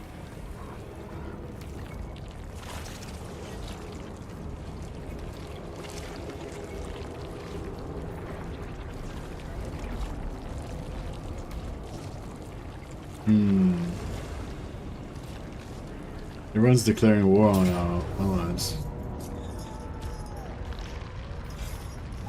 Jesus Christ. I mean, I guess I should just take the loss, right? No point fighting that.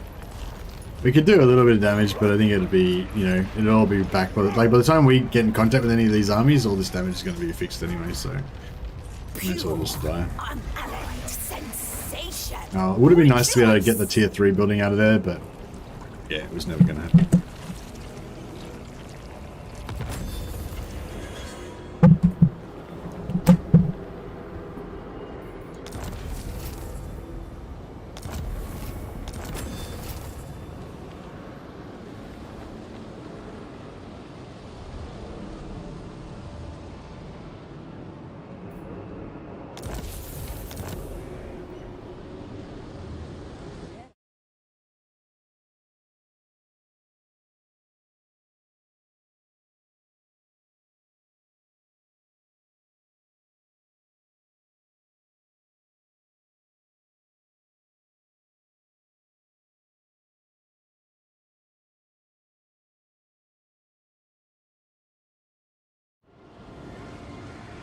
Olympic Lane destroyed. The cult of plentiful excess.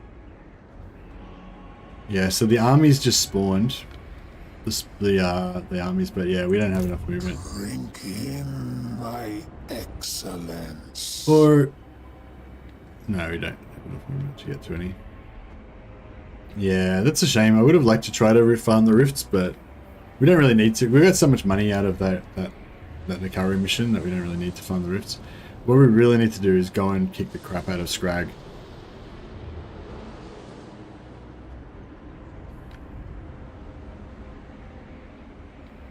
Oh, did I have a...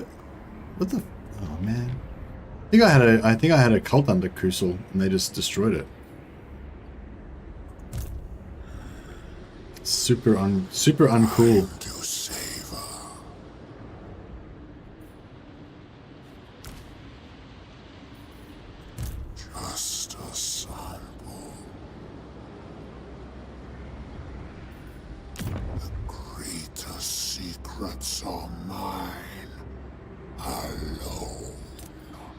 I'm going to reduce the income just so that we can reverse this loss of public, or slow down this loss of public order a bit. Let's plus 50. Plus 50 gross pretty good.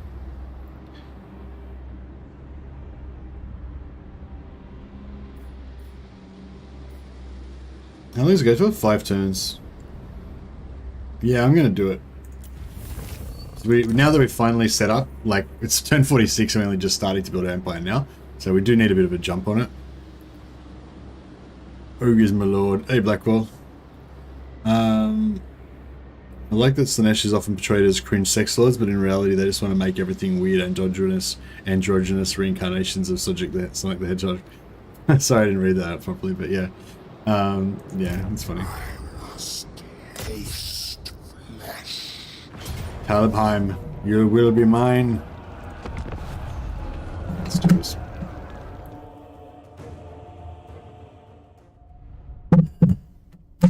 If you want to read about some Slaanesh, the Sword of Vengeance and the Sword of Justice is what the books I'm reading at the moment. I just finished Sword of Justice. I'm in the early parts of Sword of Vengeance, which is like basically the sequel.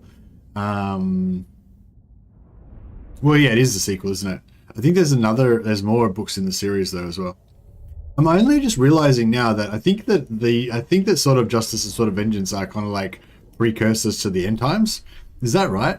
Or are they precursors to the old end times, like the Storm of Chaos or whatever it's called? I don't know if anyone knows. But I feel like Valton's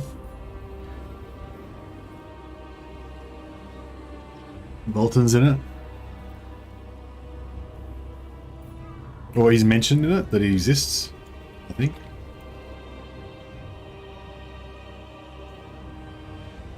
Man, I'm not good at this siege map. I'm worried my demonettes are all going to die.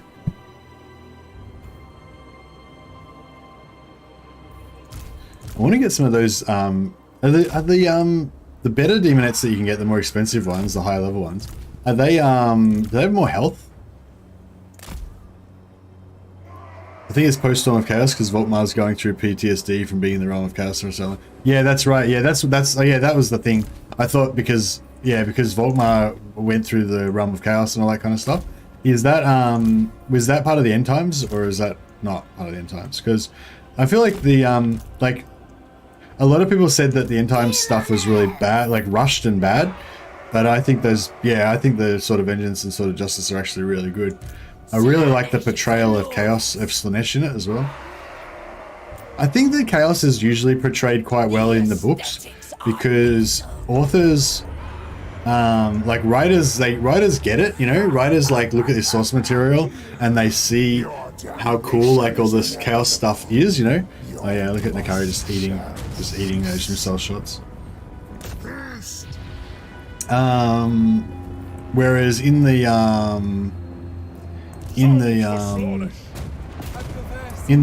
like in the game, in the tabletop and stuff like that, it's a lot more simplified, you know.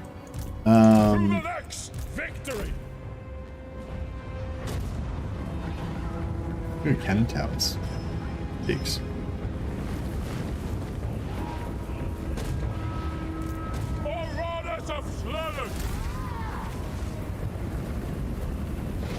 Sure, this gate's going down pretty fast. Yeah, there we go. Nakari probably just made it there.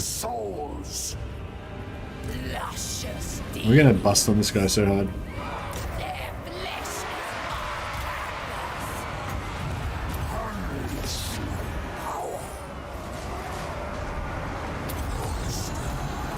Spread decadence and depravity. Cultist of Slaanesh. Spread decadence and depravity. New extremes of sensation. Make them scream. Daemons!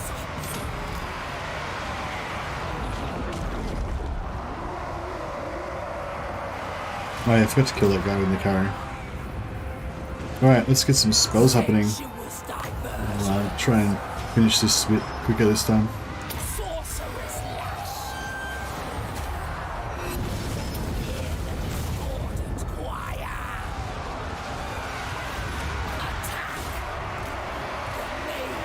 Actually, yeah, let's kill this guy.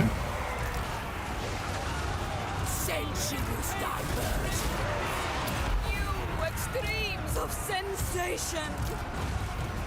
Excess in all things. Worship from none. Who can I blame?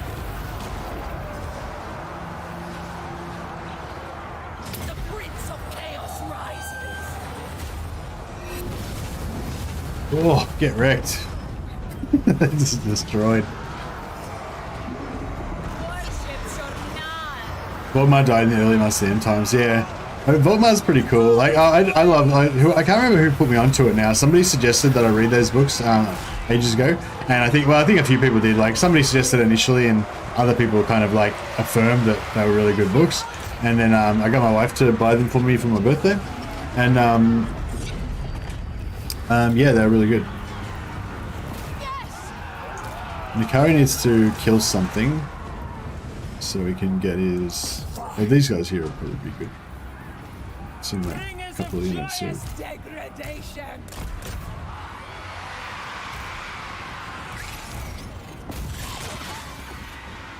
get Nakari a bit of a heal. Of course, none of the characters that have healing potions took any damage. As life is well. But yeah, the portrayal of Slaanesh in that is really good, I think. Like, especially how it's sort of like, I don't know. Like, I like how there's like the cult, the underground cult sort of aspect at first, and then it shows like how, oh, I don't want to ruin it for everybody, but it like kind of shows the underground cult aspect of it at first, and then it shows like the Slaanesh influence becoming more less underground, you know, more overt, And just, yeah, it sort of starts off as like just like really fucked up secret cults doing like just hideous shit in the darkness behind closed doors, you know, people disappearing, that sort of stuff, you know, just the nasty stuff that goes off on in the dark corners of any large city in the empire, you know. There's always some cults or some Skaven or something going on. It starts off with that, and then it gets to the point where like what would happen if, you know, a city or a town actually fell to chaos and became fully corrupted and stuff. Yeah, so it's pretty cool. Ooh, subjugate for 500. We could do that, but no, we're just gonna sack it.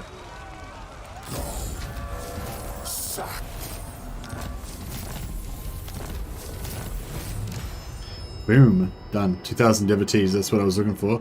And we got another hero cultist, Slaanesh. It says hero recruited cultist of Slaanesh, right? But, like, where is it? Like, last time I didn't get the extra hero either. It's like, what the fuck? Where's my free hero? Like, did it recruit the cultist at Nikari? No. Recruited at my capital? No. Like, where's my extra cultist? The story of Slaanesh reminded me of Tyrannid cultists. Yeah, for sure. It's one of the few books with Karl Franz in it. Yeah, it does have Karl Franz in it. He doesn't actually... Well, I haven't finished it yet, so maybe don't ruin it for me. But he hasn't done anything really yet. He's just had meetings with people and, like, shown his disapproval.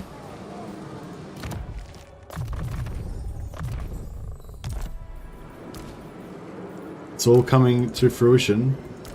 This is mine, and mine alone. I wish I could have cults under my own towns. That'd be pretty cool. My excellence. Oh, wow, I could sack it, and then I could subjugate it as well.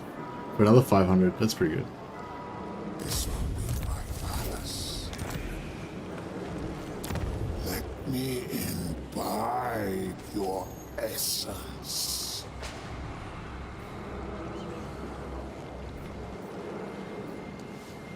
Well, this lets me recruit Daemons of Slaanesh. I kind of want Daemons of Slaanesh. But I kind of want the better ones, actually. Time to savor. How do I get the Exalted Daemonettes? Oh, with the cultist building. Okay, well, I want to build the cultist building anyway, so that works out well. How much they got? 7,700 entities. 650. Yeah, so they're tougher. 15 armor, 44 melee defense, 5 armor, 36. Yeah, so they've got quite a bit better defensive stats. And they've got an extra ability that makes them tankier as well, I think. Oh no, it makes them more offensively.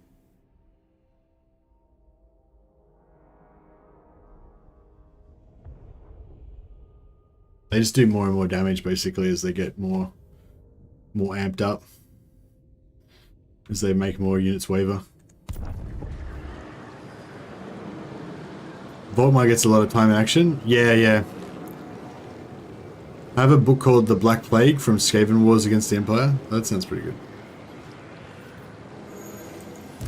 Skaven are okay, but Skaven, I don't really like Skaven as much because Skaven are a bit more of that comical side of things. You know, like Skaven and Orcs, you know, both have that sort of comical side of things. There's actually a good battle against the Orcs in, there's a few battles against the Orcs in Sword of Justice and Sword of Vengeance, and they don't really do that comical thing because it's from the side, it's through the point of view of the humans, so they don't think it's funny at all, you know.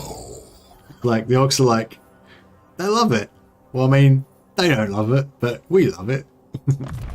I think that was really bad English accent. Sorry. I am enlightened. The Tempter Lord. I think we need a second Lord. Again.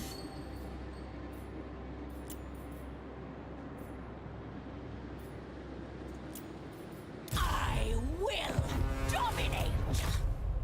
Who will slake this herald's thirst? Most privileged of Slaanesh. Who will join my rapturous odyssey? Only absolute supplication will suffice. for souls. Right. Yeah, it's looking pretty good.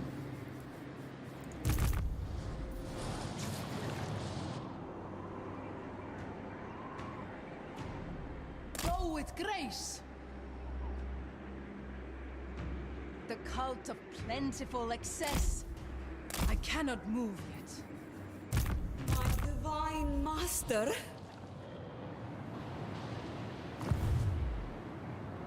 Oh, is this the one that just got spawned? No. Submission. Clearly not.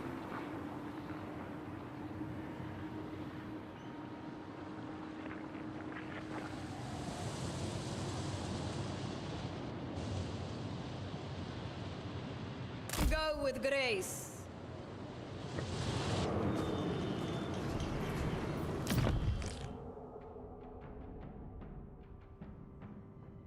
Confidence not bad actually, I'll take that. Discipline's better, but confidence pretty good. The cult calls, and I will go.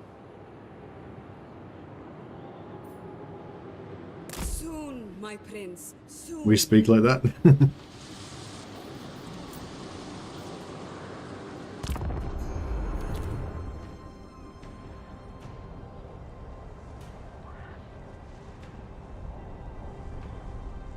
Yeah, is anyone excited about the Battle Brothers expansion? There's a free expansion for Battle Brothers coming out tomorrow.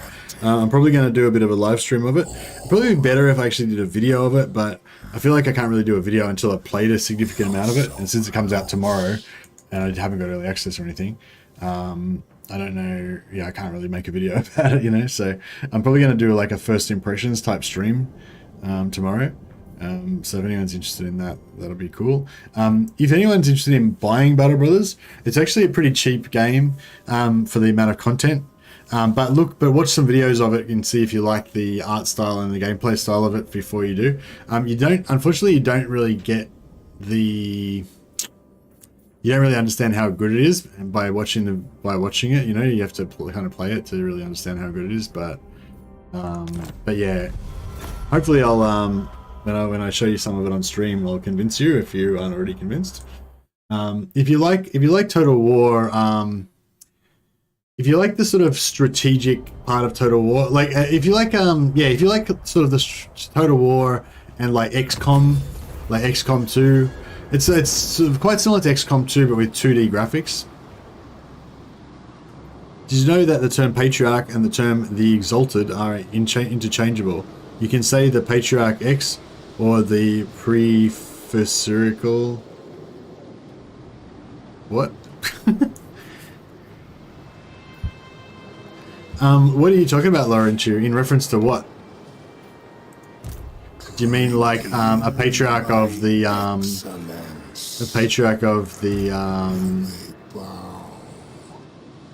Orthodox Church?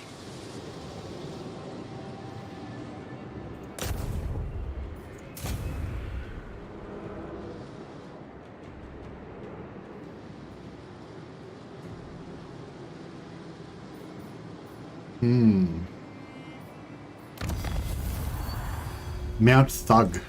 That doesn't sound close. Nope. Zazan, that's pretty close. That's really good because we wanted to get some plagues going in. Want to get some cults going in. Andushka, yeah, that's also in Kislev. That's pretty good. I don't know if I want to bother creating a cult in... Oh, I suppose we could... Yeah, I suppose we could create one in Mount Thug as well. Like, we got sort of... We've got devotees to spare right now. Get one up there. Actually, I'll create the cult, but I'll... I don't know. Should I start taking over Cathay with cults? Why not? We've got heaps of money, so... we can afford it. Okay, what's going on with Hockland? Don't waste my time with... Hockland only has one settlement, so we could subjugate them. make them our vassals. But I'd rather take it over, I think. Right, who are there? They've got a defensive alliance with Ostland. Alright, so first thing we'll do is try and get them to break the defensive alliance with Ostland. They will for 12,000. Interesting. Okay.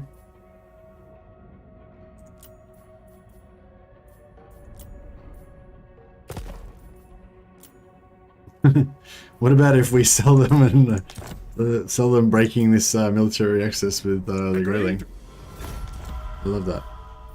How about we sell them breaking the military access with the Aceling? Indeed. I love that too.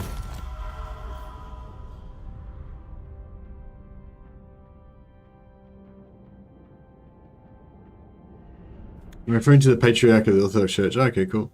When rift farming, is there a soul that you can go after between the two waves of armies that spawn?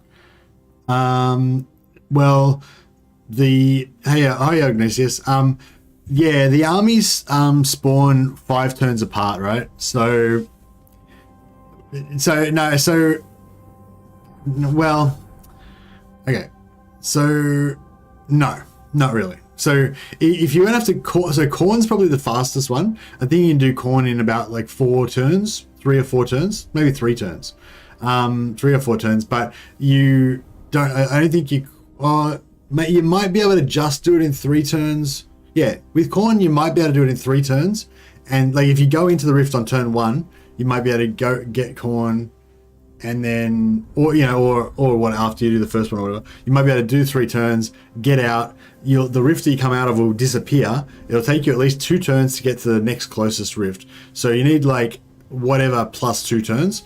So if you want to do it in between, then maybe Khorne. If you could get Khorne done to 3 turns, then you could maybe get out and get the second rift.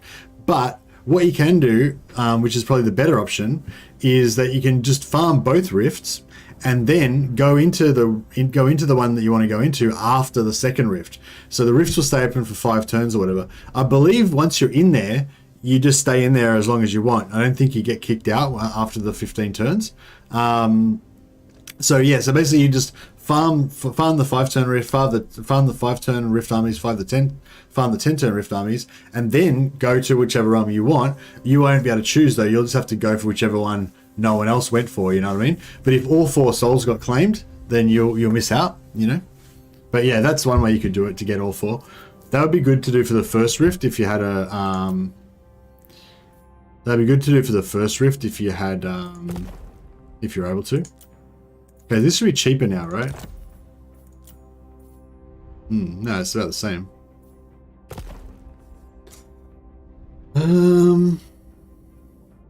I kind of want to break the defensive alliance because I don't want these guys to become enemies with me, because I want them to be my other northern allies, the Ostland. Sorry, they kind of hate me at the moment.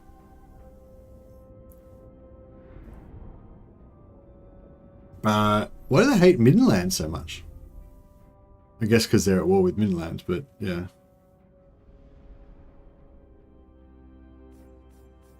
Who calls?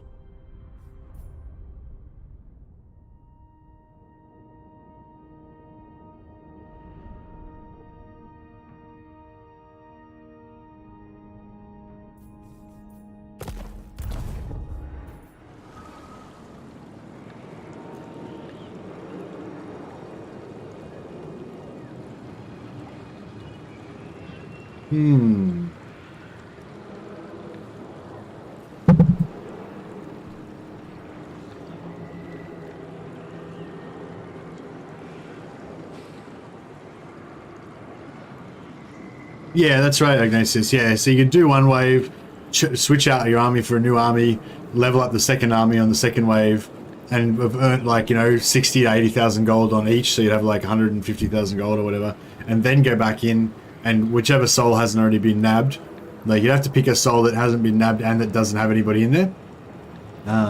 Yeah, so you can see there, Goldtooth is currently in the Nurgle realm, and if he might still be in there after turn 4 after this ends. I think that might be like why some people are like, you know, how come like the thing just happened and then the soul got taken straight away or whatever. It's because they were already in there.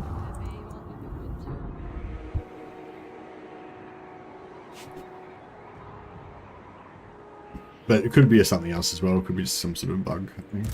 Artisan of pain.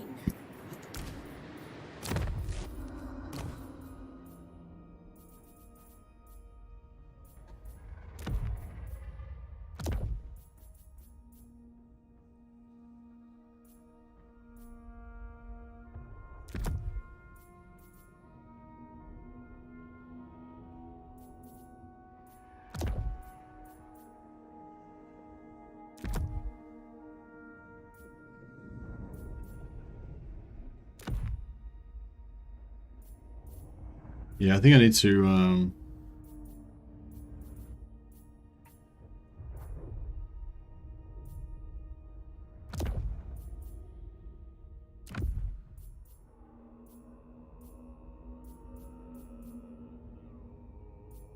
fix up Nikari's followers.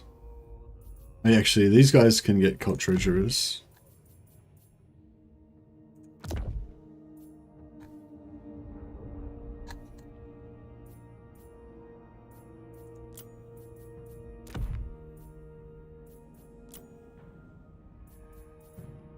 How vile. You must paint a subkeep for Slaanesh. Yeah, I got that. Yeah. Got that. We don't really need the magic damage. Cult treasurer, yeah, it's fine. Actually, we don't need that either. Don't need that. Okay. And then we want... Yes. That. Yes, we want that. We could take that back if we needed it. Enticer, yep. And summon disciple army size plus 25%. That's pretty good. What can we switch out? Like if we do summon, oh actually no, we can just put that on whenever we want because they apply instantly, right? So you just have to put it on as soon as you want to fight, as soon as you want to summon a disciple army, you just got to remember to put that on. You do it. So that's quite good. Oh yeah, with this experience gain, right? Plus 200% experience gain and a unit experience gain plus 100. Is it like, so is this experience gain like for Nikari or for his troops? I'm not sure. I assume it's for Nikari, but yeah, I'm not sure. That's the other thing. That's the other reason why I like the sycophant, like the experience gain's cool. Alright, who's this guy at war with? Can we...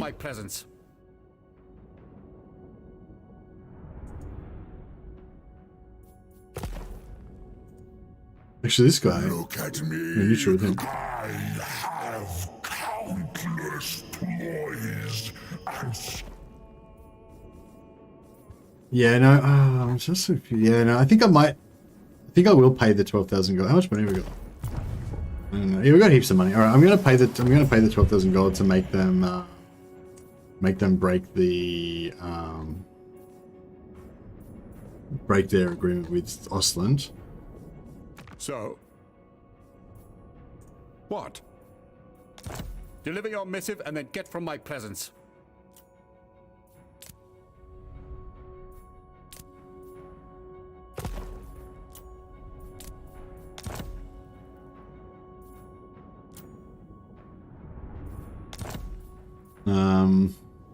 We can break military access pacts with... Actually, yeah, let's see. So if we make it equals 12,000, what about if we chuck in...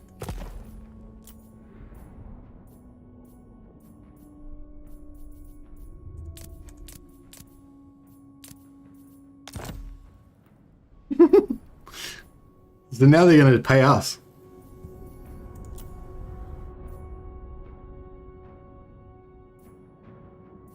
Sigmar's will.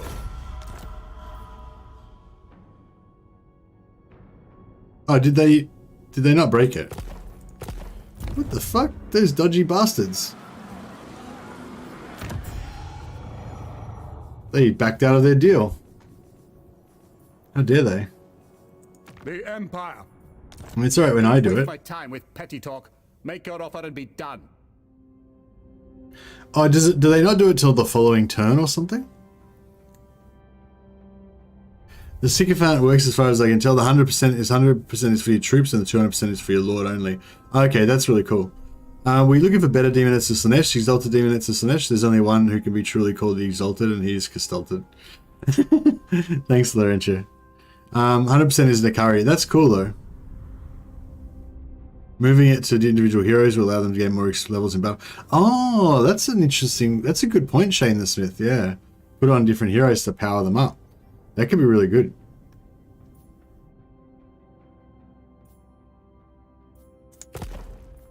Alright, well that didn't work. I am a sandwich us masterfully. Yes?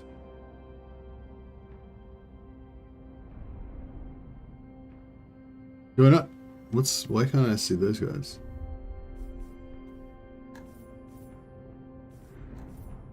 Oh, is that that's a rogue army or whatever. Wait, is the Bloody Harvest? Shit.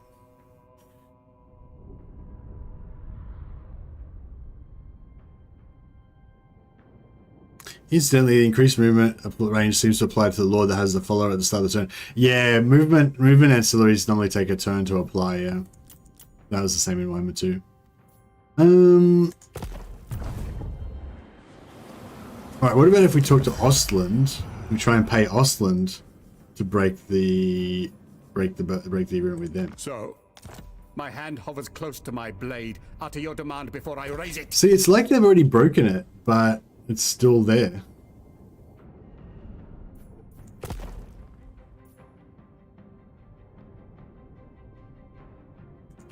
Yeah, it's like bugged out. I don't know. I guess we're just gonna have to go to war with Ostland. The Tempter Lord. It is what it is.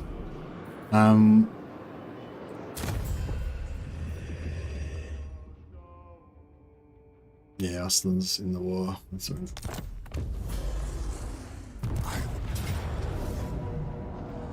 I wonder if Ostland will peace out with us afterwards because... Check out this. Looks really cool, doesn't it? Leadership -10. That's so good. I put that on Nakari.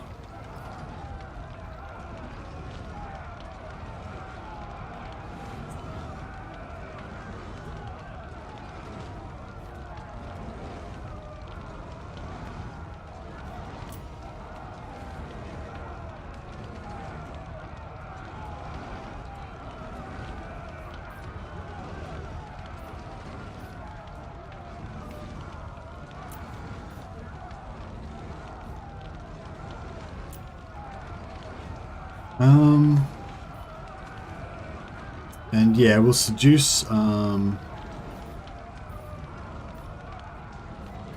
much is the difference there? 712. 712. Oh, right, so experience doesn't matter. So you should always, like, seduce their most experienced guys.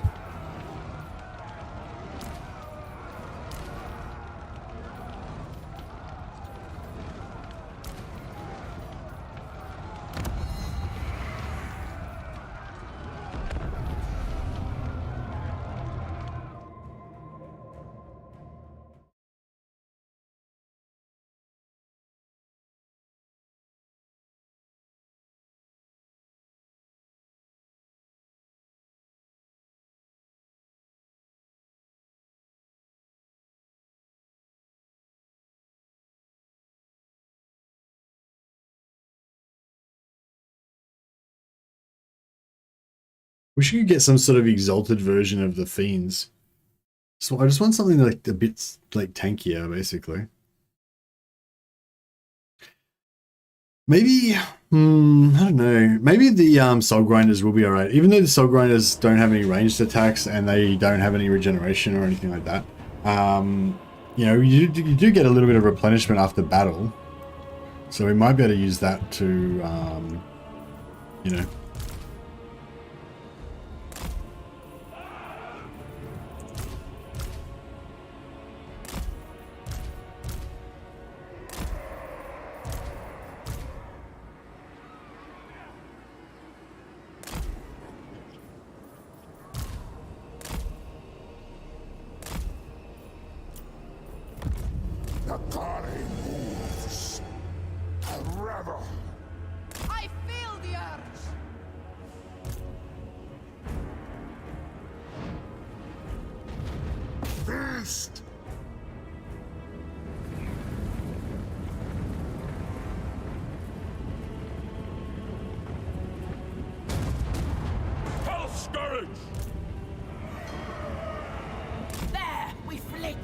go!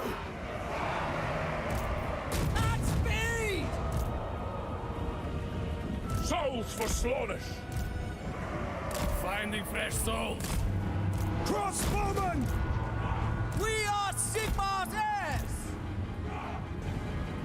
Formation! March!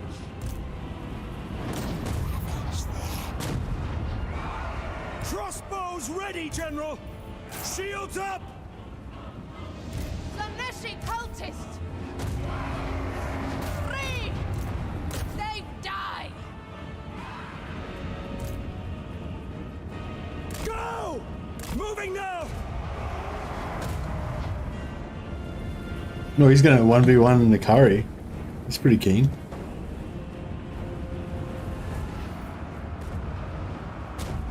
Demonettes! Crossbowmen!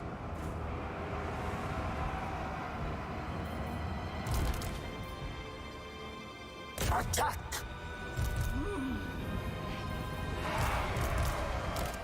Oh shit. Beautiful fiends. I don't even know if they're gonna like survive.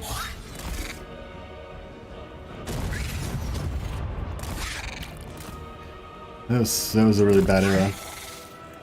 I'm like hiding behind the wall here. Hopefully that means that nothing will be able to kill them. It's just, yeah. Alright, you can kill him. This is your job number 1.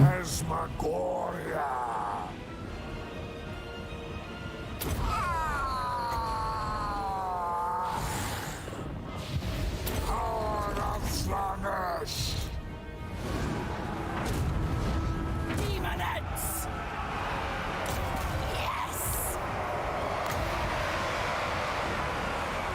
Extravagant display. Hear the discordant choir. The darkest of desires.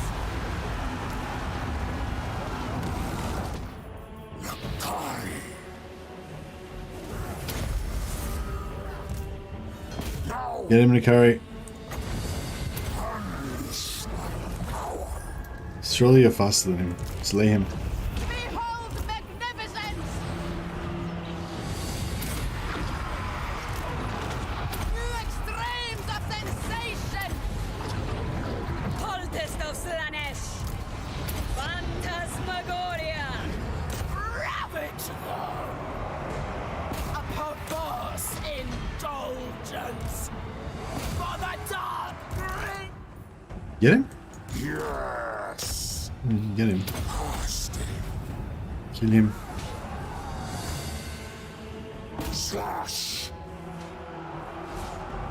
Oh, get him before he breaks. Drilled. And that gives Nikari a nice big heal again. Glorious! The serpent strikes! Spread decadence and depravity! Worship Journal! We will kill them all! The cult wakes! Beautiful pain! At speed! Kari! I breathe!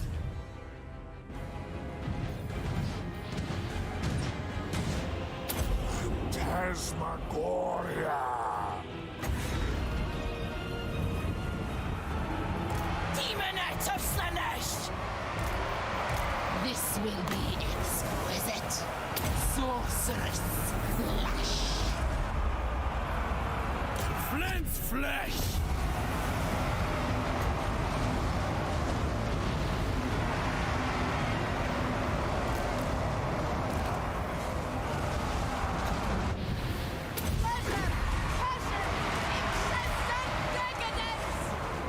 Now Fiend's getting wrecked. It's hard.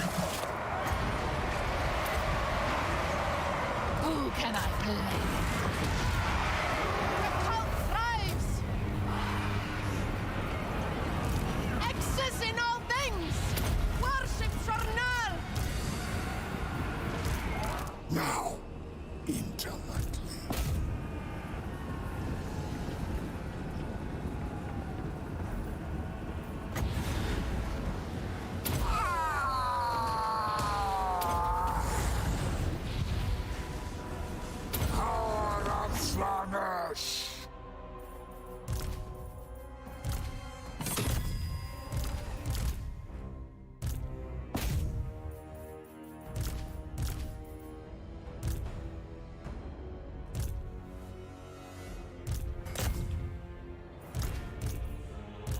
Gonna get a little bit of a heal on him.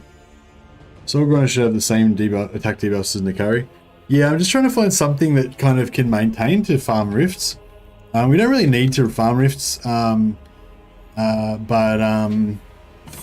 probably going to use the rifts more for assassination purposes, I guess. But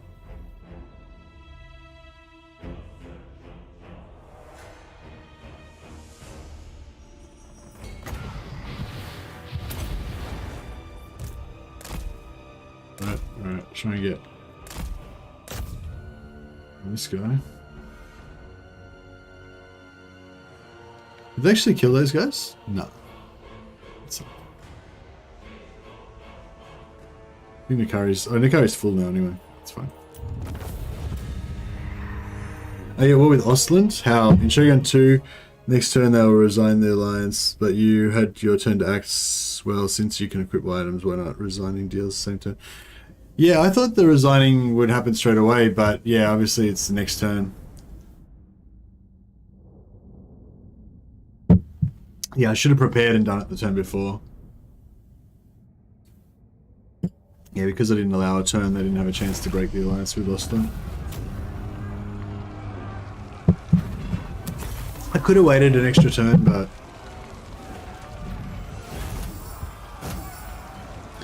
is it okay if I ask how unique Nakari's unique items are? How good? Are they any good? Hey, let me. Yeah, you can ask. Sure, of course. I don't really know though. I haven't really tried them out.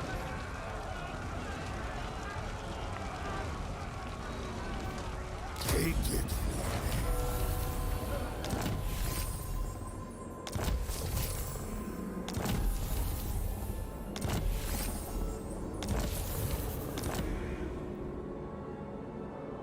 I'm just gonna put the air conditioner. Well, not the air conditioner. Actually, the door's closed, so it's getting a bit hot in here.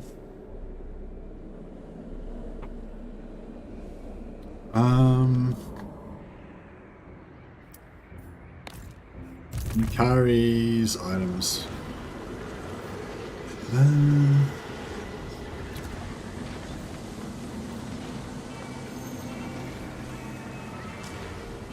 Okay, so this is Nakari's special item, the Wit Stealer Sword.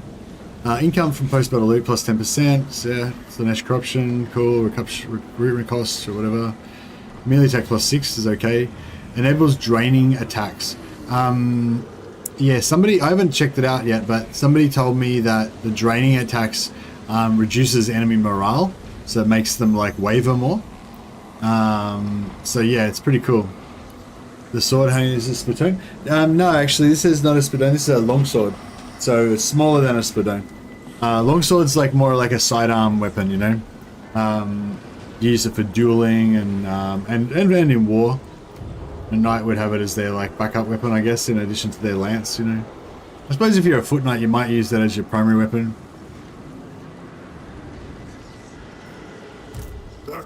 Because it depends what period you're talking about and all that sort of stuff. But yeah. Yeah, longsword was like the sword that knights carried before the rapier. It was probably like, yeah, longsword was like late medieval, from like, I don't know, maybe like 1200 or 1400 onwards, you know.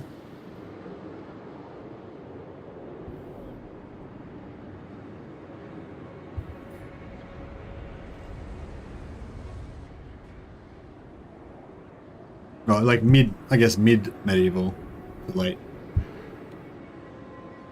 Yeah, Spadonis are like the same size as like great swords and Zweihanders and stuff like that. Whereas the longsword's smaller. It's like, it's about it comes, if the tip's on the ground, the pommel should come up to your armpit. So it's quite a bit bigger than like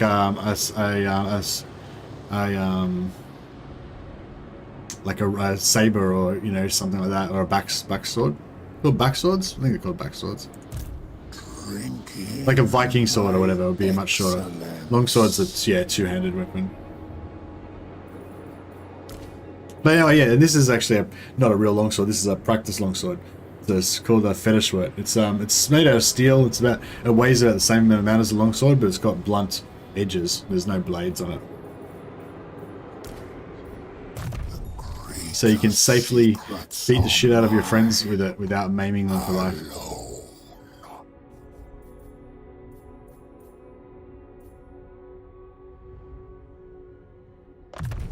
Well, hopefully you don't beat the shit out of them either. Hopefully you train with them in a responsible manner where you both are learning productively and not getting injuries. I didn't take missile resistance that whole time.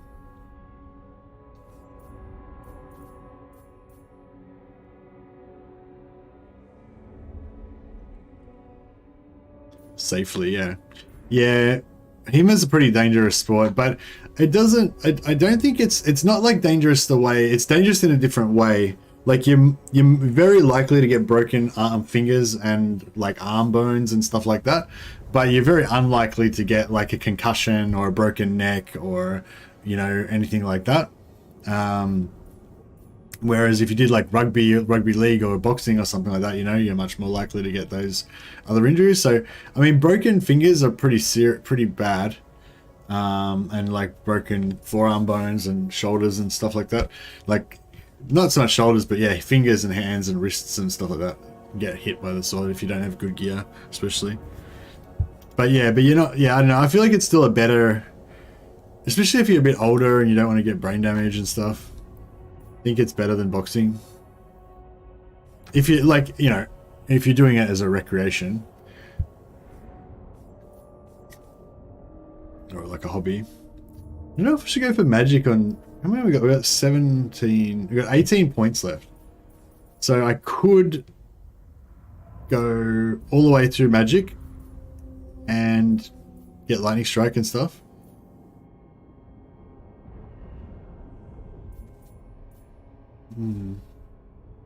Had some friends who used to compete pretty seriously. One of them had his own blacksmith shop and made his own equipment.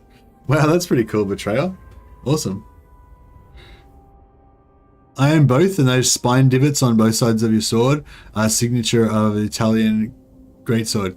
There's no spine divots on mine. Yeah, I don't think it has any spine divots. So it might just be that it's far away.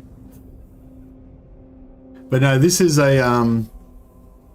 Regenier longsword, or Regenier fetish sword.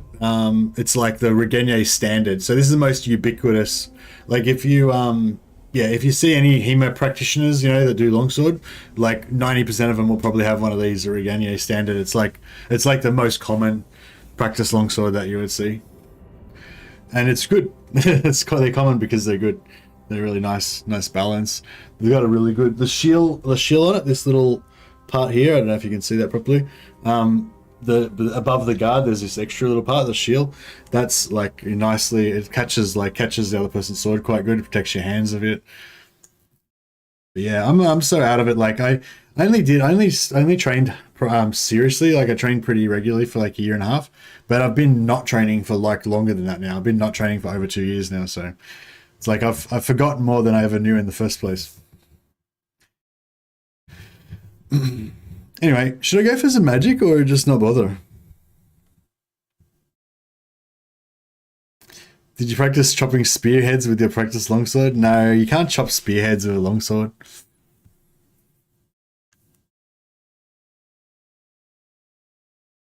There's some people reckon that you can chop spearheads off with great swords, but I reckon I'm dubious even of that. Like, yeah, maybe you could, but like I don't think you would bother though, you know.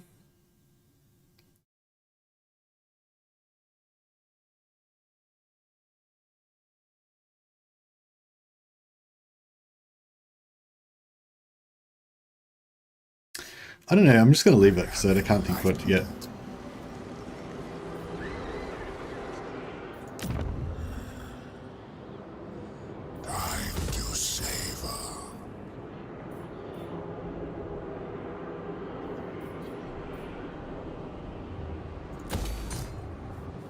Alright, so now I've got my like holy trinity of cities.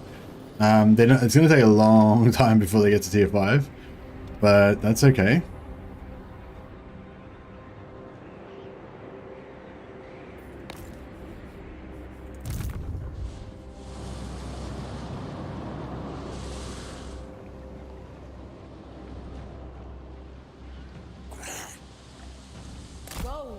Disgrace. I won't bother putting gifts on these chaos characters because they aren't going to be around long enough to be worth it. Oh, Altdorf is owned by Wood Elves now. That's super cool. I like that. I know my place. I move in the next way.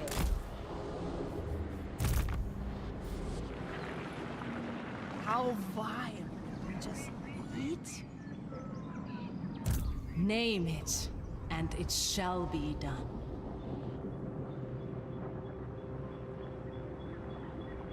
The Dark Prince doesn't want you. Confidence another good army one. Should I we'll put a cult under Altdorf. Oh yeah, let's start. We'll trying to get the Wood Elves. That'd be really cool if we get the Wood Elves. Especially if we help them get strong and take over heaps of settlements and stuff.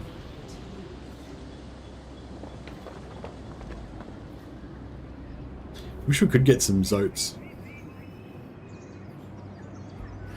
Only if it's a very poorly made spear. Yeah, that's it. Yeah, I don't know if we're like you have like those like spears and halberds and stuff like that made with like oaken shafts or ash or something like hard type wood, and you know like okay, so if you had the spear point and the spear point was already held down on the ground, so you had like another guy, so there's two guys with great swords, one of them like hooks the spear and pushes it down into the ground, so now it's braced on the ground, and the guy that's holding the spear is holding it really solidly, so there's no give in his end either, and then you chop down from right up high, like as high as you could, and like put as much force into it as possible. Then I reckon, yeah, you probably could chop some spears in half, right? Like with the end of it, but that requires like two guys with great swords versus one guy with a spear. And one guy has to be holding it down, so he's like not guarding his own face and everything from getting killed because he's leaving his sword in a certain spot. And in order to coordinate, so he can hold it down while you chop it, like he's got to keep it there for a second or two, right? Which is a long time in a fight. Like 2 seconds is a long time in a sword fight. You know, you can get killed twice in 2 seconds.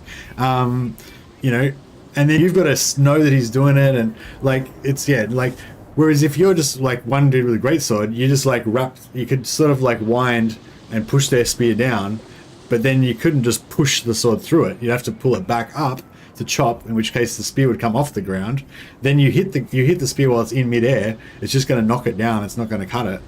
You know, like, yeah, I don't know. I feel like the whole spear cutting theory is just bullshit. I can't imagine any way you could make that work. And why would you want to anyway? Like if you manage to bind with the spear and then get in, you just stab the guy in the face. Like, you know, why bother cutting his fucking spear off? Who gives a shit? you know what I mean? Keep your slap away. You've made it work, says Lemmy. How did you what was the situation that you managed to cut a spearhead off, and what was the spear made out of? I'm intrigued. I just can't see it working. Like, just say you have like 10 great swords and you have 10 guys with spears. Like, why would you waste time cutting the spearheads off? Why wouldn't you just kill the guys with the spears? I just don't see how it would work. Like, I mean, I guess the idea would be you stay back out of range of the spears, but you're in range of the spear tip, and then you're like hacking at the spear tips and stuff. Like, I don't know, yeah. I suppose you could chop it like maybe multiple chops. I guess maybe multiple chops. You could chop it like you're chopping down a tree, like keep hacking chips out of the end of it while you're dancing back away from the spear. And yeah, I don't know, I can't really see it working.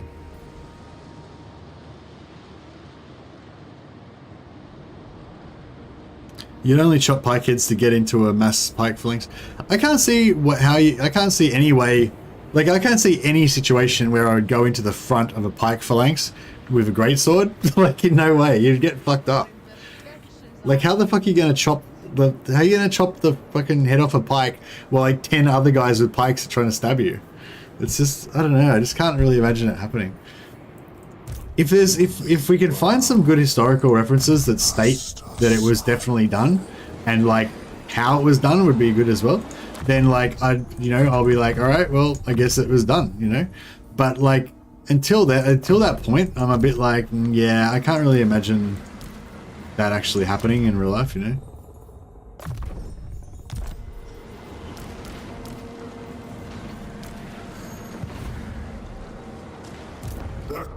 Anyway. Lord.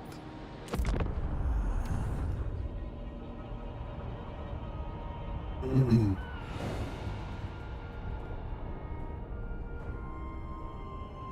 want to savor your essence.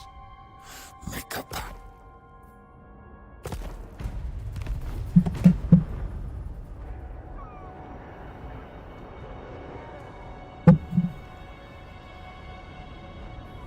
Greatsword wasn't to get into a pike phalanx, it was to blunt the fighting edge of the pike phalanx so your pike phalanx could kill theirs without getting impaled as well.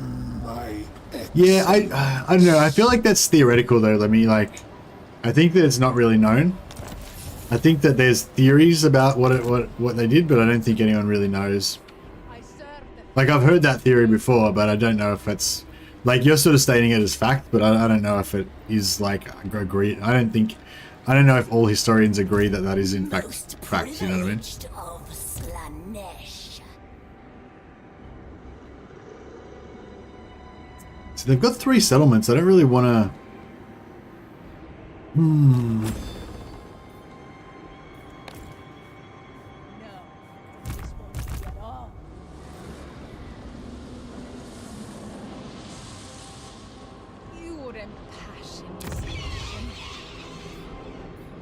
Got to build a cult there, damn it.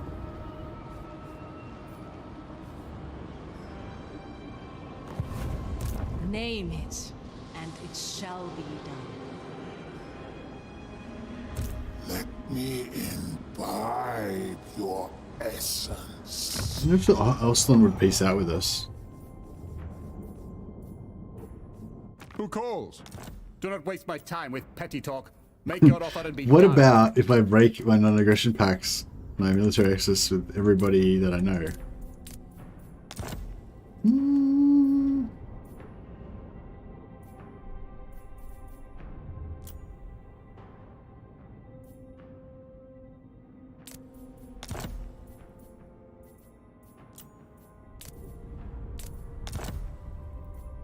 Still can't afford it.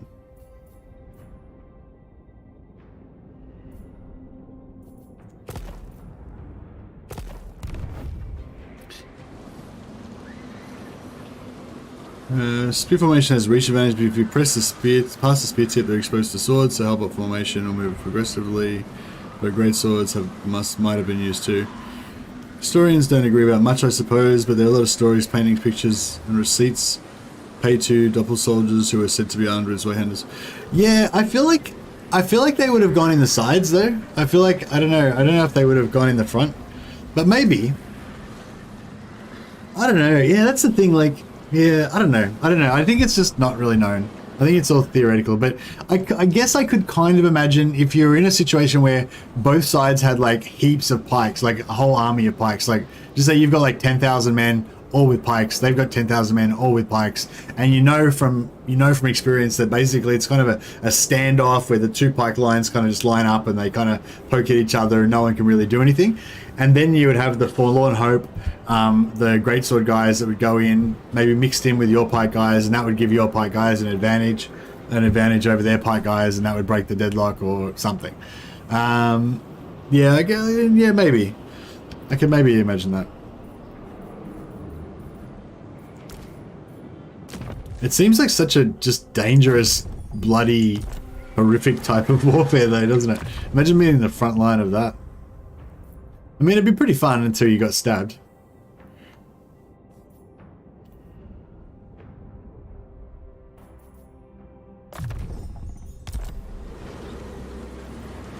Eternal taster.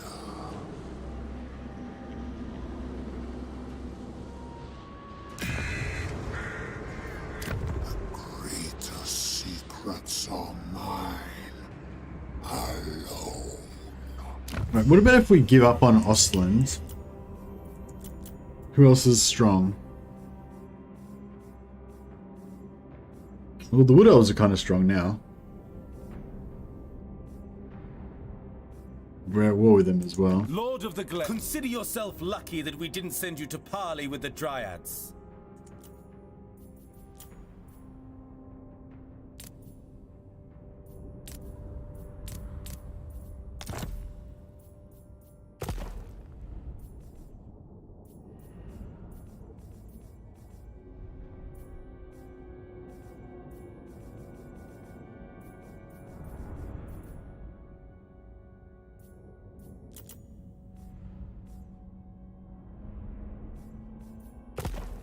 Trying to get like I need to try and get some more positive relations with some of these factions. Like I kind of wanted to keep Ostland as our allies, you know, but then we got stuck into that. Well, I didn't really have to get into that war. I could just waited a turn and then we wouldn't have had that war.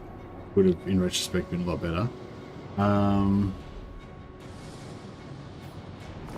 Prince's herald.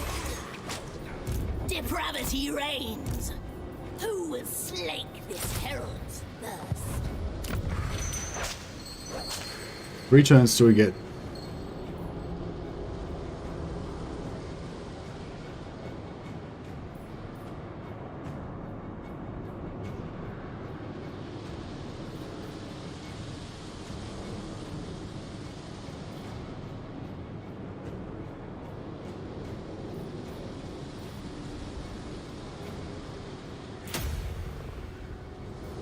Artisan of pain.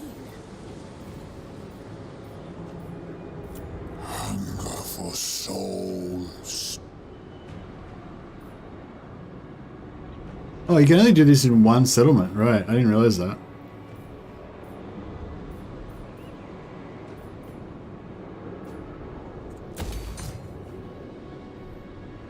You may bow.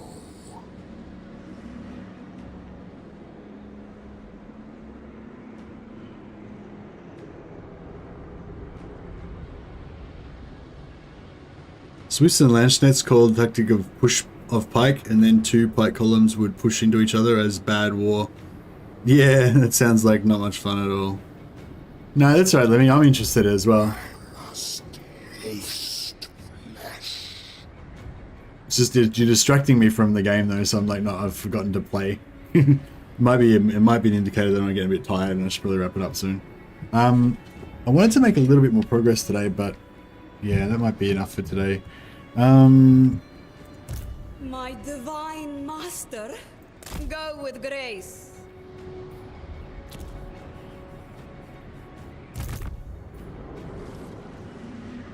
Your blood is thin. You are infertile. You are infertile. Face You myself. broken dick motherfucker. The cult of unfettered flesh. You are worthy of Bit our rude. attention.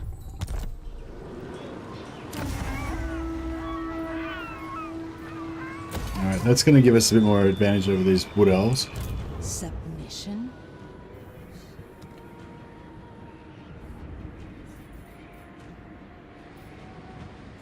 Just a sample.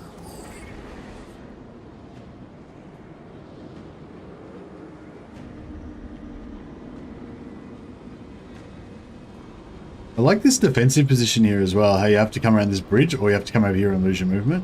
So it's quite a good thing. Although if we had Wolfenburg as well, that would be nice.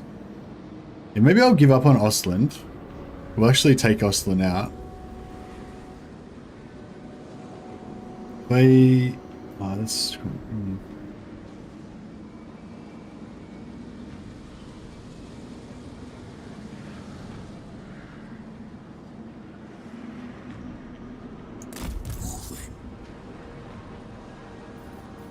We ambush there. We should still be able to make it next turn to take Wolfenburg, I think. I feel like we should be able to. I wish it would light up which one it's like talking about.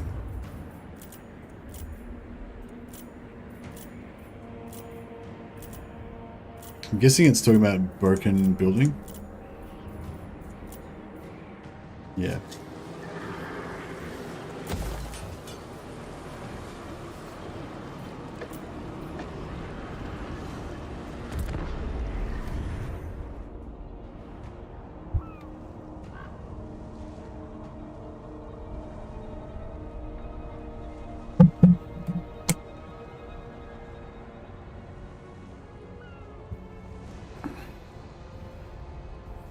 Beings of great power like us can only be fueled by excess.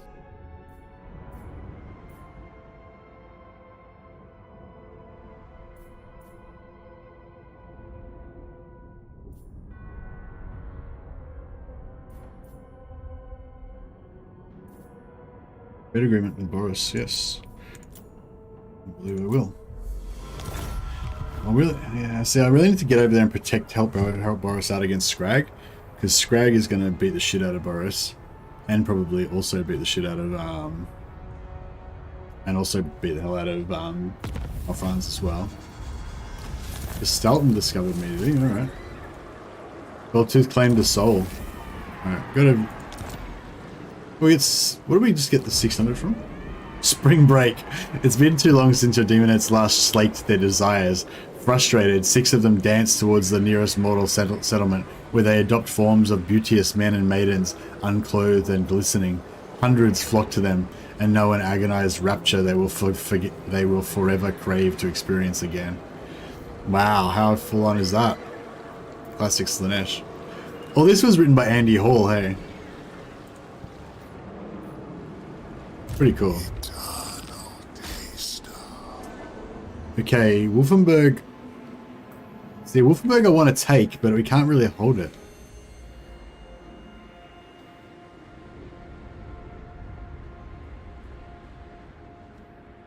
I mean, you know, we could if we tried hard enough, but... Heralds of the Dark Prince.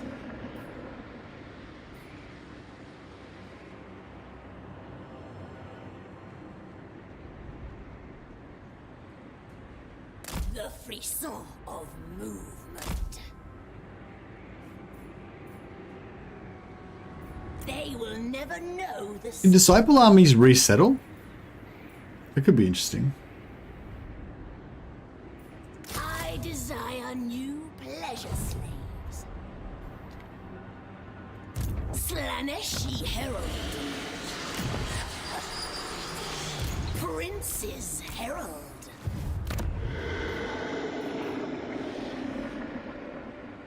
Pleasure without conscience.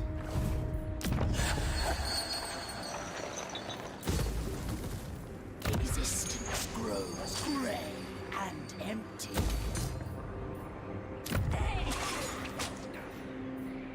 Few more turns to hit tier 3, then finally all of our dreams will come true.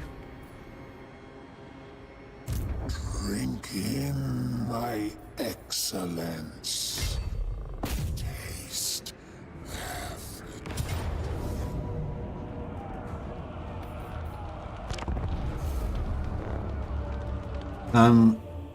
Was it worse than 2 lines of gunmen lining up at each other and blasting the other Napoleonic style? An execution Pluton, where you are both the executioner and the executed. Yeah, that's quite interesting, the gun lines thing with Napoleonic battles. I was watching a Lindy Beige video about that. Lindy Beige is has some really interesting videos, actually, if you're interested. He's very enthusiastic, but yeah. But yeah, there's one talking about that and basically saying how I'm not sure what research he did, but he basically said that the psychology of it is that, you know, melee combat is really terrifying.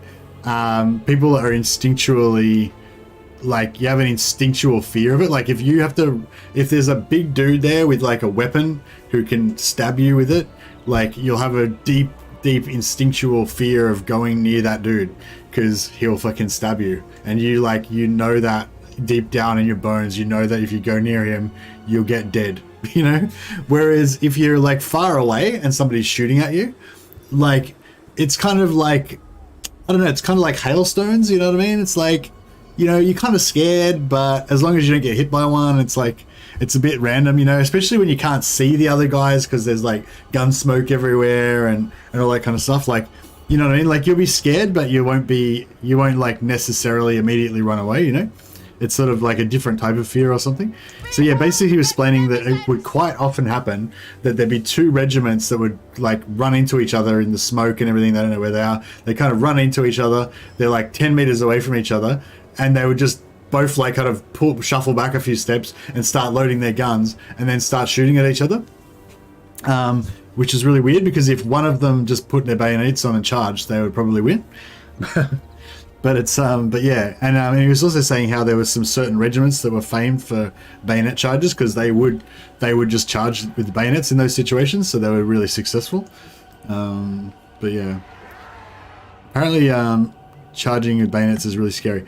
Another part of the thing that he explained about it was that if you just say there's 3 guys versus 3 guys, and you're in a line of 3 guys, they're in a line of 3 guys. As soon as if you break your line and you move forward, then like if you're at max range, like just say these are your pikes or whatever, and like yeah, just say you've like got your pikes like this, and like then you go like this, you know, there's an even amount of like this sort of spread or whatever. But if you kind of move like at this level, only one pike can hit you. But if you move to there, all the pikes can now hit you. So it's like yeah, like if like there's like an extra danger if you're approaching an enemy line of melee infantry, the closer you get, the worse it gets. I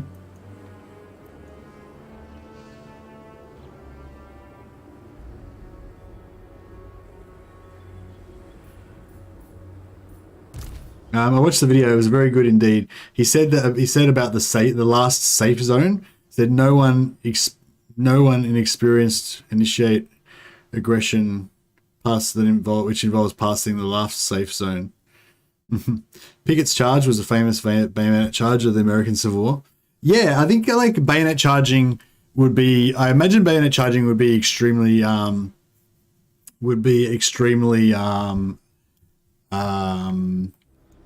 think bayonet charging would be extremely good, like effective, because for those exact same reasons that you don't want to approach a line of people with bayonets.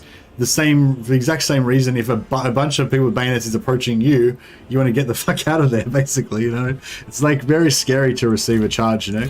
I think that's why the Celts used to be so successful. They used to just bum rush in with like a massive, really powerful charge and just scare the enemy and try and break them with that initial, like, you know, charge. This, I don't like this settlement. I don't have a good way of getting into it. Like, whichever way I go in, I always take casualties. I guess we're going through the holes in the wall.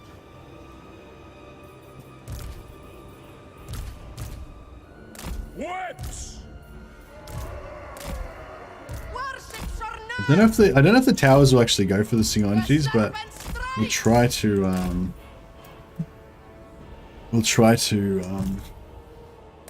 Luscious deviants. Yeah, we'll see how we go. Souls. This will do. Dare defy the Arch Tempter. Anybody teaches at a HEMA school where they actually test all this shit out? I don't think he teaches there, does he? I think he more like, you know, just goes there and they let him try stuff out sometimes. Oh, he might teach. I mean, maybe he does. Like, yeah, maybe he does. Yeah. I got the feeling. I don't know. Maybe it was just the way he said it, but like it sounded like he was more like a guest there than that he actually ran the show. You know. But he might. Yeah, maybe he does teach there or whatever. Yeah, I don't know. I didn't get that impression, but yeah, you might be right.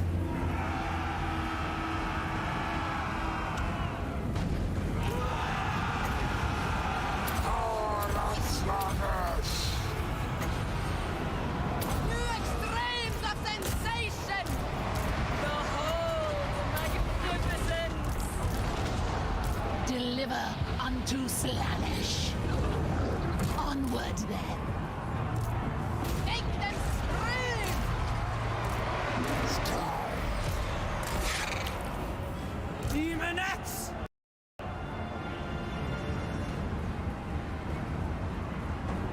Whoop.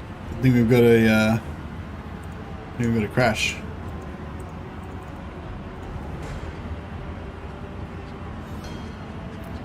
Yeah, I think my game just crashed. I just saw a couple of videos where he said he was instructing folks. He's probably not a permanent teacher. Yeah, well, at my HEMA school, like we'd have guest people that would come in and do seminars.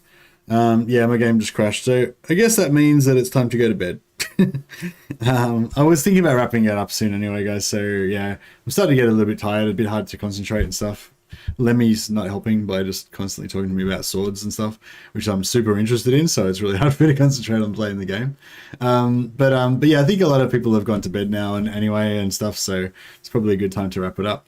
I'll just check a quick host over to somebody. If every time I end my stream, it seems like no one's ever streaming, so I don't know.